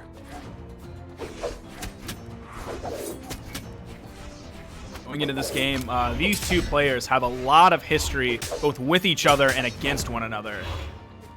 Yeah, one time they were 2v2 partners, both started the game at relatively similar times and played the same character, so they were kind of like tied together as far as names go. But then Sandstorm able to win the World Championship, and Ethan definitely doing well for himself as well. They kind of took their own routes in life, and now they're here fighting again in the winter semifinals. And definitely with how consistent Ethan is now, I think we're going to be seeing a lot more of them in the coming year, because they haven't really met that much in tournament over the past year, because Ethan wasn't quite as consistent. He had very high highs sometimes, but he also had 17th places, 9th places, 13th places, sometimes not even making top 8, which for Ethan is a rarity. But now the consistency is so strong. You see the lead that he's built up in this game. Yeah, and you'll see him talk about that too, is like even after 2v2s yesterday, he was like, you know what, I when I started telling myself that I could win this, I started to break a little bit. I need to just clean up my mental, and it's definitely worked for him. He's been much more consistent as a player. And you've also seen his pride in him being a consistent player. Like, he's noted that that is a good sign of his improvement, not just, oh, I didn't win. Winning was the only thing that would make me happy. The fact that he's seen his progression and now the consistency that he lacked before, he has that. It's good that he's noticed that and seen like that's a big part of the growth process. Gotta love the recognition coming out from these players. But we are seeing Ethan in the lead over Sandstorm right now. A little bit of shades of what happened between Sandstorm and Faison when Sandstorm was fighting for that top 8 spot. Yeah, we've definitely seen Sandstorm kind of struggle more in this tournament. Obviously, he's in winners semis fighting for winners finals, but still, we've seen him kind of struggle a little bit more this tournament than I think we've really seen him in the past. And by struggle, we mean he's not dominating the way that yeah, he exactly. has in the past. Yeah, Sandstorm struggling is him just like a normal game or a set that goes to game 5 or game 4, not a 3-0. It's not. Sandstorm struggling is him not gimping his opponent 2 times in a row and finishing a match in 2 minutes. Ooh, nice wake up from Ethan, able to convert into a downlight side air as well. He's feeling confident. You can see the way he's holding this corner, tries to catch Sandstorm with that downlight, but Sandstorm just outside of the hitbox.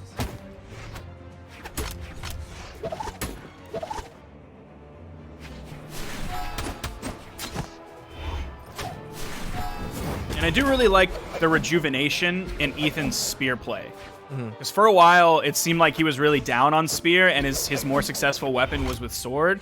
And aside from the D-Light recovery now being an option that'll kill earlier than D-Light Sair, I don't think too much has changed on spear. It just seems like a rejuvenation for Ethan's spear play. And it's been looking really good. You know, sometimes it's just the like kind of mental reset of I've been playing Bodvar for a while and I haven't had the spear. Now that I'm back on the spear, oh yeah, there's all these moves in the kit that can do all these cool things that I totally forgot because I was kind of used to the way that I played spear. D-Light recovery. Ooh, almost.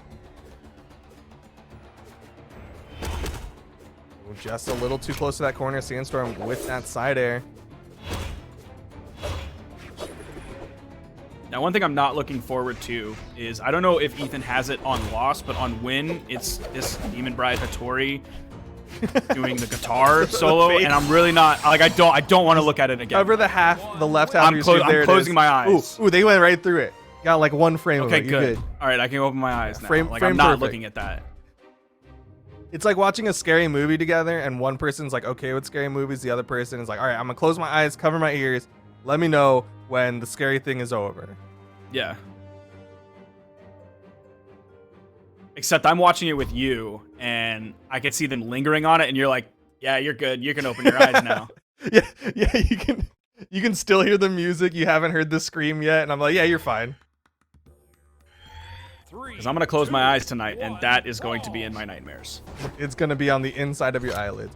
Game number 2, Ethan, able to take game number 1 over Sandstorm. And if he wins another one, will we see Sandstorm make the swap? Will it be the Petra, or maybe even like a Dusk? He does have a lot of options for characters that he has played as recently as Winter Champs. He's got a pretty large character pool.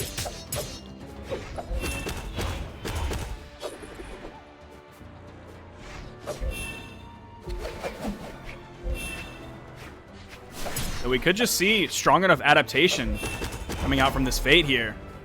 See a much greater lead for Sandstorm early on, right on the edge. Procced red just at the end of that. Ooh, and it had just enough force that Ethan was not able to make it to the wall. That means Sandstorm gonna have a sizable lead over Ethan right now. And able to pick up the spear. This has been his comfort weapon of the past.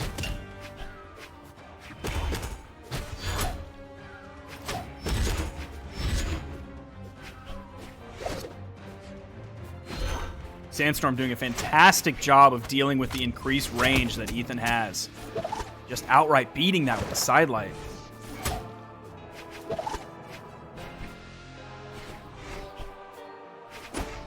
Lots of movement coming out from both sides. Ethan dips down, hits the neutral line, hits the recovery. Still not enough to KO Sandstorm.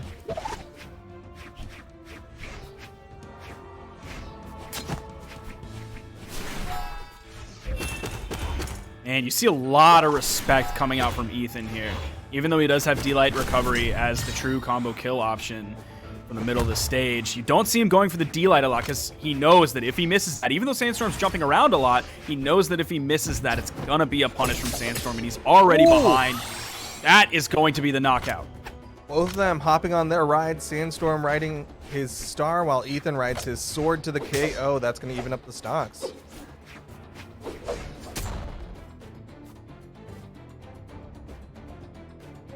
Ethan recovering very low on the corner. See a little bit of a commitment coming in with the ground pound from Sandstorm. Didn't hold it, pulled out of it very quickly. Just put a little bit of a warning over on that edge. And really trying to cover that weapon pickup, but Sandstorm able to get the pickup. Nice dash in spot dodge to cover his movement.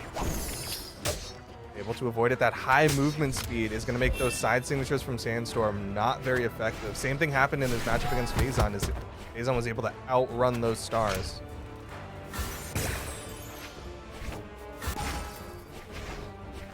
Weapon spawn again, going over to the left side of the stage, favoring Sandstorm. Here's the spawn coming in again. It's right where Sandstorm is. So he knows he can read the stars and he can read the weapon spawns. Weapon toss not going to connect onto Ethan. Ethan does get the wall touch, but still denied any sort of weaponry. Oh man, he's been weapon star for so long. And that's tough, especially for Ethan when he's got the unarmed kit. It's not going to be very effective against both of Sandstorm's weapons. Huge string coming out from his orb as well.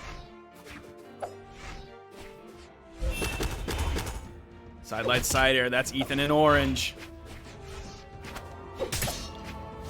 It's not looking good for Ethan here.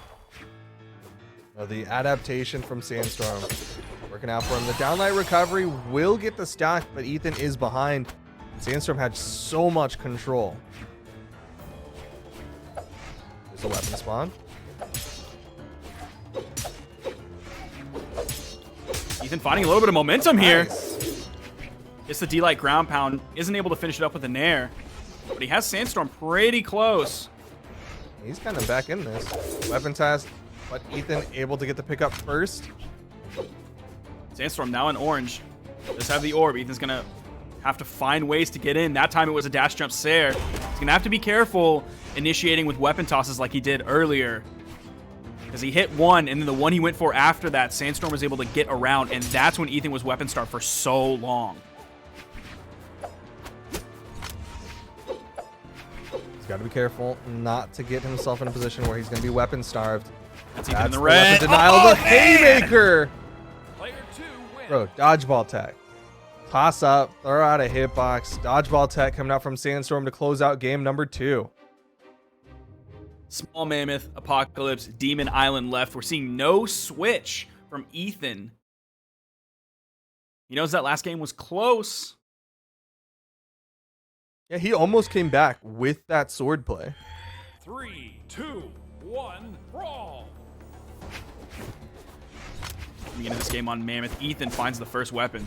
One spawn immediately comes in, though. Sandstorm picking up the scythe.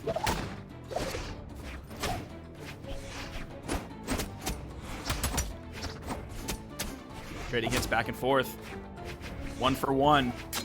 Except Sandstorm has a little bit more damage on him right now. There's the side light. Orb coming out for Sandstorm.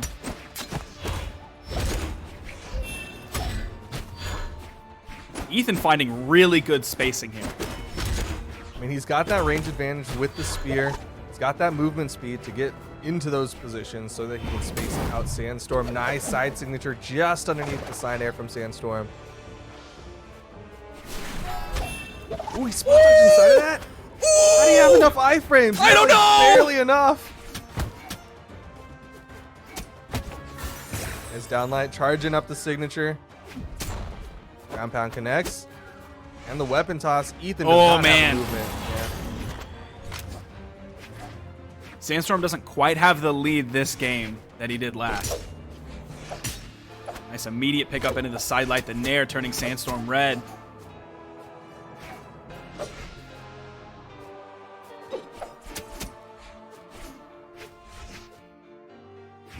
Not too much off stage from either of these players.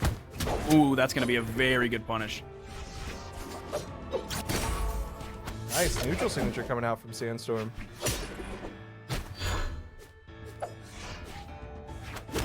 With them dashing around each other. Ethan going for those gravity cancel downlights. Just the raw recovery. He needs to get this stock soon, though.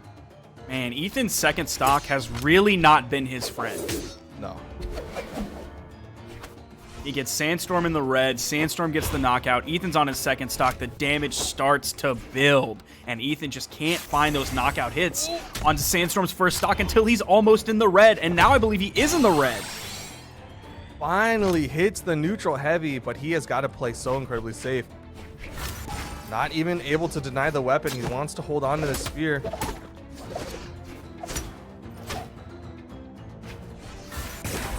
Oh. Ooh. He He tried to do the dash in spot dodge, was hoping he could get through it, but Sandstorm able to hold that signature, charge it up just long enough that he could connect, and then lead to the KO. Now the lead from the beginning has gotten even bigger. Before, Sandstorm was in orange when he got the knockout. Now he's in yellow when he got the knockout. There's the side light into the turnaround. Sandstorm with some serious momentum on his side.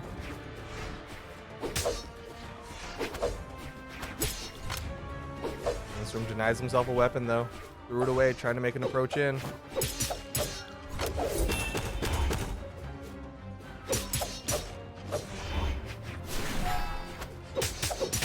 Ooh, nice dodge. Yeah, the spot dodge, able to use the iframes to get through the weapon toss, then gravity cancel. Ethan's really good at that. Oh, the recovery's going to drop.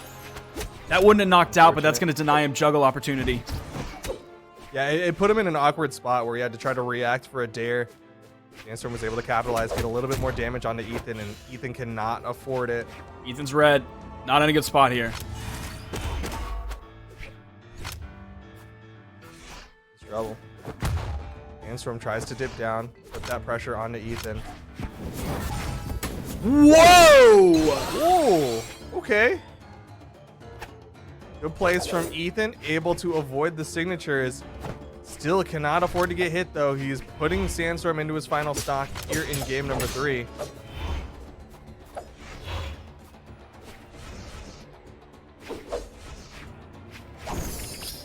Punish. Punish. Ooh, double dare. Got the dodge. Ooh, the Down bounce. air in Oh, return. man. Player 2 The wins. bounce pass was a little bit too quick. He wasn't ready. You still see her mouth when she's doing that. That's so gross. When she does, I don't know if you noticed, but she also does it when she charges signatures. Yeah, but it's fast enough that I don't see it. Now you have to stare at it unless you leave this end screen. I already did. I go through that immediately. But about 53 damage difference between the two of them. Sandstorm just ahead of Ethan. But Ethan, thinking about this one, is he going to swap back to the Bodvar? Is that the answer? I don't think the spear was necessarily bad against Sandstorm, but maybe just the different stat line is going to be what he needs. We haven't seen his hammer against Sandstorm. I think signature-wise, he might have more luck with Bodvar. I think he could do Okay. some good work with Sword D-Sig. Okay. Or he's just trying to ice out Sandstorm. He's just going to think Could about be. it for a little while. He does still have the Bodvar icon, while Sandstorm has the Zol icon. Now, we haven't seen him actually fully back out of the lobby, so he's not resetting anything. Nope. Seems like he really is thinking about this. Maybe he's just going to the restroom, but he didn't say anything in chat. So a million things could be going on Ethan's side of this game. We have no idea. He just said sec. Oh. So, needs a moment. You know, that's how it is with these onlines, right? Sometimes you're playing and your mom comes in and tells you to trash, and you're like, Mom, it's an online game. I can't pause it. Rather than taking it out in the late afternoon, because then when Well, dinner what time if- comes what around, if the just push it. That's how you break bags if you don't have bags that are able to withstand that pressure. But either way, Ethan's Just going do to it try right. to withstand the pressure of the situation as he goes up against Sandstorm. 3, One game away 1, from Sandstorm earning his spot in the winners finals against Pugsy. I've never broken a garbage bag in my life. Let's see if Ethan breaks the garbage bag here by pushing too hard against Sandstorm. I was really trying to have Ethan's mental be the bag in the metaphor, but you I know, don't know. whatever. Everything I say is elastic. It can go one way or the other. Who knows? I don't know when I start saying it, so. Yeah, you let it start happening, and then you just see where it ends up. Real Michael Scott tech.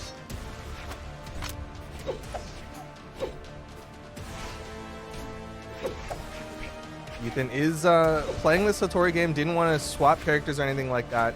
Does have the sword in hand. The sword's been pretty effective for Ethan, but so far not finding any connections right now. Both of them Yeah.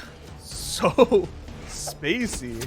Unless something drastically changes, I would buckle up because we're going to be in the running for a very long game here. It's a minute into this, and Sandstorm. Long one, unless Sandstorm is able to find the connections for the Gimps, and I specifically am calling out Sandstorm because he's got a little bit more Gimp-heavy weapons with the Scythe, whereas Ethan will likely be trying to play that neutral game against Sandstorm.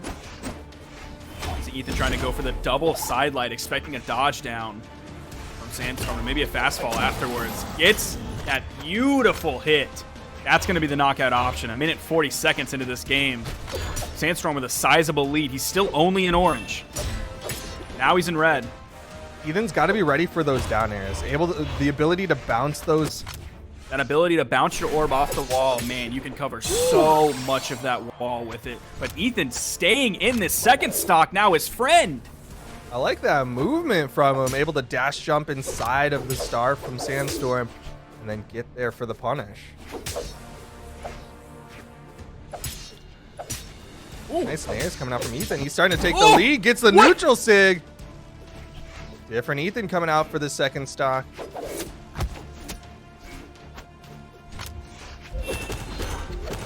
That was a pretty easy punish for Sandstorm. Ethan used all of his stuff. Didn't even go back to the wall for the touch. You saw that dodge coming out. Sandstorm just had to wait for him to come down.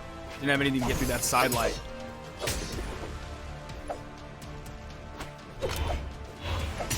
And Ethan really waking up on Apocalypse here.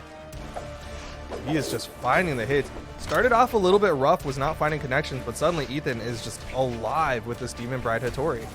One thing he's going to have to worry about, though, is he's going to have to continue this pace throughout this game, and we're not on game 5, so he's going to have to go through another one, even if he gets the victory here, doing what he's doing now. Ooh. And, side heavy, that's trouble. Fortunately, Ethan, a little bit less damage, was able to get back safely. Goes for the ground pound. Sandstorm avoids it.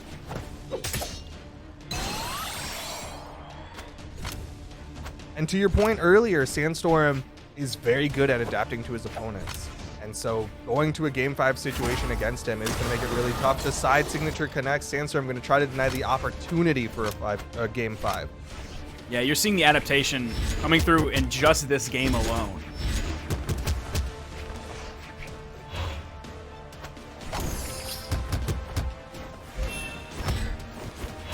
Ethan needs a weapon spawn. Ethan was weapon starved. He was weapon starved last game, and it was so troublesome for him. Again, the weapon spawns in Sandstorm's favor, making it so tough. I'm telling you, Ethan is so unlucky. Never lucky. Oh. He's just trying to find his way back to the stage now. And again, the weapon spawn in Sandstorm's favor. Finally, it spawns for Ethan, but Sandstorm, he's done what he needs to do. He's gotten the damage. He can go for the knockout with the downlight gravity cancel, neutral heavy, and that is going to be it. Sandstorm goes to the winners finals. That's going to be a tough loss for Ethan. You saw major portions of individual games lost because Ethan couldn't get to a weapon. And you saw at the end, when Sandstorm didn't have his weapon, he had no problem with it because that weapon spawn came in down onto that soft platform. And Sandstorm probably expected Ethan to play around that, to maybe go for that weapon spawn, or at least put out some hitboxes around that weapon spawn, expecting Sandstorm for it. Sandstorm didn't worry. He expected the hitboxes and immediately punished, got knockout. That's a tough loss for Ethan. That is such a tough loss for Ethan. He's going to have to shake it, replace the bag, and go into the loser's bracket to make the run now, because he's not knocked out of the tournament. He's just got to make a little bit of a longer run. And we're also going to be replacing ourselves in this one, as we're going to take a short little break. And then when we come back, Taza and TWK will be in to bring home more of the top 8 action here for the CEO Dreamland 1v1 action online.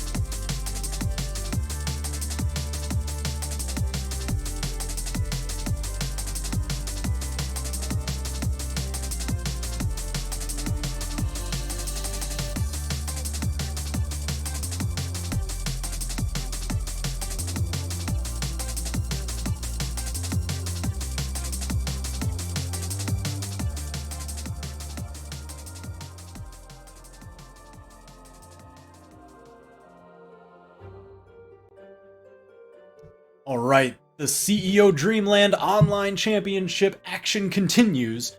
Before our break, we just decided the winners finals. It is going to be Sandstorm versus Pugsy, but there are still more competitors waiting down in the lower bracket of top 8. And that's where we're going to be going. I'm TWK, joined here by... I am Taz, and I'm so excited to be here with you because this is my favorite portion of Top 8. Besides a really good Grand Finals, I love the lower bracket section of Top 8 because it's all the players that could very easily just be on the other side, but this time they're fighting for elimination. And we have the first matchup... Oh, go ahead. Everything gets absolutely intense because it is do or die right now. If you lose, you are sent out. That is your place. No more chance for anything else. And so we're going to be kicking it off with Faison versus Cody Travis here. Faison rocking this Artemis. I love this Artemis pick. He's been playing so phenomenally well with it today. Cody Travis on the Barraza, no surprise there. But man, Faison with the Scythe and the Lance. I know he's played Jiro in the past. He likes to experiment around with a bunch of different legends. Yeah. This Artemis is something else. Yeah, to see Faison going all in the Artemis has been very exciting. Cody, of course, on Barraza, opening up with the Blasters against Faison Scythe here on Mammoth Fortress for game number 1. And Cody already taking control over center stage. Just can't get these side airs to land, but one side light. A little bit of a start for something, but both players. There we go. Faison really getting a good start. Ooh, catches with the nair as well. Anytime you take him up into that sky. Cody's Oh, done. and he got the recovery off of that. The dodge was Oh, back. it's perfectly patient. Saved that dodge just so that way he could get back to the wall, reset his jumps. And Cody was at death's door on that first stock there. Man, sidelight in a neutral stick, getting that little kick up on the sidelight. Oh, and the neutral signature on Lance to finish. Few people know, well, I'd like to think a lot more people know, but I just know that on Scythe, with the sidelight, it does have active input. You can use the stronger hit to knock them away from you, or kick them up to go for those combos like we saw there with the Scythe neutral sig from Artemis. So, Faison making great use of that signature kit. Yeah, very versatile weapon. You see him using the active input on the downlight there to try and shove Cody off stage, but they both get scrambled. Ooh, and Cody catching the top end of that axe recovery. It does send radially away from him, so it's sent straight up right through that knockout line. And now we're back to a very close game. Cody bringing it even closer as he hits another blaster sidelight, but Faison with the Lance. Very exciting to see because out of all... Ooh, wow, side stick and a down stick. Of all the legends that Faison's brought out over the years, a Lance legend, this is really the first major tournament that we've seen him really succeed with it. And man, it's looking good so far. Cody, taking out some more damage. So that connects. Toss that Lance straight up. Went for the haymaker. For the dodgeball special. He's like, let me toss this Lance up high. You're looking at it, fastball right in your face. Oh, another sidelight recovery. Securing the deal. Now he's got 2 stocks to 1, slight lead. Yes. Now I like this, opting over to the Scythe. He can get these strings, a lot of dodge read plays, try and build up as much damage as possible to spread this advantage. Yeah, and starting off very strong with that chain dodge behind Cody. Went for the neutral light just to hit him up, continue the string, but Cody got the dash through Ree with the down stick, catches him, blasts him right off the top, and then picks up an axe. Getting ready to fight against what is no doubt going to be the Lance, and already 2 nairs in a row. Falling side air. Oof, that's a lot of damage with the neutral stick, but he didn't get the slide off that he was looking for. And axe down. All right, so Faison, he's been using a ton of just about every signature that Artemis has. And you know, in top level play where people use their signatures very sparingly, that's an interesting option to see, and it's kind of put Cody back on the heels. It's done a lot of damage. Yes. Now Cody just taking the ground control. That axe neutral light and down light, able to just cover so much space. Ooh, and Faison trying to swipe in there with the side signature. Neutral stick hits, catches Cody jumping. And the Zare all the way out. Cody just not ready for how quickly Faison was able to dash out from the platform and get into a position for that edge guard. Excellent job from Faison taking out game number 1, and that Artemis is looking clean. That was so slick. Oh, Cody with the fast bands. Look at how quickly he knocked those out. And we're going right back to Mammoth Fortress. And Faison is actually looking like an Artemis main, which is really, really exciting. A lot of the times we'll see players pick characters for weapons, but Faison's making full use of every single signature that is in Artemis's kit, both Lance and Scythe, and he's connecting with them too. We already saw the sidelight side sig on the Lance, we saw the sidelight in a neutral sig on the Scythe. What else are we going to see from him going into this game as Cody is now fighting back from a deficit of 1 game. I mean, one of the main things that he gets to do is when he has the Scythe, that down signature is an amazing corner guard tool. We saw him use it in previous sets. He hasn't really gotten the chance because Cody's always recovering high here. Up the down sig on the platform. Didn't catch Cody, but the dare into jumping side air catches Cody, and Cody goes for that late recovery. Faison didn't pick him up on the land, but the neutral sig. Ooh! Does hit. Oh, he goes for another neutral signature. Ooh, right. Up and stealed away from Cody. Faison just waiting for an opportunity. Wow! That Artemis neutral sig covers a huge area when it comes to dash jumping, full jumping over somebody, and the silent recovery takes him down. Nicely done. Yeah, so you mentioned that Lance neutral signature. Uh-oh, big dash haymaker. We've seen so many of those today. Yeah. It's just the retaliation revenge knockout. Honestly, it's so interesting to me how reliable unarmed side stick is when it comes to just getting that revenge knockout, but people seem to hit it all the time. Cody got I mean, if you're coming in with those invulnerability frames, like, yeah, you can take the chance with it. Oh, he got the spot dodge read with that down sig into the ground pound. Face laser. Oh, but Cody got back to the stage so quickly that recovery caught Faison off guard. Still, he was able to hit back. Side sig so close to connecting. Yeah, that one's very tricky because she bounces back a little bit after the blast. So you've got to be ready to account for that retreat. Whoa, just over the corner with that ground pound. There it is. Look, he's going for that corner guard with the down signature. So Cody just recovering high, going all the way up around it. Setting up the edge guard. Cody. Ooh, Faison just gets over that down air. Back to safety. Light comes down, Cody. Cody using that extra range on the blasters. Yes, down light. Dash jump recovery. That's the classic bread and butter. Oh, and Cody switches over the axe. I like that Cody's tactically picking his weapon choice based off of what he knows Faison's going to pick up next. Axe, notoriously comfortable against Lance. Just considering how oftentimes they're going to approach you with a jumping side air or a down air. You can hit them with a down light and then nair them for days, but the recovery still catches Cody regardless. Even game once again. And yeah, that reverse recovery, like charging it a little bit, is always such a great tactic if you think they're going to dodge through to try and recover back to the stage. Ooh. Sidelight double nair. Double I nair? thought the recovery was going to hit for sure, but the downswing on the landing, Cody cleans up that stock in an instant. Jeez, I thought Faison was poised, ready to take that match, but Cody just really pouring it on at the end. So much damage, and then that barrel roll blast. Yeah. So much force on that signature. I mean, towards the end, Faison just didn't respect the fact that Cody was covering every single landing. We watched Faison try to fast fall and land on top of Cody 3-4 times, and he got 2 nairs and a downsig for his trouble. Hopefully we don't see the same thing happen in the next game. I believe we picked... Actually, didn't see what stage we picked. Okay, back to Mammoth Fortress. Yep. 3, 2. Yeah, there's nothing... It's definitely okay to... And this is a habit that I even have, right? To fall down onto your opponent because you just want to attack them as soon as possible. Players, when they notice that, are going to make the most out of it. And Cody definitely did that in that game. Now switching over to the axe. Getting a little bit of his footing against this character. No more. The Artemis signatures are hitting less and less as Cody adapts to the matchup against Faison. We see Faison a little bit on the back foot there, stuck in the wall a little bit longer than he would like to be. Oh, but he got Dodging him. away from these scythe strings, keeping Faison to just single hits. Man, those single hits just add up. Oh, there's that corner guard, that down signature, where she just tosses the black hole, and it even caught out the recovery. All options spent. Cody falling down. Faison such an early lead. Yeah, that signature is really nice because unlike another signature that has similar properties, the Petra down signature on Gauntlets, you're casting that orb right away from when you're using the signature, right? And then the Petra one takes a lot longer to get down there. Now Faison, oh yeah, you have to charge it.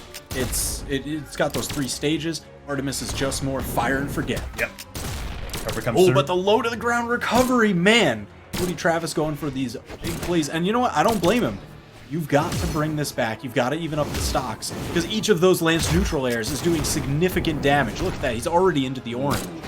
Cody fishing for the downsig a little bit there. And Faison reading the dodge outs, but he does get the weapon throw pickup recovery. Nice job. Takes out Faison's stock, but Cody took a ton of damage trying to go for that quick and easy kill confirm that Faison was spacing around very mindfully. Ooh. Here we see these footsies right there on top of each other just waiting for the first move. Man, so I saw this before in some of Cody's matches that we were commentating earlier, and he sticks so close to people, even while playing blasters, that have those dead zones, like, right in between. Yeah, And he wants you to face the wrong direction and swing out an attack so he can get a maximum punish.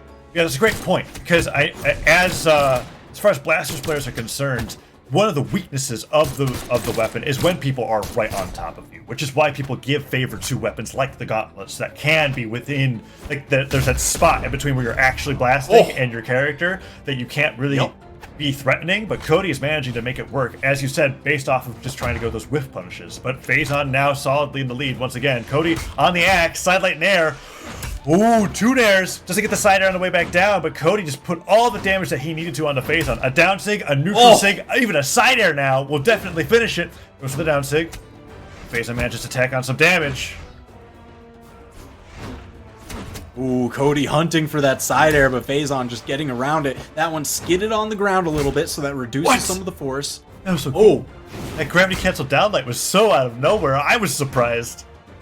Oh my gosh, how much damage is this going to take? Because the downlight, it will knock out eventually, but not for quite some time. Oh, Faison waited for the platform to rise before putting out the neutral light. The Mammoth Fortress assist. Cody still got the stock, but that's pretty neat. I don't really notice people do that. Ooh, the scythe string begins. Always so dangerous when you see somebody dodge out and the scythe player... Oh, the face laser? Yeah, just blast him away. He kicks him. Cody kicks back to the stage. Weapon denied by Cody. And then neutral catches Cody just dodging in place. Oh my gosh! But again, and Faison completely destroys Cody Travis with that neutral sig on the lance. Using the platform, gravity canceling, and slide charging, whatever he has to do, that orb just constantly sucks Cody in, and he blasts him away. Cody starts banning stages. Gosh. Man, Faison is getting so much mileage out of that signature in particular. Yeah. Because it covers an area that the lance usually is kind of vulnerable in. Because otherwise you're spending your recovery, and that's got some charge time to it, and it's one of your very few air options. But that signature, hey, it's got a lot of priority. It's actually a projectile that you fire out. And it lasts long enough to get through a spot dodge or a directional dodge into it. And a lot of players against Lance, I feel like, are inclined to spot dodge because it's a good answer to a full hop nair, which a lot of Lance players will do to cover their opponents being above them. So Faison, great adaptations. Like the downlight side air. Was wondering if he's going to go for the dash jump down air on the Faison, but Faison, ooh, risky. You don't want to be against blasters down airs off stage after that force change, that's for sure. Oh man, he's getting the nairs again though. Just like that last game that he won. Ooh, now swapped over to that lance. Oh, but Cody, perfect turnaround and punish. Oh, I love that. Because when you hit that downlight, it's no longer a true combo into the neutral light, even at high decks. So you hit that downlight, they're going to think, all right, you're either going to neutral light or side light. But the thing is, they need to dodge up or out of those. So the side air is the answer to beat the bait for the dodge. Wow, Cody and Faison are just damaging each other a ton this game. Ooh, the side sig punish on the side air. That's bold. It's very difficult to find such a gutsy move. An actual time where it's like, yeah, Ross's side sig, either weapon, totally suitable for that position, right? Like the moves are very strong, also very difficult to hit. Yeah. I mean, that was just absolutely phenomenal. He knew he was going to try and dash through. There you have it. Now Cody using the aerial pressure of the axe kit. Those big half-moon down airs. Just trying to bounce Faison as much as possible. I like how Cody's using the platform. He went for a sidelight nair, and then he sat on the platform and waited for a while before hitting a second nair, almost comboing it into the recovery. Recovery just skirts past Faison's attempted down air, toss him off the stage. Nice down air, getting that landing hitbox so that he could punish Faison for going for the side stick instead of the regular down air, which would not have hit in that position, but the recovery hits. Faison gets the stock. But man, look at how much damage Cody Travis has put onto him. He's as red as his costume color right now. Yeah, certainly. And being that whole stock behind, potentially. Very, very difficult in this game. Cody already knows that down sig will finish the job. Now it certainly will after that side air hits. Doesn't get the landing side air. Faison's able to get a nice neutral light punish, but he's going to need a lot more than that. Downlight starts. Was waiting to see what Cody would do, but Cody just hops right out of there. Pick up recovery. Nicely done. Getting the recovery the last second before he lands. That way he doesn't do a landing neutral sig, and still being able to carry him up with the first hitbox of that move. And now Cody is sitting pretty with quite a lead. Faison trying to cut through that with multiple jump nairs, juggling Cody up. But man, Cody just firing right back. The down air into down light. Ooh, sidelight nair, double jump, trying to get that read. Sidelight nair again. Just goes for the side air right away that time. He's been conditioning Faison just to do things out of the nairs because he hasn't been going for recoveries and ground pounds, but it looks like Cody's very wise to these neutral sigs now. Almost a 2-stock for him at this point. If he's down. Oh yeah. Faison goes down to Cody Travis's excellent edge trapping in a 200 damage lead for game number. Was that 3 or 4? I think Faison's got... It was 2-1 Faison, so now it's 2-2 2-2 in the set. We're going to game 5. Yeah, game 5 between Faison and Cody Travis, and it's all been on Mammoth, and it's been really close in the sudden swap. Alright, so now Faison pulling out Wu Shang. He's going back to the gauntlets. This is what Faison has been known for so long in the past, playing Wu Shang, playing Val, just a phenomenal gauntlets player. Yeah. And now here we are. And Spear, as you've talked about earlier on, now has the lower frames on Spear recovery to be able to hit out of D-Light. So it'll be interesting to see how Faison's Spear has developed as we're now getting the sudden switch off of the Artemis. Cody, however, still fighting on the Barasa. Ooh, gauntlets are picked up. And gauntlets, as we were talking about, Yeah. This is where they are one of those weapons you mentioned. Can sit in that dead zone and get a ton of damage. Really good starters, really good strings in that close range game. And that's where blasters can kind of suffer a little bit. Yeah. We'll see how Cody's able to do with the blasters against Gauntlet Sidelight, but so far it's looking like he is struggling in the matchup so far. Wouldn't be surprised to see Cody opt for the axe, but he's been sticking to his blaster so far. Oh, the Nutsa catches him on the fastball. Oh my gosh. Oh, the clash on the ground. Uh-oh. Okay, he makes it back. Faison's gotta be careful. Low on jumps there. Cody does dodge back, picks up the axe, tosses it in his face, picks up the blasters. He knows the next weapon that Faison's gonna get is the spear, so he can stay on those weapons for a little bit longer, but the side stick catches him. Man. He does have his recovery. Oh, that gets him. Dodge was down. Faison takes the choice is now made for him. He's got the axe up next. So he's going to be playing axe into gauntlets if he manages to even grab a weapon, but I can't imagine Faison will just let that slide. Alright, different weapon matchup this time, but almost a full stock deficit, and Faison still finding the punches, downlight, and everything. Cody, does he get the downlight? Something that... Ooh, the ground pound was so quick!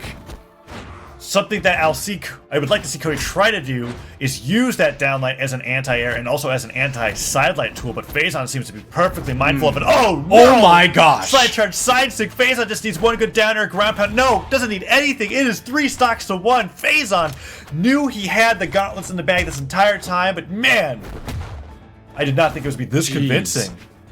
I know. I mean, all right, so landing that signature that far out, absolutely brutal. Cody, now with that dash light, the downlight dash jump recovery, that blaster is knockout confirmed. Able to take the first stock off of Faison, but man, he is a full stock behind right now. That he is. This is dire straits. Game 5. The gauntlets have been destroying him on either weapon so far. One nair hits, but Faison this time dashes out of the way instead of getting hit by both, and Faison's completely on top of him.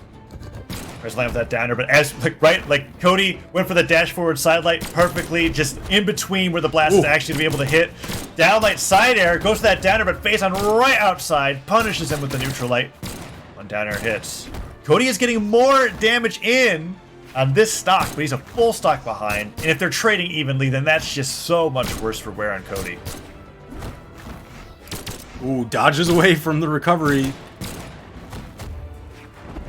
Man, Faison is doing a phenomenal job weaving around most of these attacks. He plays that footsies range around Blaster's sidelight so incredibly well. Oh, we get the recovery. Oh! Okay. Cody's making it close. And he's sticking to the blasters the whole way through. That is a blaster stock up on Faison. Next weapon he's going to pick up is the spear. He will likely favor the side stick. It's so quick, he doesn't even get the full animation of that signature. As you can see right there, if it doesn't connect, he can act out of it so much faster. Cody has to be careful about dash jumping prematurely because he'll land into those neutral sticks, whether it's gauntlets or spear. Right, down line avoided. Well, they're just going in circles. Oh my gosh. I know, that's the thing. Cody, he sits so close to opponents. He wants them to just whip an attack in the opposite direction. Oh man, they've just been knocking back and forth. One stock piece. Whoa. Cut out the recovery. That could have spelled disaster for Cody. And downlight side air. Yes. Faison taking the set 3-2. So incredibly close. Very, very close. And the adjustments from Cody Travis just came in a little bit too late. A 2-stock lead was too much to come back from in that matchup. And Cody Travis went for the neutral stick, didn't get it. Faison, congratulations to him with that downlight side air to close the set 3-2. Incredibly close match between these two players. Man. And Faison's going to move forward to fight against Wrenched in the losers quarter final. Ooh. So that'll be interesting to see that matchup in a little bit. Before that, we have Boommy versus Koslix. So I've seen the other top 8. I've seen this matchup before, Winter Championship 2020, and during that tournament, the win went over to Koslix, and it was in this exact same position, lower bracket, round 1, fighting for 7th place. But now this time, while Koslix is still in the Macho Man, Boommy is on the Yumiko. So we have a very different matchup to see. Yeah, I know you've been talking a lot about Boommy and his thoughts on Yumiko. Yes. So how do you feel that kind of plays into the matchup against Koslix's Lance? I'm really not sure. Yumiko as a legend, besides when like on release Remy picked it up for like a little bit, has not gotten much competitive representation. So I'm very okay. Well, so far Koslix seems to be answering that question for both of us. But we'll see what happens now that Boomy's able to get back on stage. Koslix nearly took that stock within 20 seconds flat. Yeah, that was absolutely brutal. So much damage early on. I mean, Boomy's been answering back now. He got a couple of bowstrings, a little bit of hits. Now these hammer chunks are definitely going to start to bring this back. Look at that. Now he's taking the damage lead. Uh-oh, whoa, perfect dodge. That could have spelled disaster. Yes, sidelight recovery. That far over on the stage is still going to knock out. Yeah, Yumiko, very low defense legend relatively, especially to Old Grim at 4th defense. And Boomy's not going to any stance, still holding on to all the dex and movement speed that comes with the character. Now picking up the bow, Sarah's him away, puts down the down sig, but Koslix just waits at the flames and gets him with a nice sidelight punish. Uh-oh, now he's unarmed though. Sniped out, and does he get the weapon? No, Boommy snacks it away from him. Yep. D-Light side air finishes the job. Boommy now juggling the weapons, trying to keep the next spawn as delayed as possible, and sticks onto the hammer. Sidelights are coming out. Ooh, he doesn't go for anything off that sidelight. Want to see what Koslix's going to do. Sometimes we'll see hammer players go for like stomp, sidelight, stomp, or into the neutral light, just trying to get that spot dodge read. Koslix. Oh, Boommy was unarmed for a moment, fought Koslix off, but look at how much damage he took in the course. Ooh, deep red, and again, the sidelight recovery at the far end of the stage. Yeah, off stage, catching Boommy just trying to flee for cover over there while he holds onto that weapon. Gets up the sidelight recovery once more, and this time Koslix isn't even nearly as damaged, and that has been happening to a lot of the bow players that we've been seeing so far on stream. They'll go for the sidelight downlight, the enemy will dodge through, get the sidelight punish for, oh man, and then we're seeing right there, down air, sidelight, 2 nairs in a row. He's getting those dash jump fast fall nair so that he can just skirt across the ground with the flames of the lance hitting right above his head. Sidelight nair again, goes in for the down sig because at this point he's so far ahead. Why not? Boommy seems to be a little frustrated about that one, but sidelight recovery again, same spot of the stage. Down sig, I feel like he's going to do it. Okay, he didn't do it. It's been a little bit. Alright, stomp side air that does leave Koslix unarmed. It knocked the lance out of his hands. So now Boommy has the chance. Uh-oh, uppercut, Koslix squeaks by, and the lance side air. 2 stock for Koslix, and this is looking reminiscent of the last online championship that we had in Winters. In the same position of the bracket, Koslix up a game. Boommy sticking to the Yumiko, bans out all stages except for Brawlhaven, Small Mammoth Fortress, and the Great Hall. Highly think we're going to the Small Mammoth Fortress, and that we are. Yep. If there's it's a simple equation, but if you're on Small Brawlhaven, as a high defense legend, the one thing that is not great for you is if you die earlier, and that is what Small Brawlhaven offers to you. No reason to pick that as that character. Yep. In the meantime, Boommy is going to find his stocks being lost to silent recoveries all the same, whether it's on Small Mammoth Fortress, Apocalypse, or Demon Island. Opening up into game 2 now with the bow versus the lance. Oh my gosh, got the dodge. Ooh, Boommy almost turned that around. Oh, he's still trying. Sider hits. Surprised that Cosmic's gonna go for the ground pound. He jumps all the way out to avoid the bow. How down many air, and options Boomy- were spent? Oh no! He bet Heavy the jump farm. So many Wondering- options spent. Both of them were expending all their jumps. It's just Kosalix was getting hits and using chase dodges off that to keep stalling his height. Even the Lance side air gives you that little bit of extra lift. Yeah. So now Boomy couldn't Boomy... chase dodge towards the stage because when he side aired, he faced the other direction. Right. Oh! Recovery But hits. immediately, look at that! A 0, like... He absolutely got the perfect revenge knockout, didn't take any damage in the course of it, and now we're right back in it as poorly as that started for him. Ooh, and Cosmic's beginning with the nairs once again. Sidelight, downlight, neutral light. Nicely done by Boomy, and he snares him as well. The nairs begin. Nice counter attack with the down air. Puts down the traps. Cosmic's jumps right above it, but Boomy almost ready to punish with the neutral light. I really like that setup that he did, because, you know, you lay down those flames, of course, they're gonna want to jump over them. So you've got to have that anti-air on point. We go for the down stick again. No, a down sniped. air. Very cool option. Was able to get him through that down air. I'm not sure if it would have hit with a diagonal dodge down, but either way, Boomy got the right read and he got the stock for it. And this is looking completely different from the stock that, I mean, basically, Boomy took from himself by going for that side air. So Yeah, really just the last 30 seconds of this round, he's turned the entire set around. All the momentum Kosalix had going into this is now gone. oh, that side stick was a beautiful punish for a neutral light coming up from Cosmic's. Oh, no. the double head bonk! Oof. Cosmic's returning the favor Oh. for the first stock of the game. 508 damage to 209. Boomy takes a convincing game number 2. We have ourselves another great set on our hands. Oh Let's man. see that. All right. So I don't know if this is because of the double head bonk that just happened with the axe recovery, because that one can be a little difficult to aim if you're shooting for just the bottom corner of a stage. But the yeah. stages that were left open all had the slanted bottoms. Right, and what happens with that, whether you dodge into it or use an axe recovery, you're going to ride up the edge of the stage. That way that you can get your touch. And, So I don't know if he was immediately thinking about, okay, I don't want my axe recovery to even have that opportunity. I'm going to leave just the slanted stages open. Ooh, Boomy on that. Oh, looking great. Oh, that's it. Recovery's gone. Wow. Excellent spike. Yumiko's neutral stick on the Jeez. hammer is so excellent for players that tend to recover by jumping above the stage rather than dashing onto it. Absolutely phenomenal. Yeah.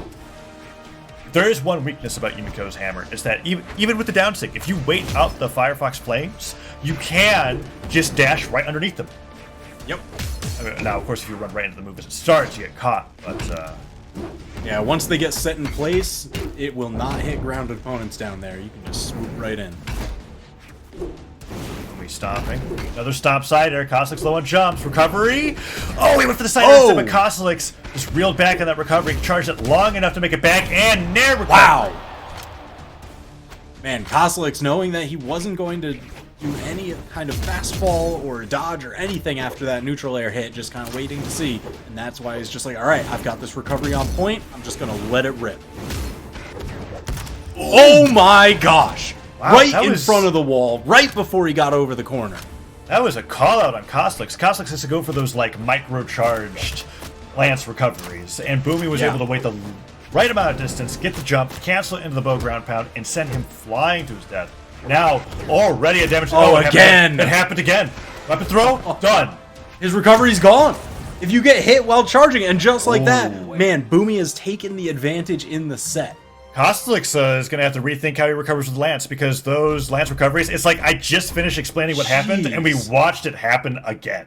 Kosalix now off the Macho Man onto the Roland. It has been a long time since I've seen him break up the Roland in ones.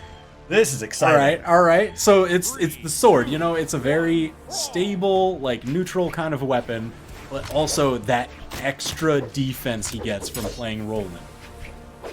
He's gonna look to extend these stocks. See how it goes. Kosalix is opening up on the sword and doing quite well. Downlight misses, but ooh, Boomy, great job with those anti-airs in the neutral light. Once again, went for the neutral light, neutral sig. We've seen Boomy use that technique a few times throughout the day. Oh, the downer came really close. But Kosalix now the Lance. Oh, is that gonna be stock? Yeah. Oh, he I was like, just- oh, he's got Boomy off stage. Is he gonna slide charge a down sig? Of course he will. Oh, went for the little bit lower recovery because Boomy was covering all the high paths. this, both of these stocks have turned around so dramatically throughout this game. Oh, he did! Goes for the Nair recovery. Boommy has no jumps left, but the side air misses. Sideline stop Nair. He has no recovery. Oh he my stares him out of gosh. Koslik's recovery and then neutral it from the bow. Man, they are just, it's constant wake up attacks in either direction. Koslik is going to hit him now. Oh, yeah, there it is. Side air hits. Up and throw. Man, this is like a tennis match, except they are each the tennis ball right now. Yeah, that's actually a really good analogy. Silent recovery finally finishes it. And Koslik is so damaged that I wonder if an unarmed Neutralite will KO, but it looks like it doesn't matter. Boommy can't get any hits and Sidesing hard punished. Good, Koslik's looking for this extra damage. He's got to bring it back. Oh, stomp side air, even cutting through. He's so much damage. Didn't matter how much defense Roland has. He's out of here. Yeah, now Boomy's back onto the bow. Nice downlight Neutralite to take on a little bit of damage.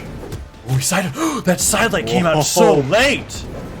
Oh, Boommy went for the Nair instead of the recovery. Didn't catch Koslik's getting back onto the stage with a dash jump sider in the ground pound. Came so close to almost ending this stock super early. Sidesing, great punish for Koslik's. Double Nair.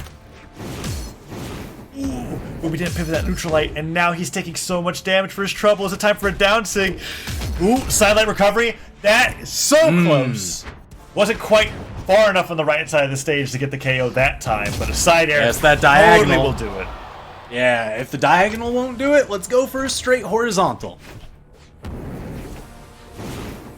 man. Now, man, Boommy still just fighting unarmed. All right, finally going for the weapon. The sidelight. Oh, there it is. That's the dodge punish. Into recovery. What? Boommy deleted that stock. And I was just about to mention, I talked earlier about when we were watching Kooey on the Diana, right? Sidelight, side sig, very popular option on the bow. Yumiko has a very similar property with being able to get those dodge in place or dodge forward or back reads, and Boommy goes for it and succeeds. Recovery takes down the stock, but Koslik is still fighting back, unfazed. Sidelight, Nair, double Nair. Oh, chase dodge is a little bit too high. Boommy switches over to a fresh bow, but the side airs are still connecting. Koslik's trying to tie up the set right now. He's got still just a little bit of a damage lead, but it's quickly evaporating. An air into recovery, diagonal, not enough to do it, but Boommy now off stage in danger. Oh, that could have been it. Gravity cancel downlight. Oh, he gets the gravity cancel pivot to stop.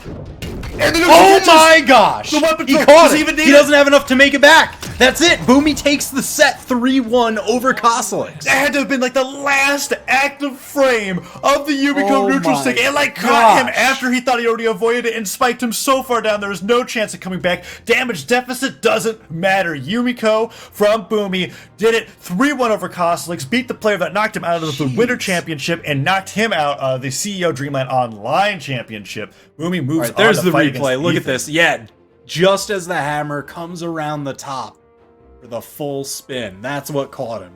Oof, and Jeez. that was a close game. And I want to reiterate, it was over a 100 damage deficit in favor of Koslik's, and Boommy still managed to win that game. Amazing play and adaptations all around. I mean, the game that he won before that was off the back of 2 bow ground pounds, stopping Koslik's from feeling comfortable about how he was doing his recovery. Really great adaptations to one of the best, if Absolutely not the best, crucial. Lance player in the business. Clearly, but unfortunately that does mean Koslik's ending his tournament run, tying in 7th place. Boommy moving on. He's going to be fighting against Ethan next. But it looks like we've got Faison versus Wrenched. Faison Losers versus quarterfinal. Wrenched. This is going to be an exciting matchup, and one that we know well. Now it's just going to be a matter of what legends they end up picking for this So matchup. Wrenched, it's gotta be a Surrey, right? It's He's been looking rocking really that. great. It's the Katars. I mean, whatever he ends up picking, it's going to be Katars. Right now, I would say most likely a Surrey. The question is Faison. Does he go back to the Artemis that he's been playing all day today? Well, and I mean, Or- there's like a... Oh, go ahead. Or is he going to stick on that Wushang that he's most fresh off? The Wushang looked excellent. However, yeah. that could have been a very matchup particular choice. I know that just as we were talking about blasters and the gauntlets, great for gauntlets, we talked about it earlier, gauntlets and guitars, not quite as strong. Guitars do not have the same weakness as blasters. In fact, they have the opposite strengths and weaknesses. So when we get into this matchup, maybe the Wushang's not going to be favorable. But we were talking about Faison's most recent legend pickup. the Artemis, we can keep going back, right? We can go back to Wushang. There's the Jiro. There's the Okay, Val. I like this. We can just keep going, but he's going to start with the Artemis, and I'm excited for this too. Even if it's just a kind of personal pick for the Legends, not even looking at like the other matchups, it seems like he has chosen the Artemis to be this tournament legend. But if the chips are down and he needs to change something up, that's where he starts going into his other pocket picks from the past. So I definitely agree with starting off with the Artemis here. It's gotten you this far in the tournament when you're leading forward with it, so at least run game 1 there. We have the map striking going through now. Apocalypse, Small Mammoth Fortress, and Brawlhaven left open. It's Faison's decision. A small Brawlhaven here I feel like would be pretty smart. I would kind of like to see small Brawlhaven. All right, they're going to Mammoth. Not a bad choice, of course, because it is a very stable state. Yes, indeed. And he doesn't have to It's a good worry one about for- losing those stocks super early on Brawlhaven. Whether it's beneath the stage or the side, honestly. It's everywhere's a risk zone. Okay, Scythe versus Sword.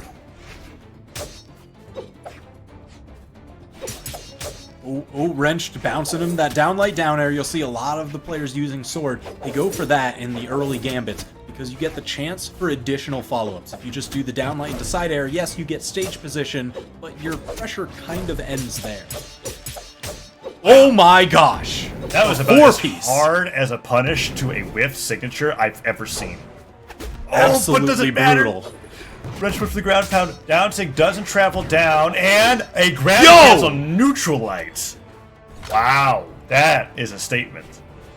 You could have just said That was really good. I mean, he was in line for that side air. The gravity cancel neutral light, it does cover that space for a bit longer of a time. So you don't Right. have to be, as pinpoint. You can do it at different timings that might catch certain dodges. Yes, excellent point. It was definitely the most optimal decision to edgeguard with at that scenario. We're seeing a lot of just really great developments in the art of edgeguarding lands, both from Boommy and with Wrenched. I mean, these are dangerous times. Yeah. With Winter Championship, Stingray going so far with Orion. Here we got Right. Faison on the Artemis. Koslix is always there. Man, Lance is dangerous. Yeah, Lance is dangerous. People are learning their Lance matchup for sure after that tournament. And now Faison has this edgeguard onto Wrench. He really wants to take the stock, but the recovery from Wrench is too potent. Faze now trying to get those nairs on the side. Wow, Yo! this slice right on the stage. Side sig sends him away. I love that face laser. It's one of my favorite things. Yeah, you only get to Ooh, see it trying to for- cover the weapon, does tag him with the downlight. But man, Wrenched is keeping him to single hits, always finding the dodge escape and downlight recovery for almost a full stock lead over Faison. Yeah, Wrench really doing well in the first game, but we saw a lot of comebacks earlier on. But Wrench with down air to the neutral air. Okay, Faison does get one unarmed hit in, but only Jeez. after taking so much damage and being very precariously near the end of his stock if he kept going with that. Yeah, that recovery was very hard fought.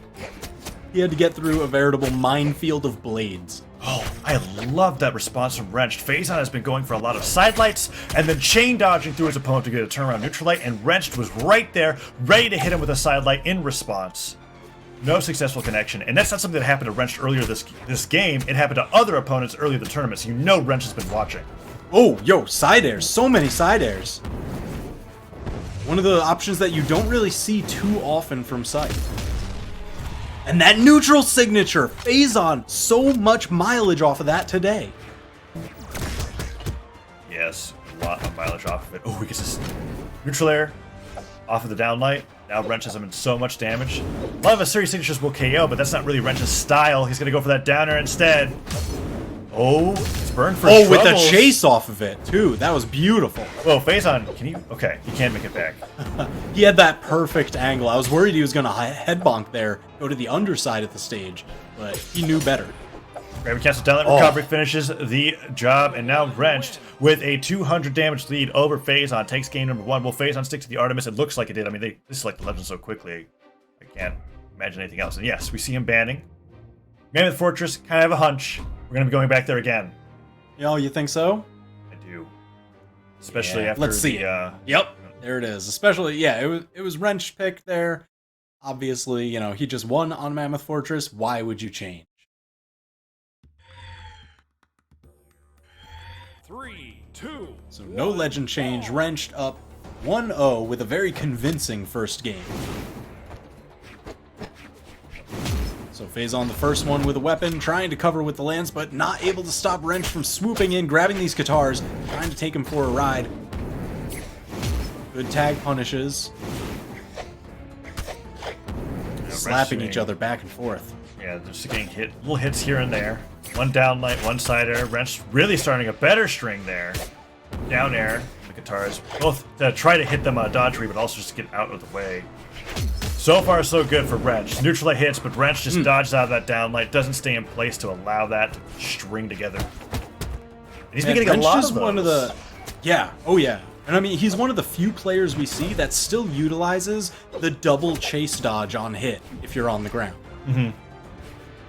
Wrench and Faison both. I was talking earlier about, like, on Scythe in particular. Low damage, side light. Oh! Whoa! Side light, active input, up, gets the neutral stick, kicks him into that. Nicely done by Faison. Such a beautiful setup. Showing that Faison definitely put the time in with Artemis. He knows these options.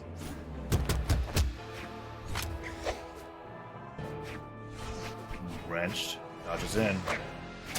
And just to avoid that sideline. Faison gets it down. Oh, Doesn't no. get the grip. Oh! It's alright. Beautiful turnaround from... No! Oh my gosh! Gone? He got the first knockout onto Faison, but at what cost? It is now a full stock lead for Faison. Yeah, he just fell straight down there. Wasn't able to touch the ledge. And now Faison is running away with that lead, going, oh, it just took one stock for me to have an entire stock lead. Wrench hits him with that neutral light, but man, Faison is getting just as much damage as Wrench is, if not more. Excellent dodge in read with that down stick. Puts out another one. Oh my gosh, getting the chase into the downlight. All right, yeah, smart disengage all the way to the other side. Now you just gotta find your way back up onto stage. Ooh, threatening with the black hole shot. And he's continuing to put out that down stick, yeah. The properties, oh, whoa! Nice with the side sig. Caught him, just going for a recovery, and fast fell straight into the sword. Wrenched even things up real fast. Oh, and if he keeps hitting guitar strings like that, this damage differential is not going to matter. Imagine if Wrench is able to win this after losing that stock the way that he did. Oh, he dodged the weapon throw. Demoralizing. Nair, doesn't get the down air. Down sig is not going off stage, gets that landing animation. Oh no! Faison hasn't touched Wrench on this stock yet. Oh, there we go. Sidelight wasn't low enough. Right. There's one, but is it enough to set Wrench on his heels? It doesn't seem like he is letting up at all. Wrench tosses the guitars in. Sidelight gets the neutral light recovery. Oh my gosh. We live in recovery. dangerous times, my friend. Look at this. Faison now deep in the red. Wrenched with the advantage. He's going to be looking for the knockout. Oh, is that going to be it? He didn't go for the punish. Weapon throw to recovery. He's going to go for the unarmed finisher. Oh, he's going for the downlight and a recovery. Avoids that. Doesn't make the same mistake that Cody was making where he jumped into it. He's just trying to jump above Faison, stay out of that threat zone. Neutralites. Recovery. Wrench wins game 2. 2-0 lead over Faison. Damage taken 374? That is... How? Oh, man. 632 damage to 374. What? Jeez, all right, so how did Wrench even manage to bring that back despite, like, it was basically 3 stocks to 1. He had to play absolutely flawlessly on that last stock, and man, did he deliver. I mean, in theory, you never get hit, you're not going to lose your stocks, right? And that's exactly what Wrench did. It was from white to deep orange before the first sidelight connected from Faison, and he wasn't stringing it into anything. Wrench played absolutely out of his mind. Any other player in that scenario, right, gets the stock with the side air, falls to their death. I imagine there's going to be a part of them kicking themselves for that, right? But Wrench just went, oh, okay, I just have to adjust and play this way if I want to get this win. And he is on his way to a top 4 scenario if he could take just one more game off of Faison. And we see Faison in the lobby choosing a legend, right? He hasn't locked in. This is where we're looking. Yeah, now he's got to think about it. Okay, the Artemis games, you know, the last one, it didn't actually go bad for him. It was just at the end, Wrenched was able to have the mental fortitude. He didn't crack under pressure and brought it back in against all odds. So now Faison saying, all right, maybe that was just, you know, a couple bad exchanges at the end there. I can tighten that up. Sticking with the Artemis, just running it back. Mammoth Fortress once again. one. Although, brawl. I mean, it was kind of a brutal loss because the damage differential was twice as much, but we'll see if that's still the case in game number 3. Faison sticking with the Artemis the whole way through. And there's that chain dodge that we were talking about earlier. Didn't get punished nearly as hard this time by Wrenched. Oh, but that downlight caught Wrenched right as he was going for that jumping side air. Ooh, Wrench just dashing right in, seeing the footsie's range that Faison wants to play. Uh-oh, big scythe string. Faison with a massive damage lead now. Ooh, he went for that goes for down the... air. I know, that always seeing what kind of corner gambits each player has. And look at that, the beautiful coverage that Artemis can have. You shoot that black hole shot downwards, and then if they go high, maybe try for a neutral sync. Ooh, Sarah after Sarah. Faison only has a recovery left. He has a dodge. No, It's gone. Not up in time. 3 seconds is very long in the heat of battle. And Faison loses that first stock over to Wrench. Wrench continues to put on more. Oh my gosh. Like that. The neutral stick doubled up both as a read and as a way to make the stage. Oh, the half pipe, the custom exit. Oh my gosh. And the recovery to finish it off. The down stick disarms him. He picked up the lance and it got destroyed in his hands. He still hasn't been able to get another hit, and Wrench really wants this 3-0. Faison goes down. D-Light downer doesn't get the recovery. Wrench doesn't care. There it is. My Delayed gosh. combo. Delayed combo. It's still technically a D-Light downer recovery. It just took 3 seconds for the last hit to come in. Man, Wrench is insane. He's on fire right now. 3 stocks to 1 off of like the monumental turnaround at the end of last game. All right, Faison. Hold on. Manages that was the to biggest read I'd ever seen in my life. He down signed the other direction, and Wrench like barrel rolled underneath him to get caught into the black hole. That is the funniest thing I think I've All right, seen in a well, long I hope time. he's got a few more premonitions because he needs them to take this back right now. Again, it's a full stock lead for Wrench. Can he answer the favor that was given him last time? Oh man, I mean, there's a chance. Recovery from Wrench is starting to stuff it, and that side air. Wrench just winning neutral too many times. Oh, that gravity cancel side light. If just delayed a little bit, would have been the end of Wrench stock. So close. Ooh, interrupting the signature. That sword neutral light hits high enough. Cancel it out. Another face laser. Tons of damage. I love how many into the follow-ups danger Faison zone. has out of side light. There it is. The first one, he kicked him away, went for the side sig, kicked him up, went for the neutral sig. At this point, all he has to do is connect the down sig, and it's an even game. But Wrench just doing so well when he gets the guitars. Ooh, Wrench really just trying to slap Faison out of here. A face laser scoring the knockout. Now we're tied 1-1. Faison's got a chance. All right, Faison gets punched away. Haymaker to end it all, but Faison does have a chance. You are correct, and he picks up the lance. Nair comes through. Wrench still on the guitars, which he's done so well on. Weapon throw coming through, just trying to mix Faison up. The recovery could come through. Oh! And that's Wrenched taking it 3-0 over Faison, despite his best efforts and an incredibly close last match. Man. Jeez. What an amazing performance from Wrench. Those guitar strings are amazing, and I really want to highlight to anybody that's at home thinking, are these true combos? No, Wrench is getting 3-4 consecutive reads in a row to be able to make those strings possible, and he extends them for seconds, sometimes even 10 seconds. It's insane what Wrench is capable of doing on the Asuri. So incredibly wild. So that means he is going to go up into the losers semifinals match. And there he will fight the winner of our next match, Ethan versus Boommy. Yeah, Ethan versus Boommy, and Boomy's still on the Yumiko, and he'll be fighting against Ethan. Now, whether Ethan is going to be on Bodvar, which his icon suggests, or the Hattori, which he's been on for the majority of the tournament, is up for debate. We're about to find out what he's going to choose against Boommy. Does he want the hammer instead of the spear? Is really the question that we have to ask. I don't know. He's done a lot of work with Hattori today already. Yeah, that's true. And his spear looks really, really great. I mean, he's one of the few hardcore spear mains in the game. Yep. Before Hattori, there was a lot of Mirage play. As long as the legend has a spear on it, he has found success. We've even seen it with the Wushang. But now, on Hattori, as we've seen before, into the defense stance, making his movement speed 1-to-1 with Yumiko. A little bit beefier, but that's about it. All right, very interesting. So we've got Boomy's Yumiko. What kind of maps do you think he kind of favors playing the hammer, the bow, but also having those unique flame signatures that can cover an amount of the stage. If I know anything from watching Boomy's play, he's going to want to go to places where recovery is as difficult as possible. Small Brawlhaven, Crystal Temple, Demon Island.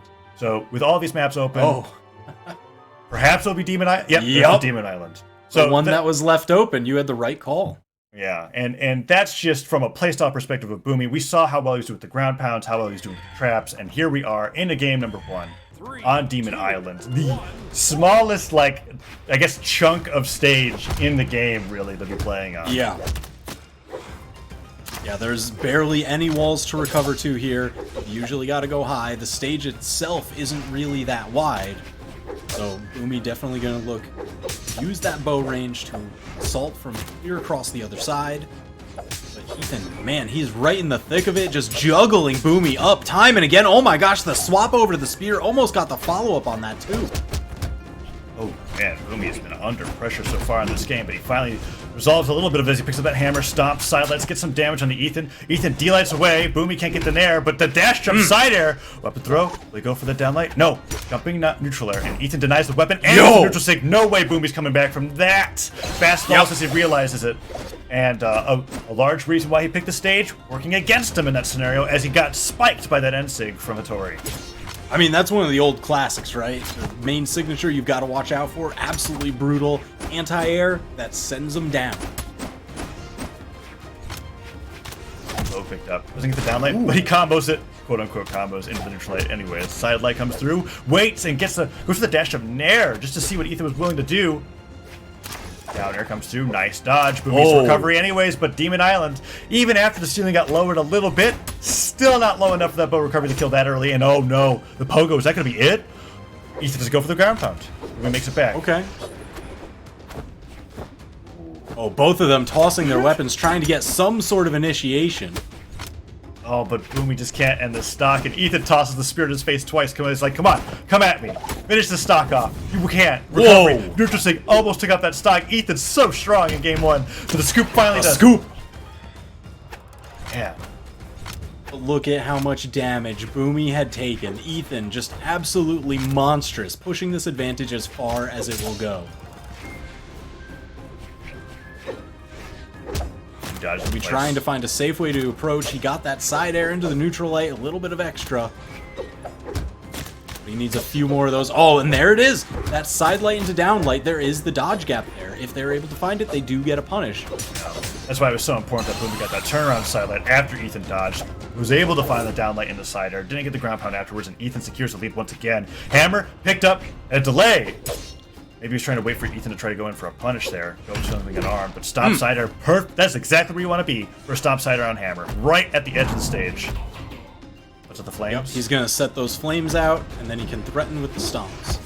Oh, but he didn't do it again. And Ethan managed to get through, get some unarmed damage, and weapon throw comes through. Boomy. Ooh, he gets side aired out of the side light. Makes it back to the stage, but Ethan, he might just neutral sig again. Very dangerous. Okay, whoa! He neutral up around again, the corner, but not the way that I thought he was going to. And then the downlight side of the weapon toss, ground pound, Ethan. He really just lost that stock in style. Now that might come back to bite him because Boomy isn't damaged enough to consider this a one game yet. Ethan might be feeling his lead at the moment. We're watching Boomy get that neutral into recovery. Trying to get these downlights as well. Boomy could easily turn this back around. One side light dashes back, but the recovery connects. Now Boomy's in deeper red. And Ethan really just trying to keep his movement going. So that way he can... big snipe! Weapon throw! Ground pound! No, he just go for it. Ethan can't even make it back! Oh, that was just enough, perfectly calculated, with the snipe at the end taking out the last option. And Boomy just returned back to stage, didn't even really set up for a corner guard or anything. He just knew, I took enough from him. He can't make it back. And you might be wondering, why didn't he dodge out of that bowstring? That's because the dodge was already gone. Side light, down light, side air, down air, that's it. And the recovery out of panic stopped so easily by the weapon throw. Boomy, excellent edge guard. And we're banning back to these maps again. And bans might be different this time. I may have wanted to ban something else. Okay. I wouldn't be surprised. Demon Island once again. Just run it right back. The smaller the stage is, the more likely Boomy is to pick it. He wants to end these games fast, and with edge guards like that. Any other stage, that edge guard would not have been possible. 3. Yeah, I mean, the bow is threatening enough in that regard anyway, because the side air, the down air, the ground pound, like, they will all send you downwards. Now, the thing is, even when he's on the hammer, he's got the hammer recovery, he has the neutral signature on Yumiko, those can all spike as well. So that comes through, stop as well. Downlight, down air, dribbling Boommy out of the ground, but Boommy gets a nice dodge into gravity cancel downlight, side air, sidelight, stop, stare, done. Boommy catches Ethan without a dodge, not dodging through that combo. Now Boommy is on a stock lead, and this might be the momentum. Like that last game, everything Boommy needed to get that momentum, and when he has it, he holds onto it for dear life. Oh yeah, and I mean, like, scoring the first knockout in like 20 seconds, absolutely brutal dominance. Oh my gosh, again, catching him in the flames, the double neutral air, that's so much damage. Ethan is just bleeding out right now. Oh man, he fell into the flames. Oh, ground pound no! So perfect there. Ethan putting out the desperation down stick and getting a hammer to the skull for his troubles. Now just sitting there waiting for a weapon to come through. He picks it up.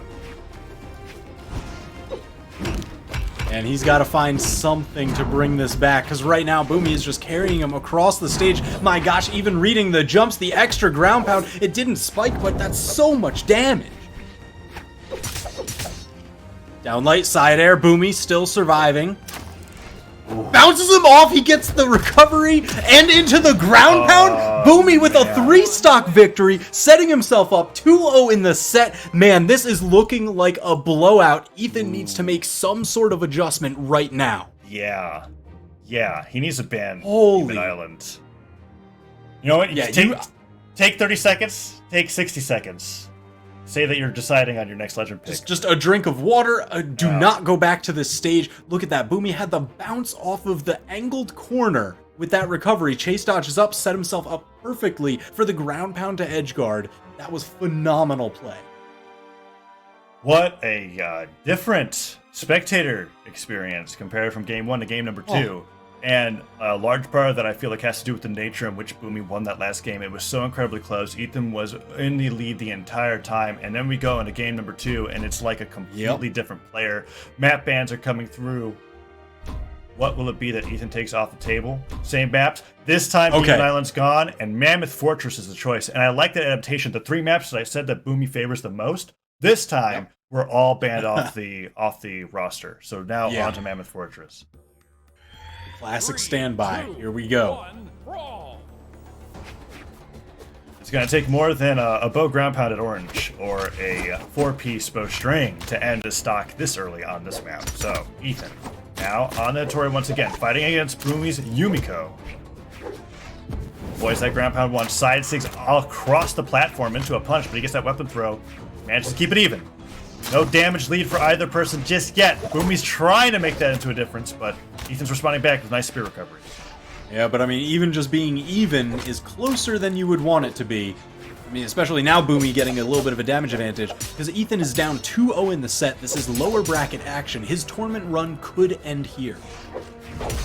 Ooh, oh, big ground pound. Boommy in the danger. And the gravity cancel neutral light covered so many options, just like you were talking about earlier that we saw from Wrench when he was edgeguard and Costlix on the Lance. That neutral light covered a dodge up, dodge in place, dodge to the wall, perfectly placed for it. Ethan takes the first stock in game 3.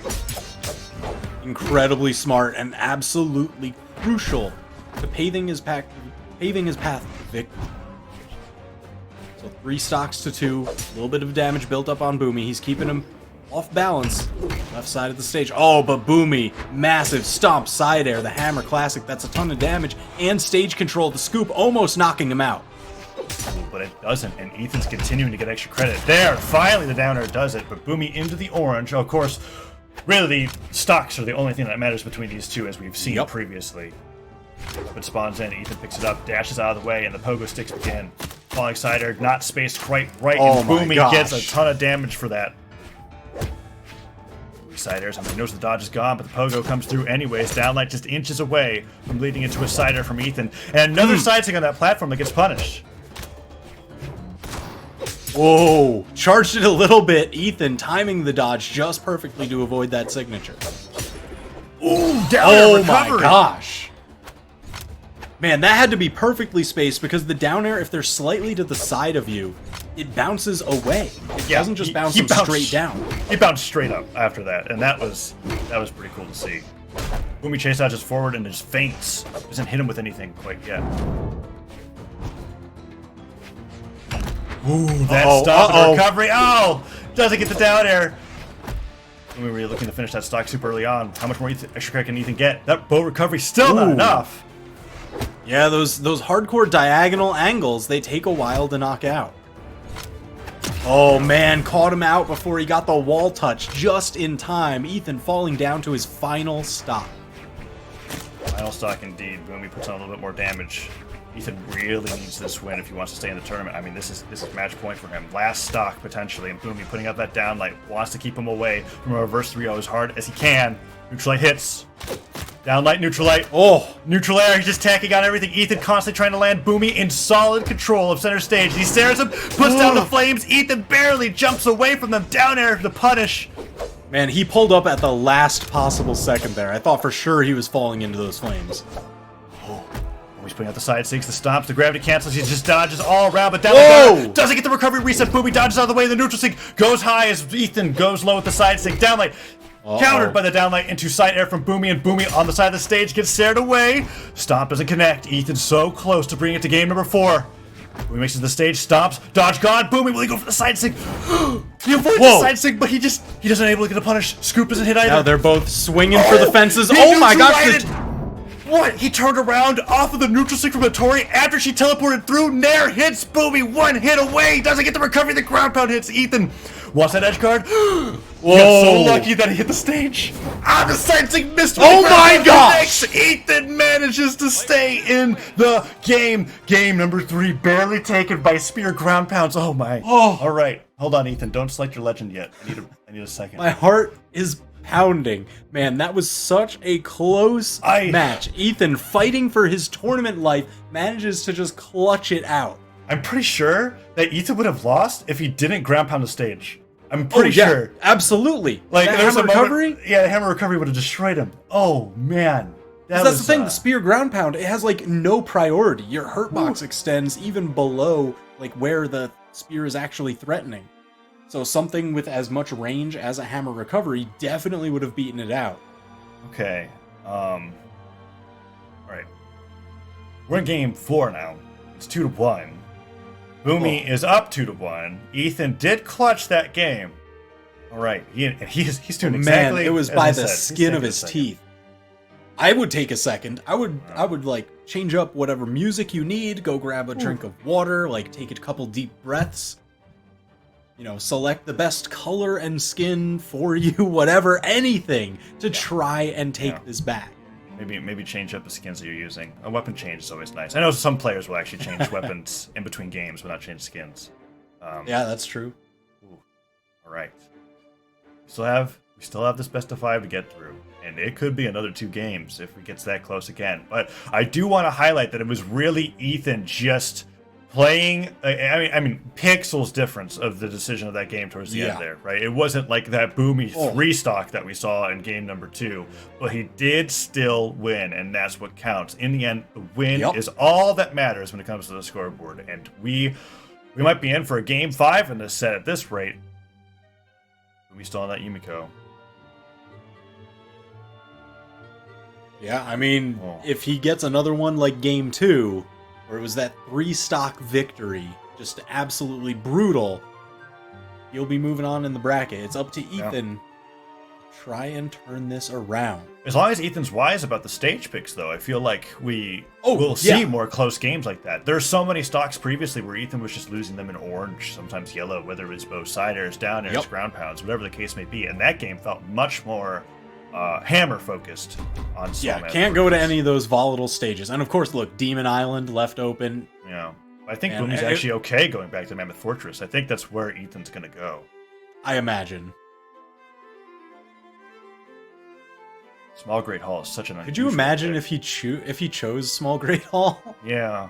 That would be like out of the blue. I think Boommy wouldn't be expecting it, but it's Mammoth Fortress. The one we were kind of expecting. Right. I mean, it makes sense. I would not want to fight Boommy on Demon Island right now. Nope, not after those last 2 games. 2, Here we go. Game number 4, really close. Ethan pulling up the spear ground pound of all moves to be able to end those stocks. And we haven't seen him do that basically all day, and that's just to show how close it was getting. Boommy on the bow. Nice start. Bread and butter bow string there against Ethan. That 3-piece, especially as a dodge punish.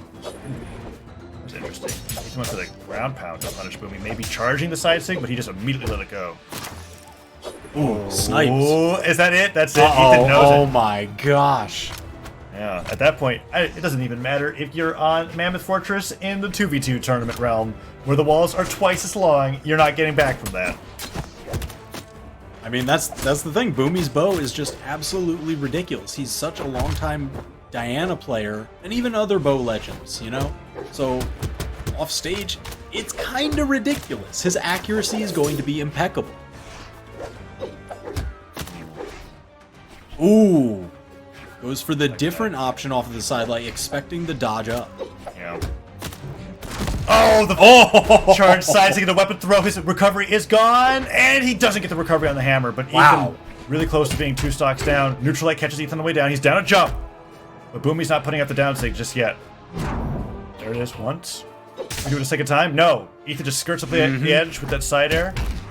Scooped up. Gets him. Boomy ready to take another stock. Stomp Oh, side boy. air, not yet enough. Yep, recovery will do it. Oh, certainly will. Jeez, So- and now Boomy working on another 3 stock. Yes. Except this could be to close out the set. Yeah. Ethan no longer has games that he can rely on after this. If he loses it, he's out in the 5th. With the haymaker, keeps the dream alive for Ethan. All right, we're still in there. Downer hits. Trying to keep Boomy off the weapon. No, Boomy just sneaks by, grabs the bow. Ethan tags him for his trouble, though. Yeah, went for fairly risky neutral signature there, but he is keeping control. I thought he was going to get the nair, but Boomy got his nair instead. One down air hits. Side air does not connect, but he could get the downlight side air, put Boomy off stage. Gravity cancel downlight dair. Keeps him down.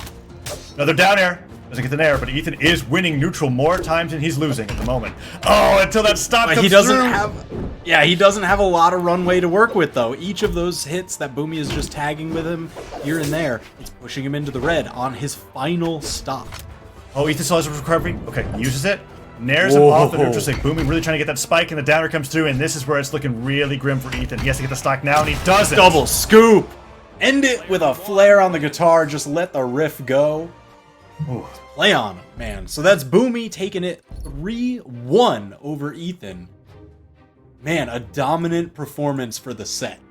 An incredibly dominant He's gotta feel performance. good. And Boommy is now 3-1 over Kostelix, 3-1 over Ethan, and now in the lower semifinal against Wrenched. The top 4 players of the CEO Dreamland online 1v1 tournament is Sandstorm and Pugsy on the winner's side, and Wrenched and Boommy on the lower side. We're going to be seeing all of these matches coming up after this short break. Don't go anywhere.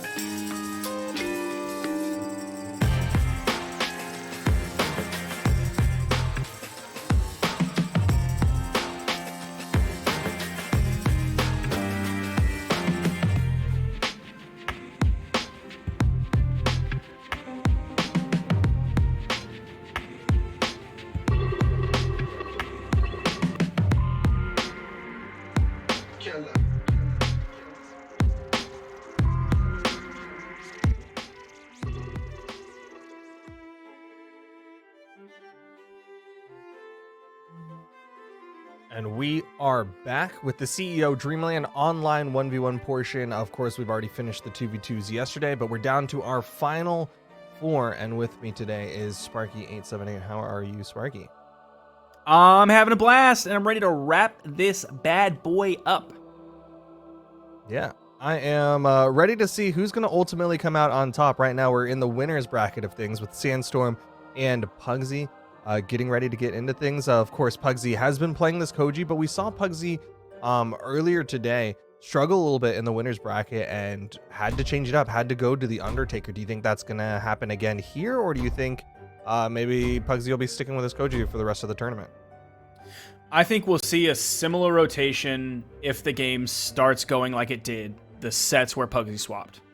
Okay. I think that's definitely part of the plan. Yeah. And then on the other side, Sandstorm also was forced to swap off of this Fate and then went over to the Petra.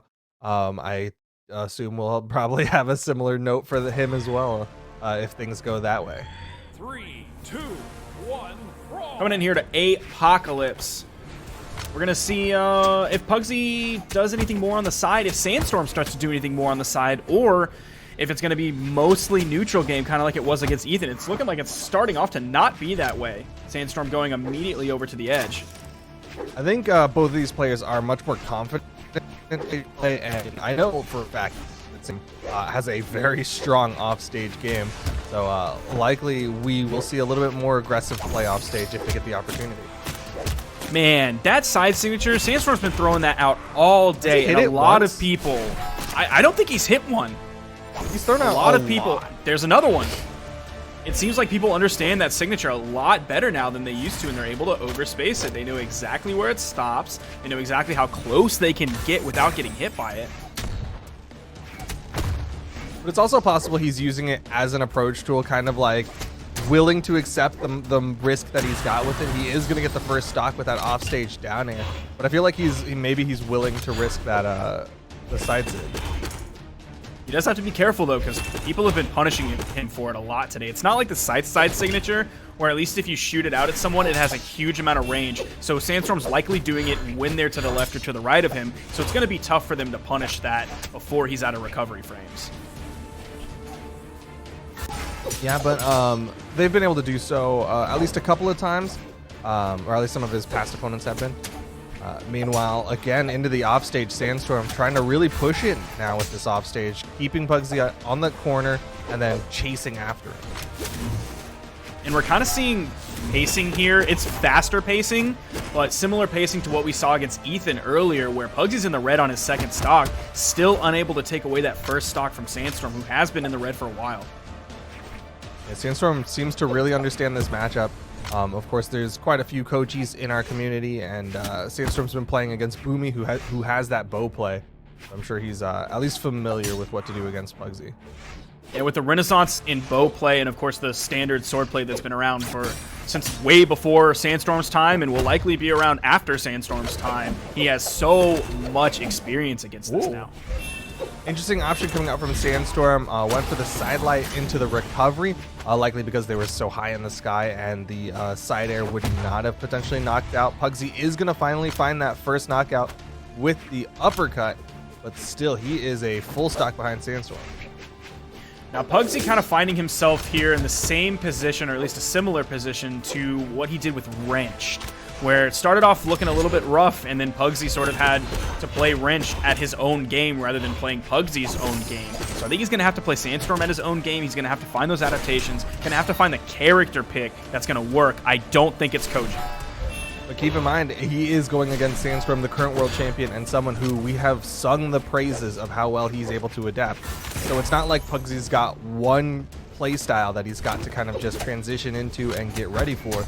He's got to get ready for whatever Sandstorm's currently going with, and then be able to think ahead to what's coming up next. Yeah, Sandstorm's feeling good. You can see it the way he's like scooting across the stage, almost putting triple the damage out that Pugsy did. 631 to 232. A very confident finish from Sandstorm for game number 1. Looks like he's ready to go into the grand finals, but he still has to get through Pugsy, who's sticking with the Koji currently. Yeah, no swap, no stage swap either. We're going to be going back to Apocalypse. Digital fires. This being the winners finals means these two players are guaranteed top 3. Wrenched and Boommy are down waiting in the losers bracket. The winner of that will move on to fight the loser of this. Yep. They both have that guaranteed top 3 finish, but of course one of them will guarantee a top 2 if they are able to win out in this set. Pugsy going in. Side light, D-light in there. Yeah. Beautiful damage coming out from Pugsy, something he was not able to find in the last game. Finds it again. Pugsy's doing a really good job of grabbing Sandstorm's dodge, making it so that Sandstorm cannot dodge out of the 3-piece. Yeah, we're seeing a huge difference in terms of what Pugsy does after he throws out an attack. A lot of backdashes now coming out from him. You just saw the backdash and into the downlight. Just gotta be careful. Sandstorm was being very careful on the edge against an unarmed Pugsy. Pugsy does make it back. Oh, yep, there it is. The side light into the side air, and Sandstorm gonna switch up the weapons. Go over to the scythe. Trying to deny the pickup, but Pugsy does yoink out the bow. Yeah, Pugsy was waiting long enough. He knows he has those iframes for an extended period of time. If he goes straight to it and picks up that weapon, Sandstorm's gonna be able to punish him immediately. Yeah, you lose iframes when you pick up the weapon or throw out an attack. So Pugsy trying to use as many of those iframes as possible.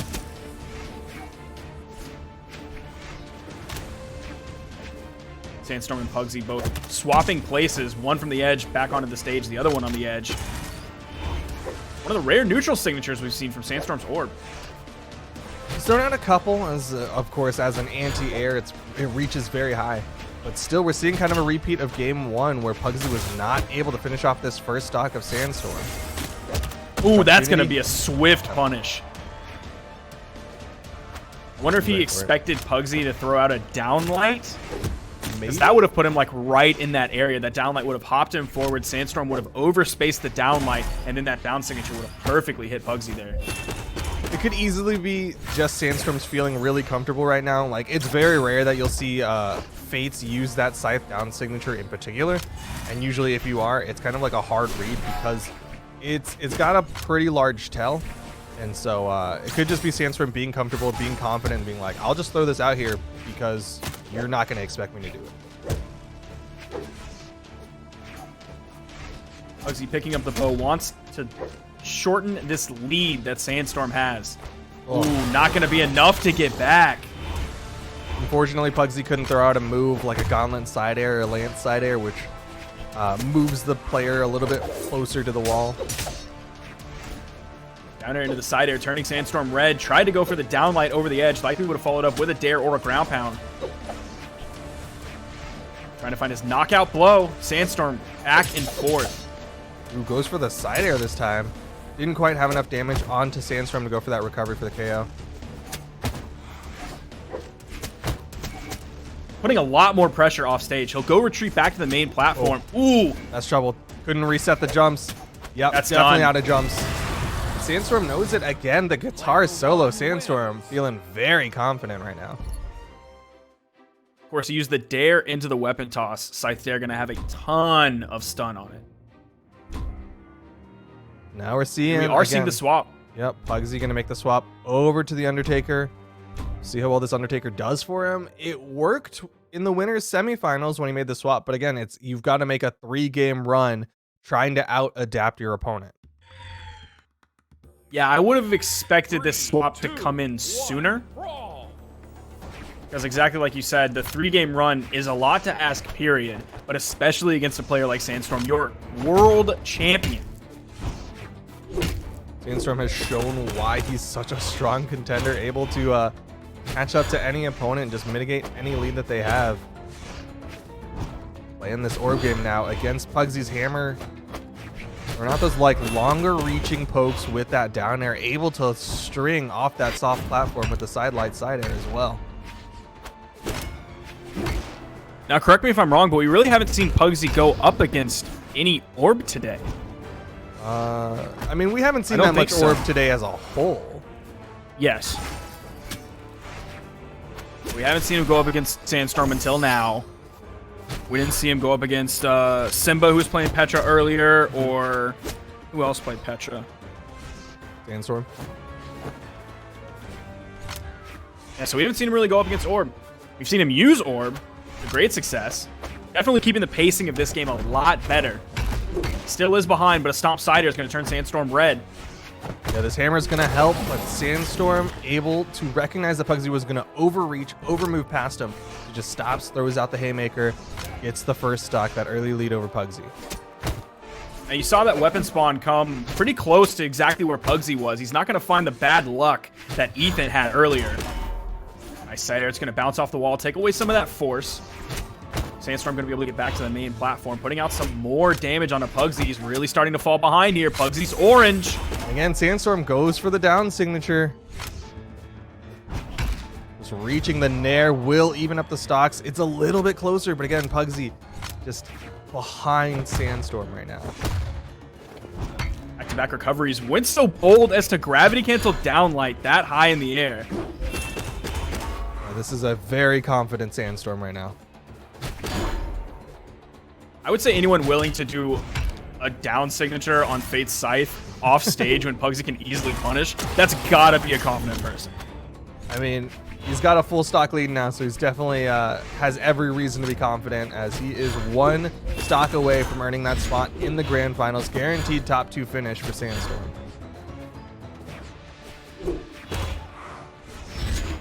Pugsy's really gonna have to find something quick. That Nair coming in too late. Sandstorm had his dodge up. Punish.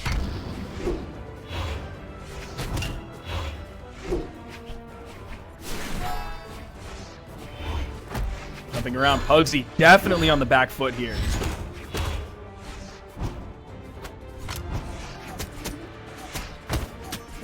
Got the Ooh, chase, Sandstorm. continuing it. Completely controlling this final stock of Pugsy. You see the little jitter over to the edge.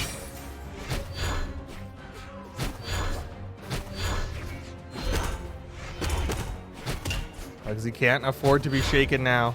He still has some health to play with. He can get this stock off of Sandstorm. He needs all but a miracle at this point. Weapon spawn coming in. He's not going to be able to switch to the hammer if he wanted to. Nice. That just put Sandstorm in the orange on his second stock. Long way to go from Pugsy.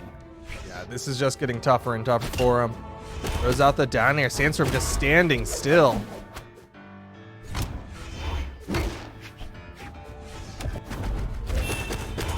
Oh, on the left side of the stage, not even going to send Pugsy off screen. Making his lucky stars for all the defense. Gravity cancel, neutral light. Oh, the clash Oh, the out. clash! Oh, he got the touch.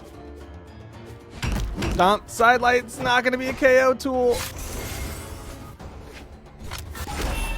Oh! The side signature from Sandstorm to get a quick 3-0 in the winners finals and guarantees his place in the grand finals. Yeah, Sandstorm made that entire set look like a breeze. For the run that Pugsy has had today and the run that he's had so far this year, Sandstorm basically did what him and Boommy did yesterday in twos, of making it kind of not even close. Yeah, he just kind of flipped the switch and was like, all right, time for me to win this. But we are going to be seeing, speaking of Boommy, Sandstorm's 2v2 partner, Boommy going up against Wrenched here in the lower semifinals. And again, Boomy's been sticking with this Yumiko. We had this conversation earlier today where we were like, is he going to be sticking with this Yumiko, especially if he falls into the lower bracket? And it looks like the answer is yes. He's going to be working with it. Of course, Wrench sticking with the Asuri. That's gotten him so far in tournaments.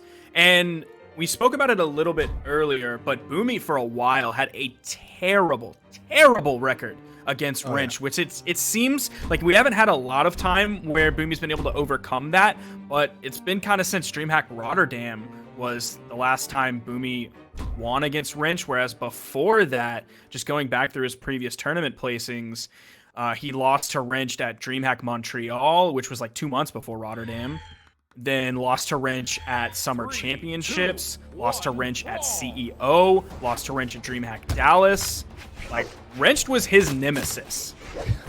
There was a very long string of games where Wrench was denying Boommy that top 3, or locking him into that 3rd place finish repeatedly, and Wrench would be going into those grand finals against Sandstorm. But right now, it's going to be Boommy who's going to try to deny Wrench. Gets the ground pound, but Wrench gets above with the Nair. Both of them fighting on these offstage. Boommy charges up the signature, gets the wall touch, and Wrenched is now stuck on the wall for a brief moment. That gravity cancel neutral signature on Bo can be really effective for Boommy, not only as a recovery tool, but if you can approach your opponent at that 45-degree angle, you're going to be able to do some work on the edge. We know Boommy is able to do stuff on the edge with a lot of moves that other people might not be using on the edge. Whoa! He just did Woo! it! He just did it! The good old Russian Mafia off the gravity cancel down light to start that one off, and he goes to the wall because he wants to extend this lead.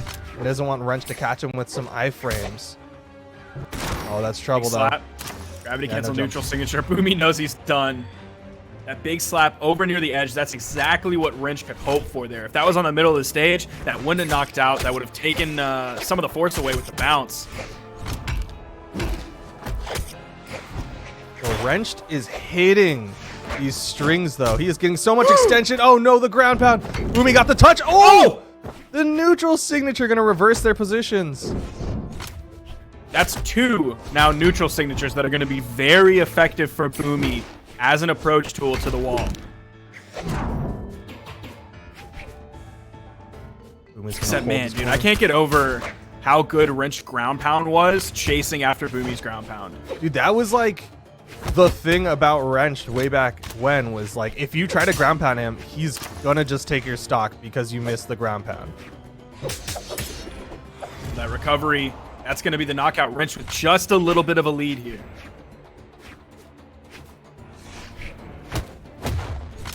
Nice downline into the not neutral enough. heavy. Still not enough though. Like you were saying, the scoop will do it. Stock count evened up. What's he gonna stick with? Oh, it's gonna be the bow. Sidelight tries to go for the D-light, doesn't pick it up. Wrench has the dodge in time. There's the sidelight. Ooh, reads the immediate rise from Boommy.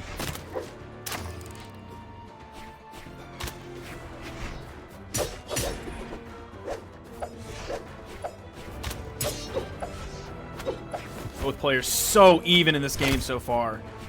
Backside of that D-light. He gets the weapon denial. Boommy gets underneath, gets two nice recoveries. Flash out.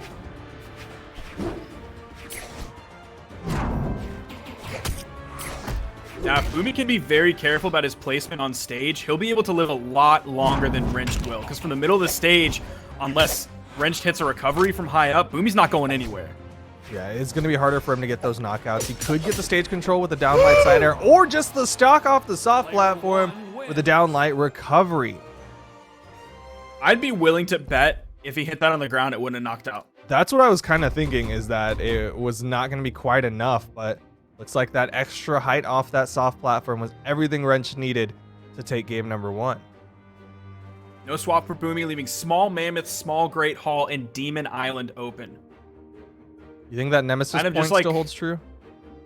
No, not at all. Oh, okay, well, never mind. I think Boomy's overcome that. I think Wrench can obviously still beat him, and I think Boommy can obviously still beat Wrenched. But I don't think it's going to be necessarily one way or the other. Well, we'll see if Boommy can indeed swing it his way as we get right on into game number two in Mammoth Fortress. No character swaps at all. It's going to be Boommy sticking with this Yumiko against Wrench. Now, it's interesting, the maps that they left on board was kind of like one of each. Like Demon Island being a small map with very small walls and no soft platforms. Mammoth Fortress being like the standard go-to map with normal sized walls and one soft platform. Or Small Great Hall, the tri-plat. I think Small Great Hall was kind of like a neither of us are going to pick this one kind of thing. And I think Boommy favors Demon Island a little bit more, whereas Wrench he is definitely obviously, favors like Demon leaning Island. towards this one. Nice neutral light. Wrench still denied a weapon. The recovery going to launch high and get the KO. I wouldn't have expected a recovery there. Yeah, From Boommy. I was like, they're kind of lower than stage height, so interesting to see him go for it, and even more interesting that it led to a knockout considering how low they were.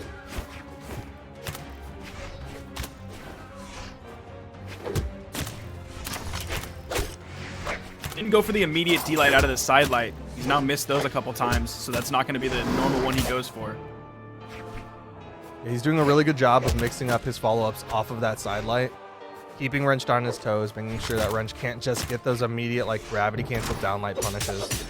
Oh man, that side signature was so close to punish the landing from Wrenched. Instead, it just put him in prime position to get caught by the downlight. And you saw a little bit of a scoot after that. Like, it wasn't a taunt, but it was basically a taunt coming out from Wrenched. He's going to have to be careful because he's in the red on his second stock. Ooh, he's now dead on that second stock, and he is going to be coming in fresh on his final stock here in game number 2. That neutral signature for the hammer. Boomy's been so effective with it. And I can't remember whether it was yesterday or the beginning of today. Boommy was struggling to hit that. I want to say it was yesterday. Oh, nice movement from Boommy. Boommy gets up on the corner. Wrench goes in for the guitar string, and again, Boommy able to avoid it. Doesn't go for the recovery underneath that ground pound. Instead, goes for the safer movement, tries to get back up on the corner, doesn't want to go for anything too risky.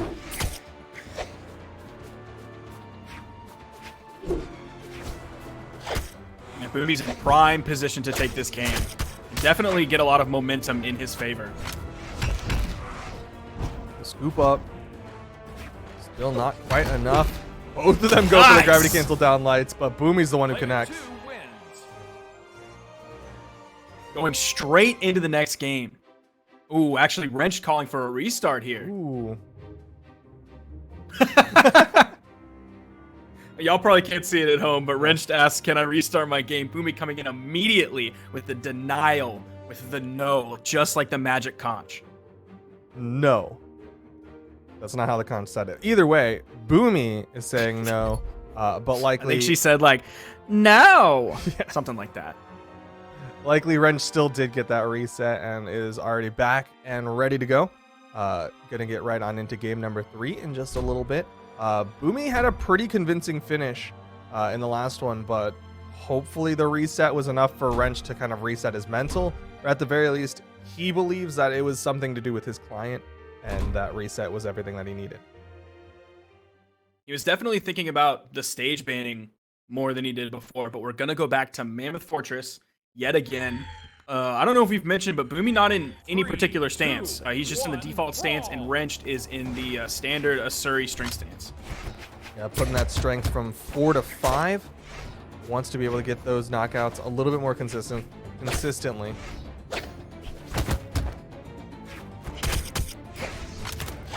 Boommy finally picks up the weapon. Did get a little bit of damage onto Wrenched with the unarmed. Wrench going to play a much more paced game, it looks like, for game number 3, as he gets caught by 2 down airs. The ground pound did get the wall touch, but still took quite a bit of damage there.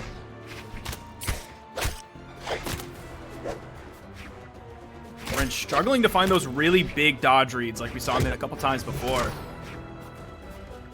Yeah, he was Kaza was definitely popping off about that weren't true combos.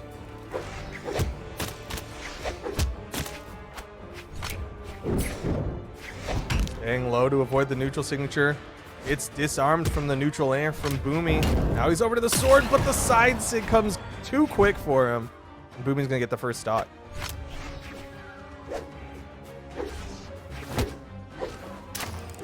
Ooh, immediately interrupts that. Boommy finding the hit to get back to the main platform. Neutral light coming out from Wrench. Wrench able to grab the weapon, has guitars in hand. Yo, I really like that nair that came out from Boommy after he hit that recovery. Wrench was looking for the immediate punish ground pound, but Boommy was ready for it. This time, Wrench does find the hit with the down signature, and he's going to be sticking with the sword as Boommy, I believe his next weapon primed to be is hammer. As he, he doesn't care about it. Down like ground pound recovery.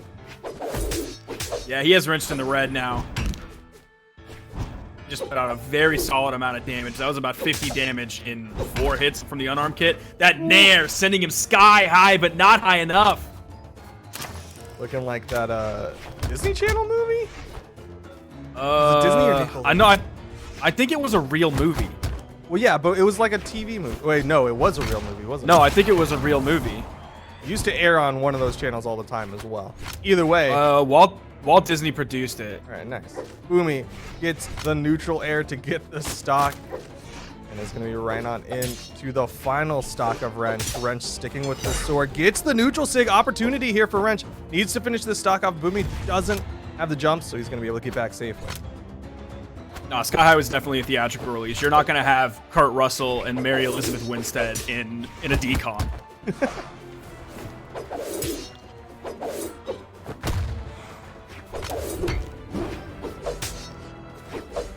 Wrench doing a great job evening this up, even though Boommy started off with the lead. Sidelight coming out from Boommy. If he can find the flow on the hammer.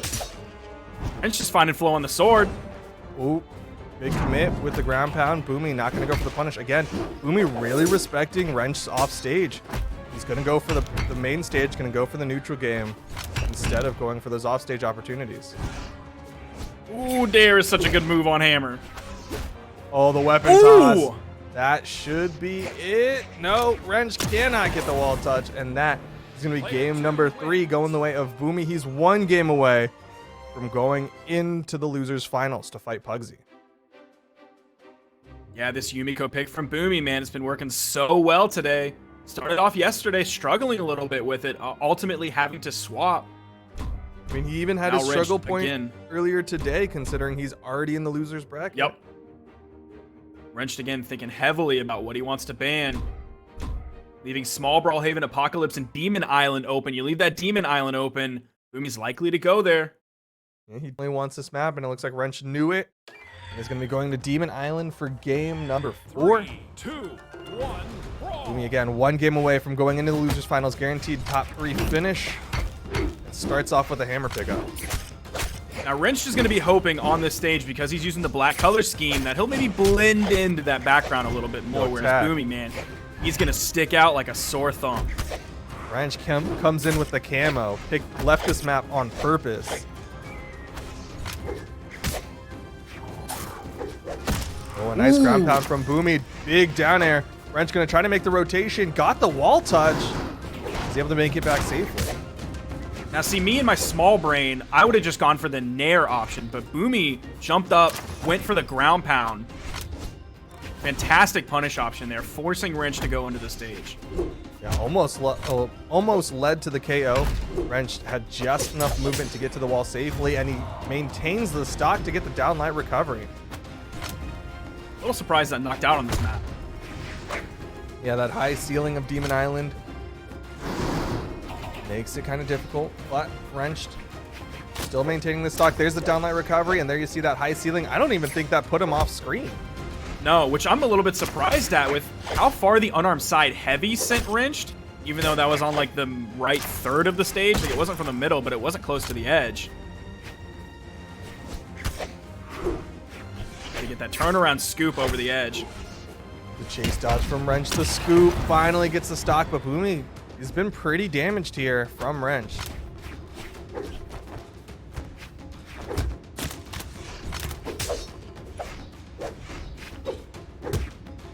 Boommy coming in, hits the falling side air. There's the side light. That's the second side light down light that hasn't hit. Oh. Oh, he gets caught by the wall. It pulled him into the wall, so unfortunately Boommy couldn't get the follow-up off the wisps. Yeah, that's one thing Boommy doesn't like about that signature over there on the wall.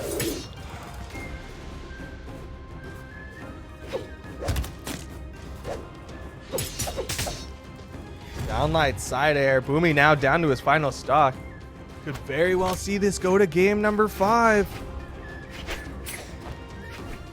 And what's surprising is this is the map that, like, we've been saying Boommy wants this map. This is a map that he likes. Wrench really putting in the work on it.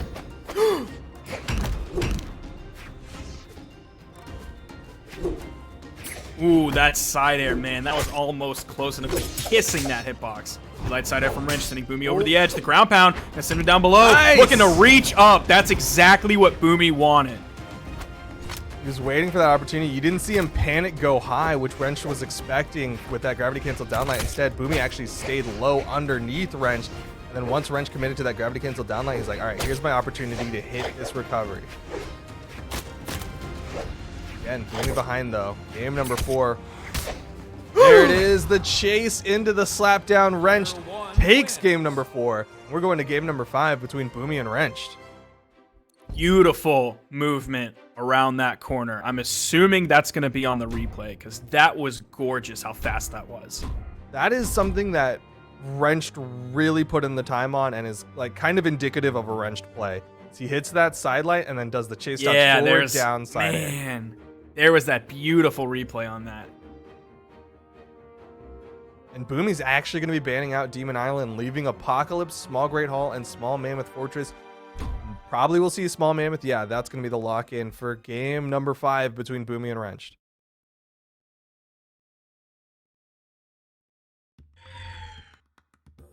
This is such an important set for both of these players. The fact that we've gone all the way to game 5 here shows how evenly matched they are with each other.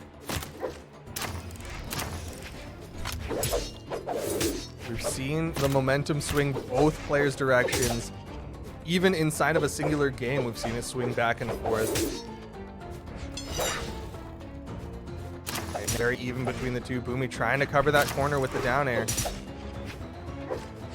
Now, Wrench did secure the last kill last game with the Katars, but his sword, man, it's been looking really good today, especially in this game. We're seeing an official taunt coming out, not just a little bit of a scoop.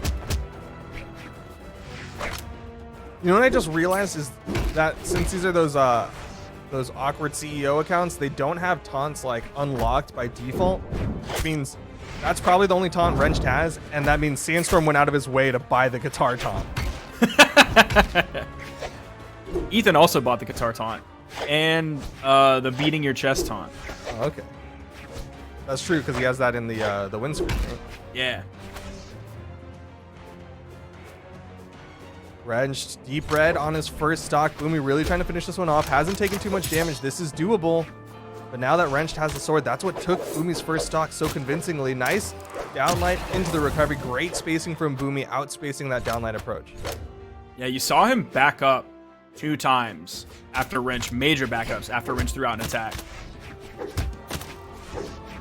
That's one thing I really like about Boomy's movement right now is he'll do like a forward move and then wait a little bit and then do another move instead of like what we'll see a lot of times from players like Koslix or Wrench, where it's kind of like this frequent back and forth, like dash in, dash out, dash in, dash out. Yeah, Boomy's definitely not a slave to muscle memory. Ooh, the bottom side of that nair. Oh, Wrenched! Went for a little bit of a greedy option there. I think he was trying to keep track of Boomy's movement options and didn't think he could touch from that position that he was in. He was like, all right, Boomy's trapped now. I'll go for this neutral signature. But Boommy very patiently knows his movement options, avoids that falling side air. Both players 1 or 2 hits into red. Extremely even in this game 5 situation.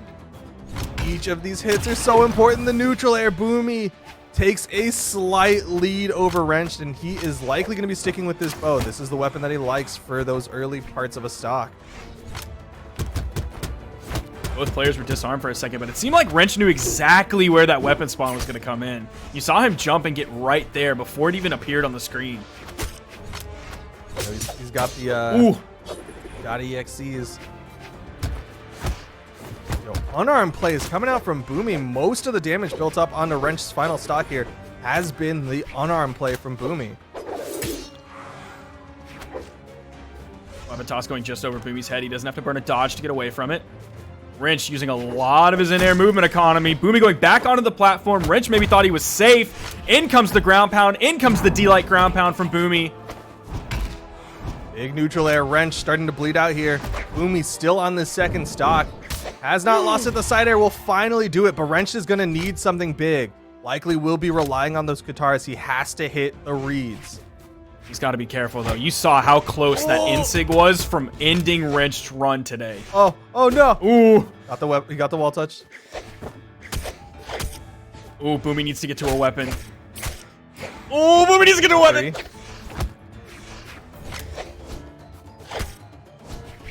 One scoop and Wrenched is done. Oh, just outspaced.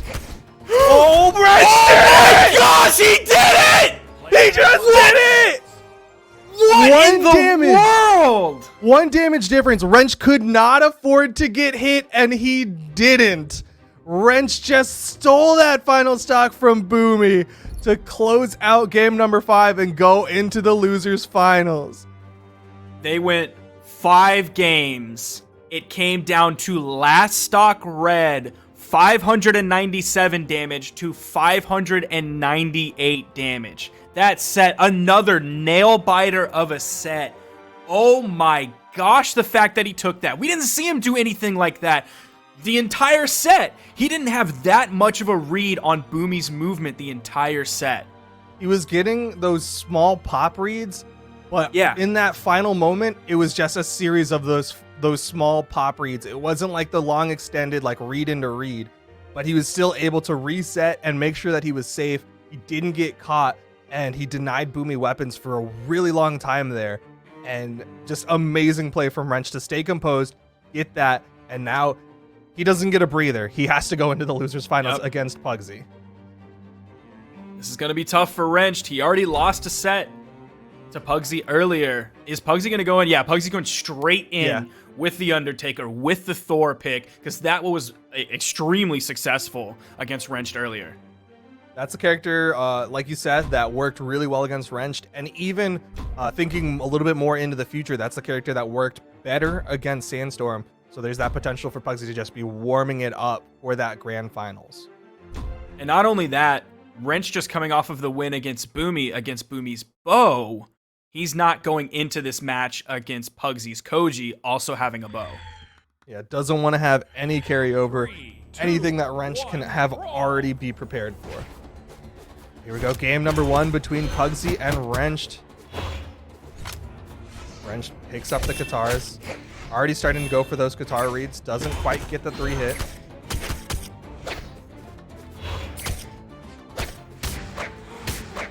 Ooh, that second recovery is going to put Pugsy into orange. A third one, excuse me.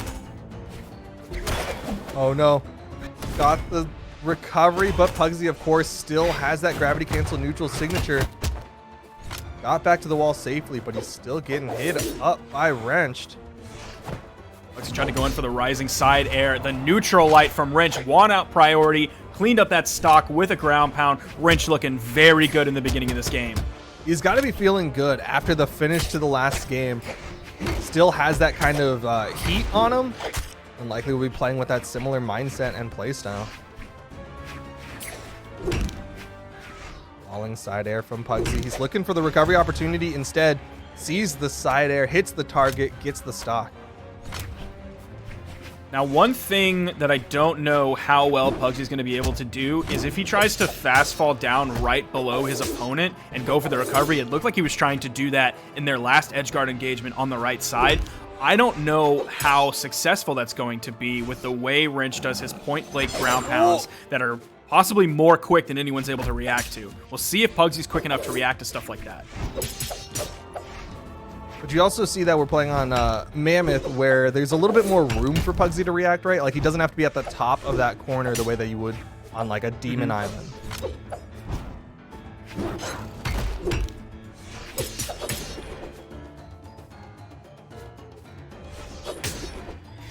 Ooh, he went for the dodge down, expecting Wrench to throw out the attack, and Wrench waited for it, fast fell underneath it, and then caught him with a recovery. Wrench going to take the second stock.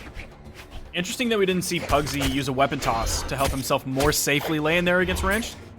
Yeah, that's a really common option, especially when you have those big weapons. You'll see like Lance, Spear, and Hammer players all often do that to get back to the ground safely. Wrench with basically the same lead that he had when he took Pugsy's first stock. In comes the hammer for Pugsy. Still hasn't found any huge momentum with either weapon yet. Ooh. Wrench was a little too low on that corner for that to work.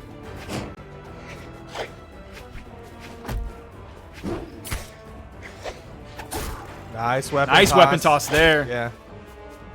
Still not enough to get the knockout, though. Sidelight reads the dodge down, gets the side air. But still, Wrench holding on to this second stock for dear life. I bet that was so close to knocking out. Oh man, Pugsy's getting further and further behind. There's a nice dare. Gonna bounce off the wall, hit Wrench. Pugsy goes as high as he can into the sky, trying to keep that weapon active as long as he can. He knows Wrenched with a weapon is a very scary threat, and Wrench picks up the Katars. I like how quickly Pugsy went over, fast fall, and then down onto the wall.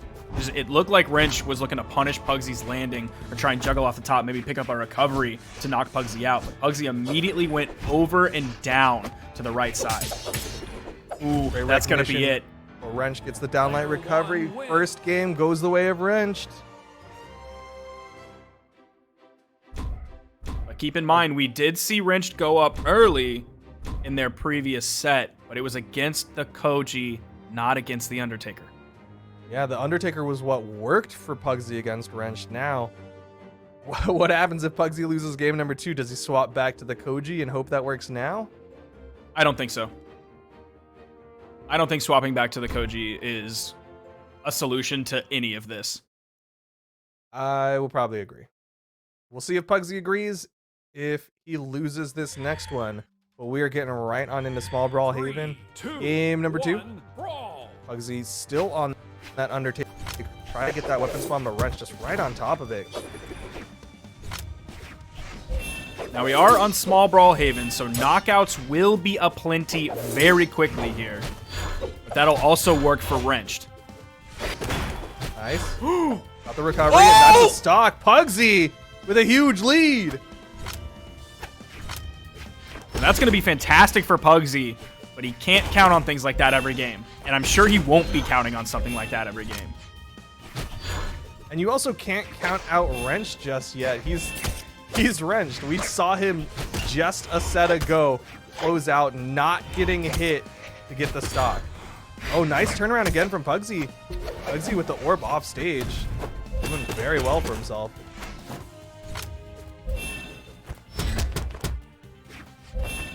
Still a full stock lead on Wrenched, even though Wrench got Pugsy into the orange. Hammer coming in. Man, the side signature from Pugsy here might knock out Wrenched. Yeah, I mean, it hits hard enough already, but with the close knockout boxes of Small Brawl Haven, he's going for it, but Wrench recognizes it, calls it out, gets the punish. Pugsy just playing that weapon denial. Oh man, that was so close to hitting. Yep, that would have been a knockout for sure. Pugsy swinging for the fences right now, throwing out every signature, and Wrenched is the one with the punish. Those hitboxes weren't lingering quite long enough. Wrenched had the timing on that down. I like what he did with it though, is like he charged it, because sometimes specifically that down signature will trip people up because they expect, oh, he did that first hit, now I can punish him, and then you do the blast out and catch him trying to punish you.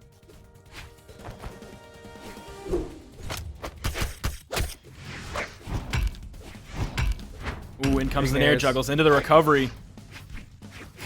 This is what worked in the winners bracket for Pugsy versus Wrenched. That big hammer plays, able to trade out so much damage onto Wrenched. There's the recovery coming out from Pugsy.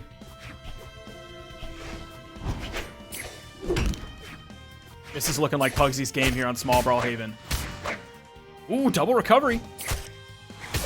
Oh, there again, there's that chase down from Wrenched. Pugsy goes for the recovery, does not get the connection, but the neutral light will stuff the recovery from Wrenched. Pugsy still with a huge lead, this extra stock on top of it.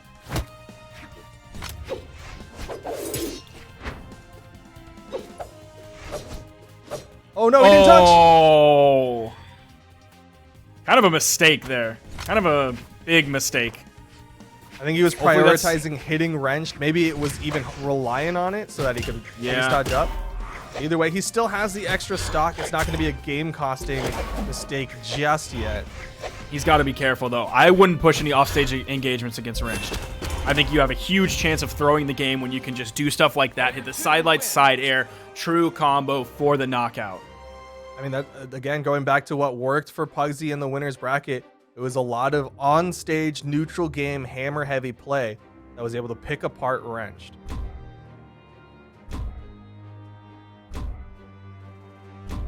Is Wrench going to leave Small Brawl Haven open? I think so. I He think does. the fact that it still came down to final stocks despite Wrenched making an early mistake and getting caught out and losing a stock very quickly, I think that's indicative of the fact that like small Brawlhaven was not the problem there. 3, 2, It's very possible. 1, brawl. Going into this, we'll see if Pugsy can find momentum that he did last time, whether that be from a Gimp or just winning neutral. Wrenched already starting off with the neutral advantage, gets the downlight side air, had the stage control. Again, the sidelight neutralite. Pugsy finally gets the first hit onto Wrenched. This is that power of that hammer. Ooh. Able to take the damage lead off of what, like 4 or 5 hits. There's the sidelight, try to go in for the dare. Pugsy was able to dodge through it, getting back onto the stage.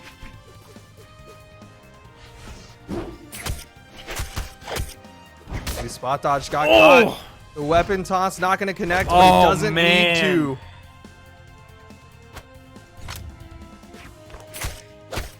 Wrenched is making very good choices on when he wants to engage on the edge versus when he doesn't. Like right now, he's sitting on the stage, not trying to push that off stage against Pugsy. And even when he doesn't push it off stage against Pugsy, a lot of time, especially with Sword, he punishes Pugsy's return to the platform so well, whether it's with a D-Light on Sword, whether it's with a neutral light on Sword. Yeah, he's really good at positioning for players trying to recovery into that corner. He'll catch him with that Sword downlight and then just get the knockout. There's the recovery from Pugsy in return. Pugsy gonna likely be sticking with his hammer yet.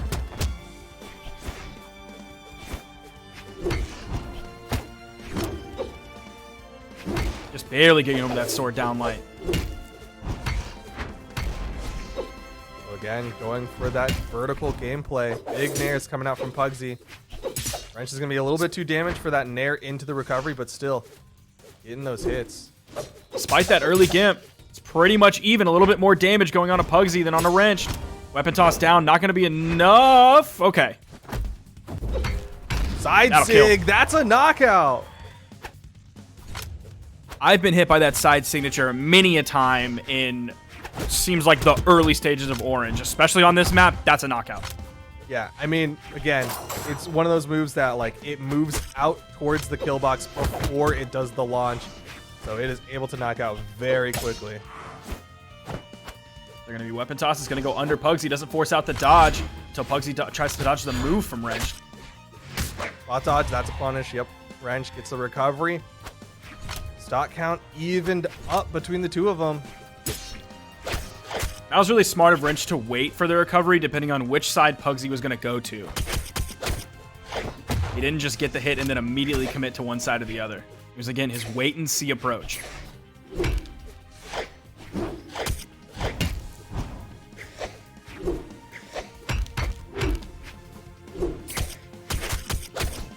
Trading back and forth.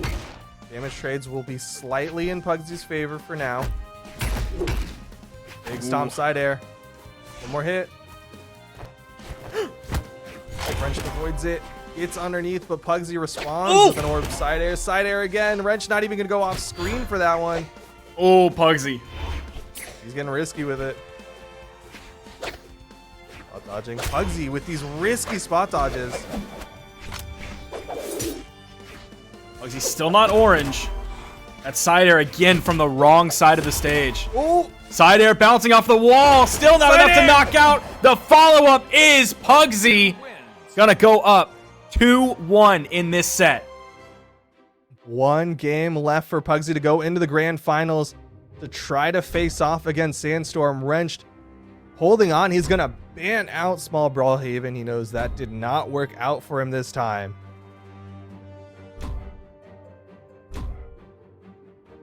Demon Island, Mammoth Fortress. It's going to be Enigma. Huh. Yeah, that's a thinker.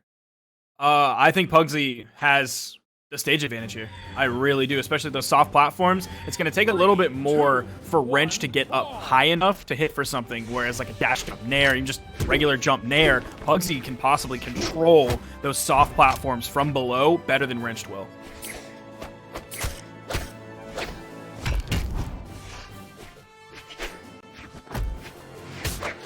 Except right now, Pugsy's the one stuck on the soft plats. Wrenched above him. Jumping a lot of movement before anyone really commits to a move.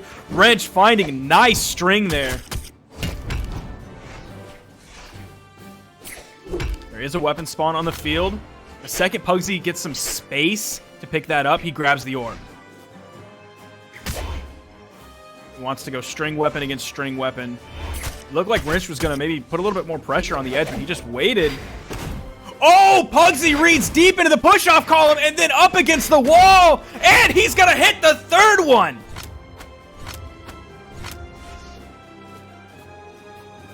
Pugsy with a beautiful spot so far in this game. He started off on the back foot, taking quite a bit of damage. D-Light Gravity Cancel, neutral heavy. That's going to take off the top.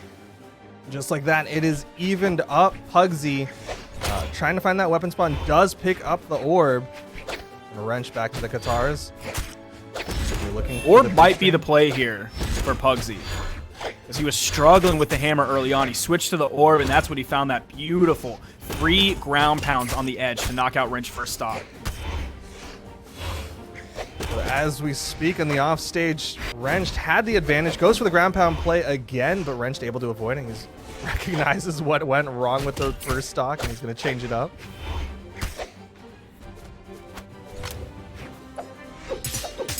So here coming in from Wrench, D-Light side air over on the soft platform. Sitting right on the edge.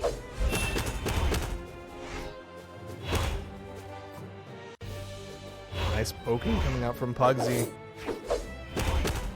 Pugsy controlling center stage very well. Ooh, what?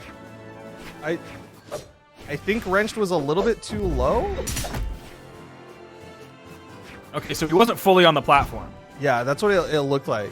Yeah, because that downlight definitely did not send him up high enough for the side air follow-up. Nice side air from Pugsy, though. Doesn't go for the dare on the wall. Instead, wants that stage control. Dodges through. Can't get the turnaround. Ooh, that's Wrench death. gets it. He's going to be denying. Sticking with the Katars. This is his damage build weapon.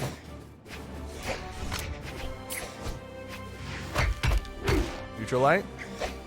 Man, that almost knocked out. Yo, it's got some force on it. The weapon toss has enough force on it. Pugsy able to pick it up. Going to be going high in the sky to deny the weapons, but will be sticking with the hammer again. Pugsy up 2-1 in the set. This game is absolutely tied. Over here on the slightly out of regular pick on Small Enigma. It's definitely not one of the more common maps. These tri-platforms, usually players have a specific playstyle in mind if they want these tri-platform maps. And it seems like when Wrenched is on the soft platforms, he's been doing better than Pugsy when Pugsy's on the soft platforms.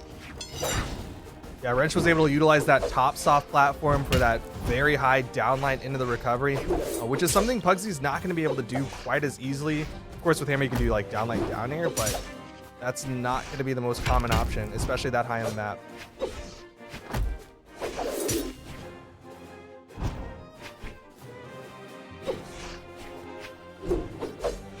Oh man, Spacing. that spacing from Wrench was so clean. Pugsy now the one a little bit behind Wrenched. Hammer coming in. Oh! That almost did it. That'll do it. Wrench gets knocked out. Guaranteed third place finish. And Pugsy will go into the grand finals to fight Sandstorm. Pugsy coming back against Wrench. That first game was looking mighty rough. The fact that it started off with Undertaker and it was pretty rough for Pugsy, that is definitely something tough to come back from. My mental would not have been strong enough to come back from that, but Pugsy was able to tighten it up. Maybe he just needed to get like back in the groove of playing against Wrench, because Wrench is definitely a very unique player to play against. You have to play a certain way against Wrench to be successful. So what you're saying is Pugsy got his groove back.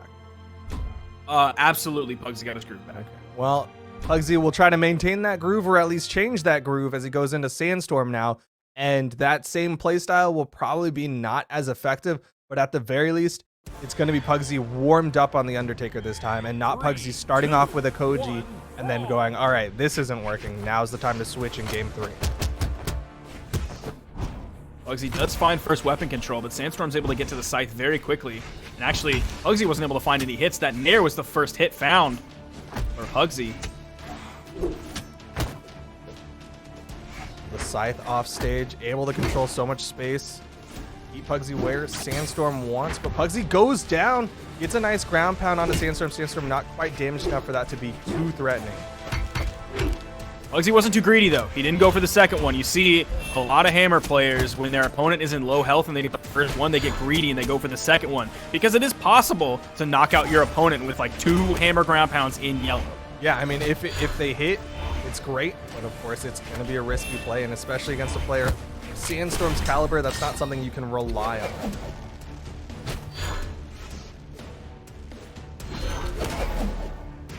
Over onto the corner, Pugsy gets back up safely. Sandstorm, but he has a very slight damage lead. Definitely has the lead now after he gets the sideline into the neutral signature. Here comes Pugsy, going to be looking for the weapon spawn. Finds the hammer. It's an immediate dare, not quite enough. One more should do it. Or a stomp. It's going to be a stomp side air from the middle of the stage. That's going to be the knockout option. Jumping up, throwing that weapon, grabbing the hammer. We are completely even now. Dude, Sandstorm is the luckiest with weapon spawns. I swear. Yo, he just knows. He can sense it.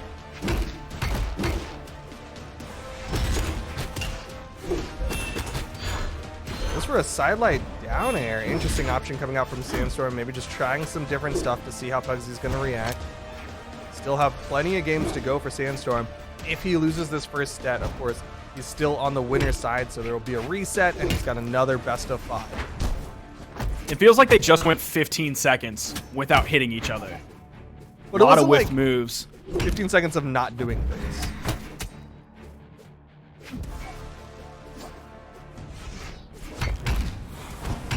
Nice scoop up, Ooh. big nair.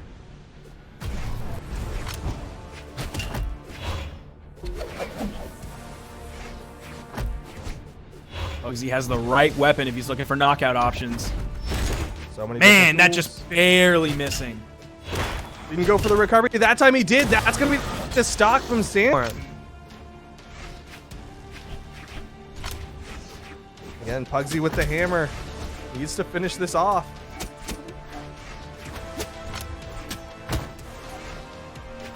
I think a victory here for Sandstorm, unless it's last hit red, is just monstrous momentum for Sandstorm in this set. After coming off their previous 3-0 victory that Sandstorm took. Oh, the backside of it! Nice hit from Pugsy. Even with the current state of play, the way that Sandstorm's playing, I think he's already got the mental momentum. Like, he's just for sure. So incredibly confident. But if Pugsy gets him to last stock red, or obviously takes the game, in his brain, a normal person would think, yes, I can do this. Pugsy now on the red, forced onto the edge. Sandstorm not putting a bunch of pressure off stage. It's just going to be that little downlight, using the strong version of it, the weapon toss hitting. These active inputs from the side. Controlling that corner. Sandstorm switches over to the orb now. Pugsy's going to need to build up this damage. Getting some good hits onto Sandstorm.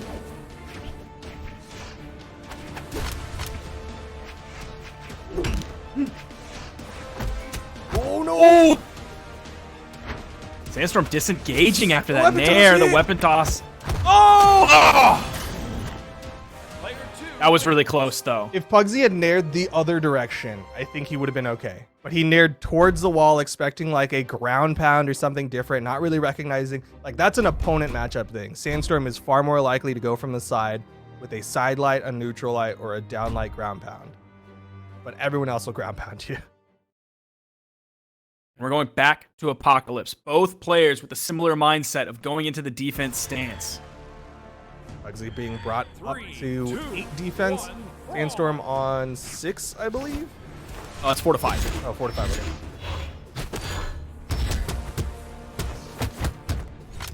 Nice little unarmed 3-piece coming out from Pugsy. Taking the damage lead just by a little bit. Ooh. Orb versus Orb.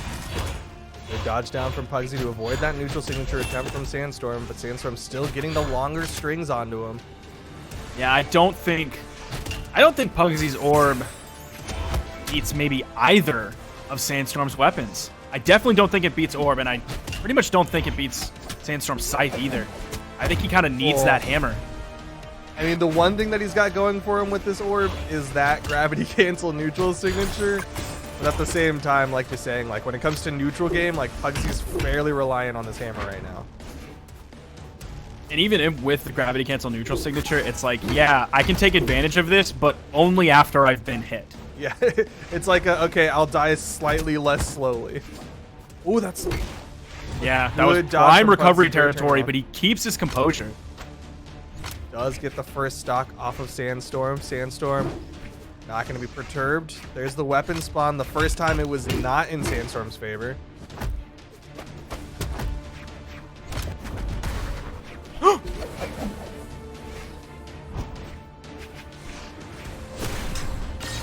Gonna go up? Yeah.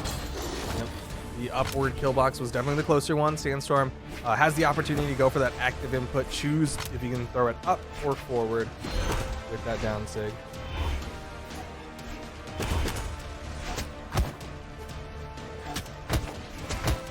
Oh, he caught him. He caught him. He still has the opportunity for the gravity cancel neutral signature. Yeah, Sandstorm was ready for it. It's still a huge threat coming out from Sandstorm.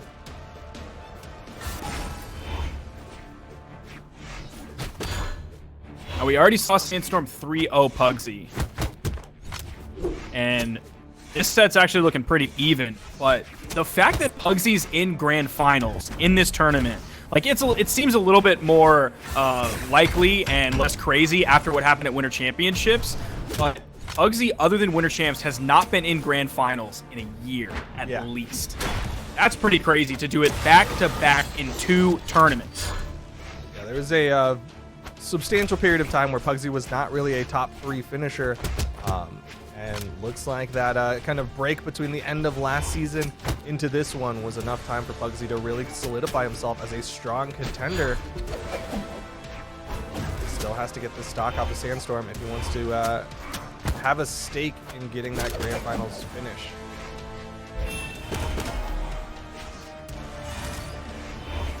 If he does want that stake, he's going to have to tenderize it with something, which he needs a hammer for. Nobody tenderizes meat with a ball. Some people use a pan, though. That's true, but that's not a ball. Yeah, you're right. From the Sometimes you gotta tools that get Pugsy creative, has available to him. right? Ooh! Sandstorm misses the punish. Still avoids the down air. Pugsy barely touching that corner. Wanted to recover as low as he could. The side air will get the stock. Pugsy needs the meat tenderizer, goes even higher, but then waits for the weapon toss. So Yeah, bro, throw that weapon and get back down to that hammer, please. Ooh, just barely outspaces the side sig. Sandstorm still 0 for 20 on that side signature. Actually, wait, no, he hit 1. He did like the down it. I remember that now. Like 1 for 2. Definitely a losing record, though, regardless of how made up the numbers are.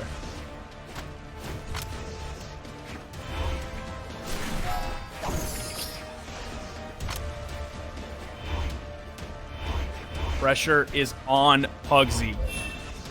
Sandstorm already has 1 victory. You don't want to be staring 0-2 at Sandstorm in grand finals. Down sig will do it. Sandstorm 1 game away from being crowned the CEO Dreamland Online Champion. And Pugsy gonna make the swap.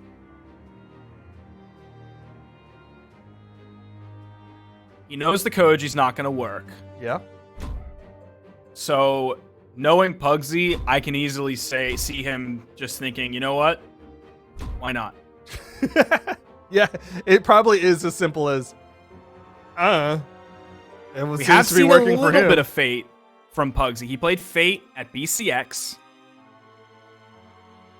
Yes. Once it. in a year. Anytime he's reported his character Yeah. in the past year, he's played Fate at one time at BCX. All right. 3. Well, did he win that one time? Brawl. I don't know. All right. Well, we'll pretend he did. So he's got a 100% win rate with that fate so far. I'm gonna guess no. Because he placed 13th, and typically we see characters reported like in the later stages of the tournament. So I doubt he has a 100% win rate. All right, he's got a 50% win rate with that character so far. But either way, he's playing that fate against Sandstorm for game number 3 in the grand final. Sandstorm with the big scythe string trying to lead into the signature for the knockout, wants to finish this one quick, and Pugsy gets the corner touch.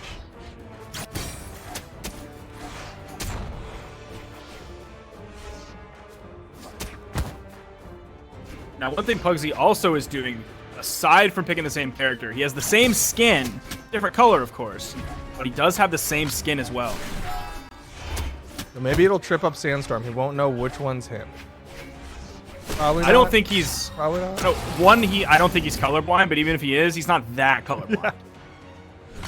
Sandstorm does get the first stock. Pugsy did a good job of getting that damage built up. Like, Sandstorm had a pretty solid lead at the beginning with the scythe plays, but still, this is troublesome for Pugsy.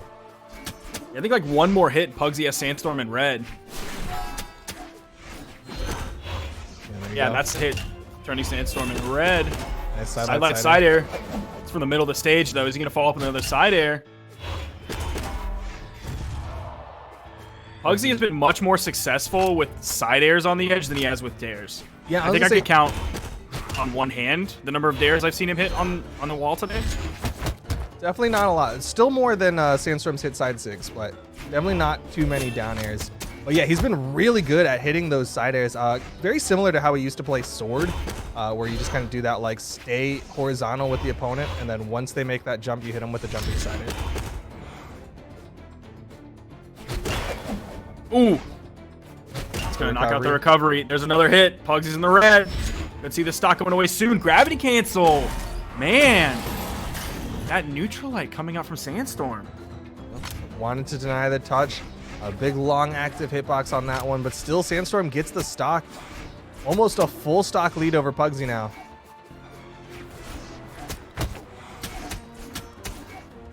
Side string. Yeah, Sandstorm opening up this stock very well. Pugsy at a loss for how to deal with either of Sandstorm's weapons. Oh, no. Oh, the bottom side of that. Oh, no. He still got the touch. He still grabs his weapon. Look at the way Sandstorm's playing. He's just playing with his food right now. Stuttering across the map. Not a care in the world, Sandstorm. One stock away from being crowned the CEO Dreamland online champion. Yeah, he's definitely feeling himself here. Weapon spawn going right over Sandstorm's head. Not even worried about it. Standing still in the middle of the stage. He didn't get the BM spot dodge. There's the side sync from Pugsy, though. Yo, that's the moral Showing victory right there for Sandstorm. Pugsy. Showing Sandstorm how to do it. And that will be it. Sandstorm is the victor, crowned champion in 1v1s and 2v2s for the CEO Dreamland online tournament. I want to see Pugsy tighten up that orb, and I think that Thor pick is going to be a very scary pick. Yeah, I think the Thor pick was very solid. Definitely the hammer is incredible. I'm kind of curious why he didn't just try a different hammer character. Like, obviously, we saw Boommy when Yumiko wasn't working, switch over to the Cassidy. We've seen people switch around with hammer characters, so it is interesting that he was like, no, I'm going to either stick with this or even stick towards the orb side of things. But I would like to see where Pugsy can take this, because clearly Pugsy is a strong, what is the word I'm looking for? Opponent, and there's plenty more in this 2020 season to go. Yeah, I think there's going to be good stuff for Pugsy this year. Probably his best year ever in his entire career. I feel like I say that every year for Pugsy, but I think definitely this year is the one. The fact that he's made it into grand finals twice. But who's going to stop Sandstorm? Is that ever going to happen? Who's going to be able to stop him online? Because, I mean, our tournaments are online now. I think he's going to have much more success online now in singles than he has a little bit in the past. Because sometimes we've seen him slip online a little bit. But I think now that this year, so far at least, is predominantly going to be online, his online is going to be nutty. Hopefully, we eventually get to the point where we have a LAN. His LAN's going to be nutty. This could be yet another year of the storm. Not just Tempo Storm, but Sandstorm. Yeah, Sandstorm has been having an incredible esports past 3 years, I want to say. So he's definitely going to be maintaining that momentum, but we'll see how well this year progresses. Congratulations to our winners in 1v1. Sandstorm in second place is the Young Pug, in third place is Wrench, and then congratulations to the 2v2ers as well. Again, our champions, Boommy, and in the 2v2 side of things. Thank y'all so much for tuning in. That is going to be it for CEO Dreamland Online. Make sure to tune in tomorrow to the esports dev stream. I think y'all are going to have it. I don't know. But it'll be right here on this channel at 5 p.m. Eastern? Yes. Okay. For all the highlights from this weekend, in case you missed anything, even if you didn't miss anything, stay tuned to that. They're going to talk about a lot of cool stuff on there, the best stuff that happened this weekend. Also, keep your eyes peeled to the Brawlhalla Twitter for what's going to go on with Spring Championships. That'll be probably somewhat around the corner, not as far away as you think. So start practicing for that, start getting ready for that. Everybody needs to be playing this game. We're all stuck inside anyway, so you might as well have something to do. I'm Sparky878 for Duke. Thank y'all so much for tuning in. That's the tournament.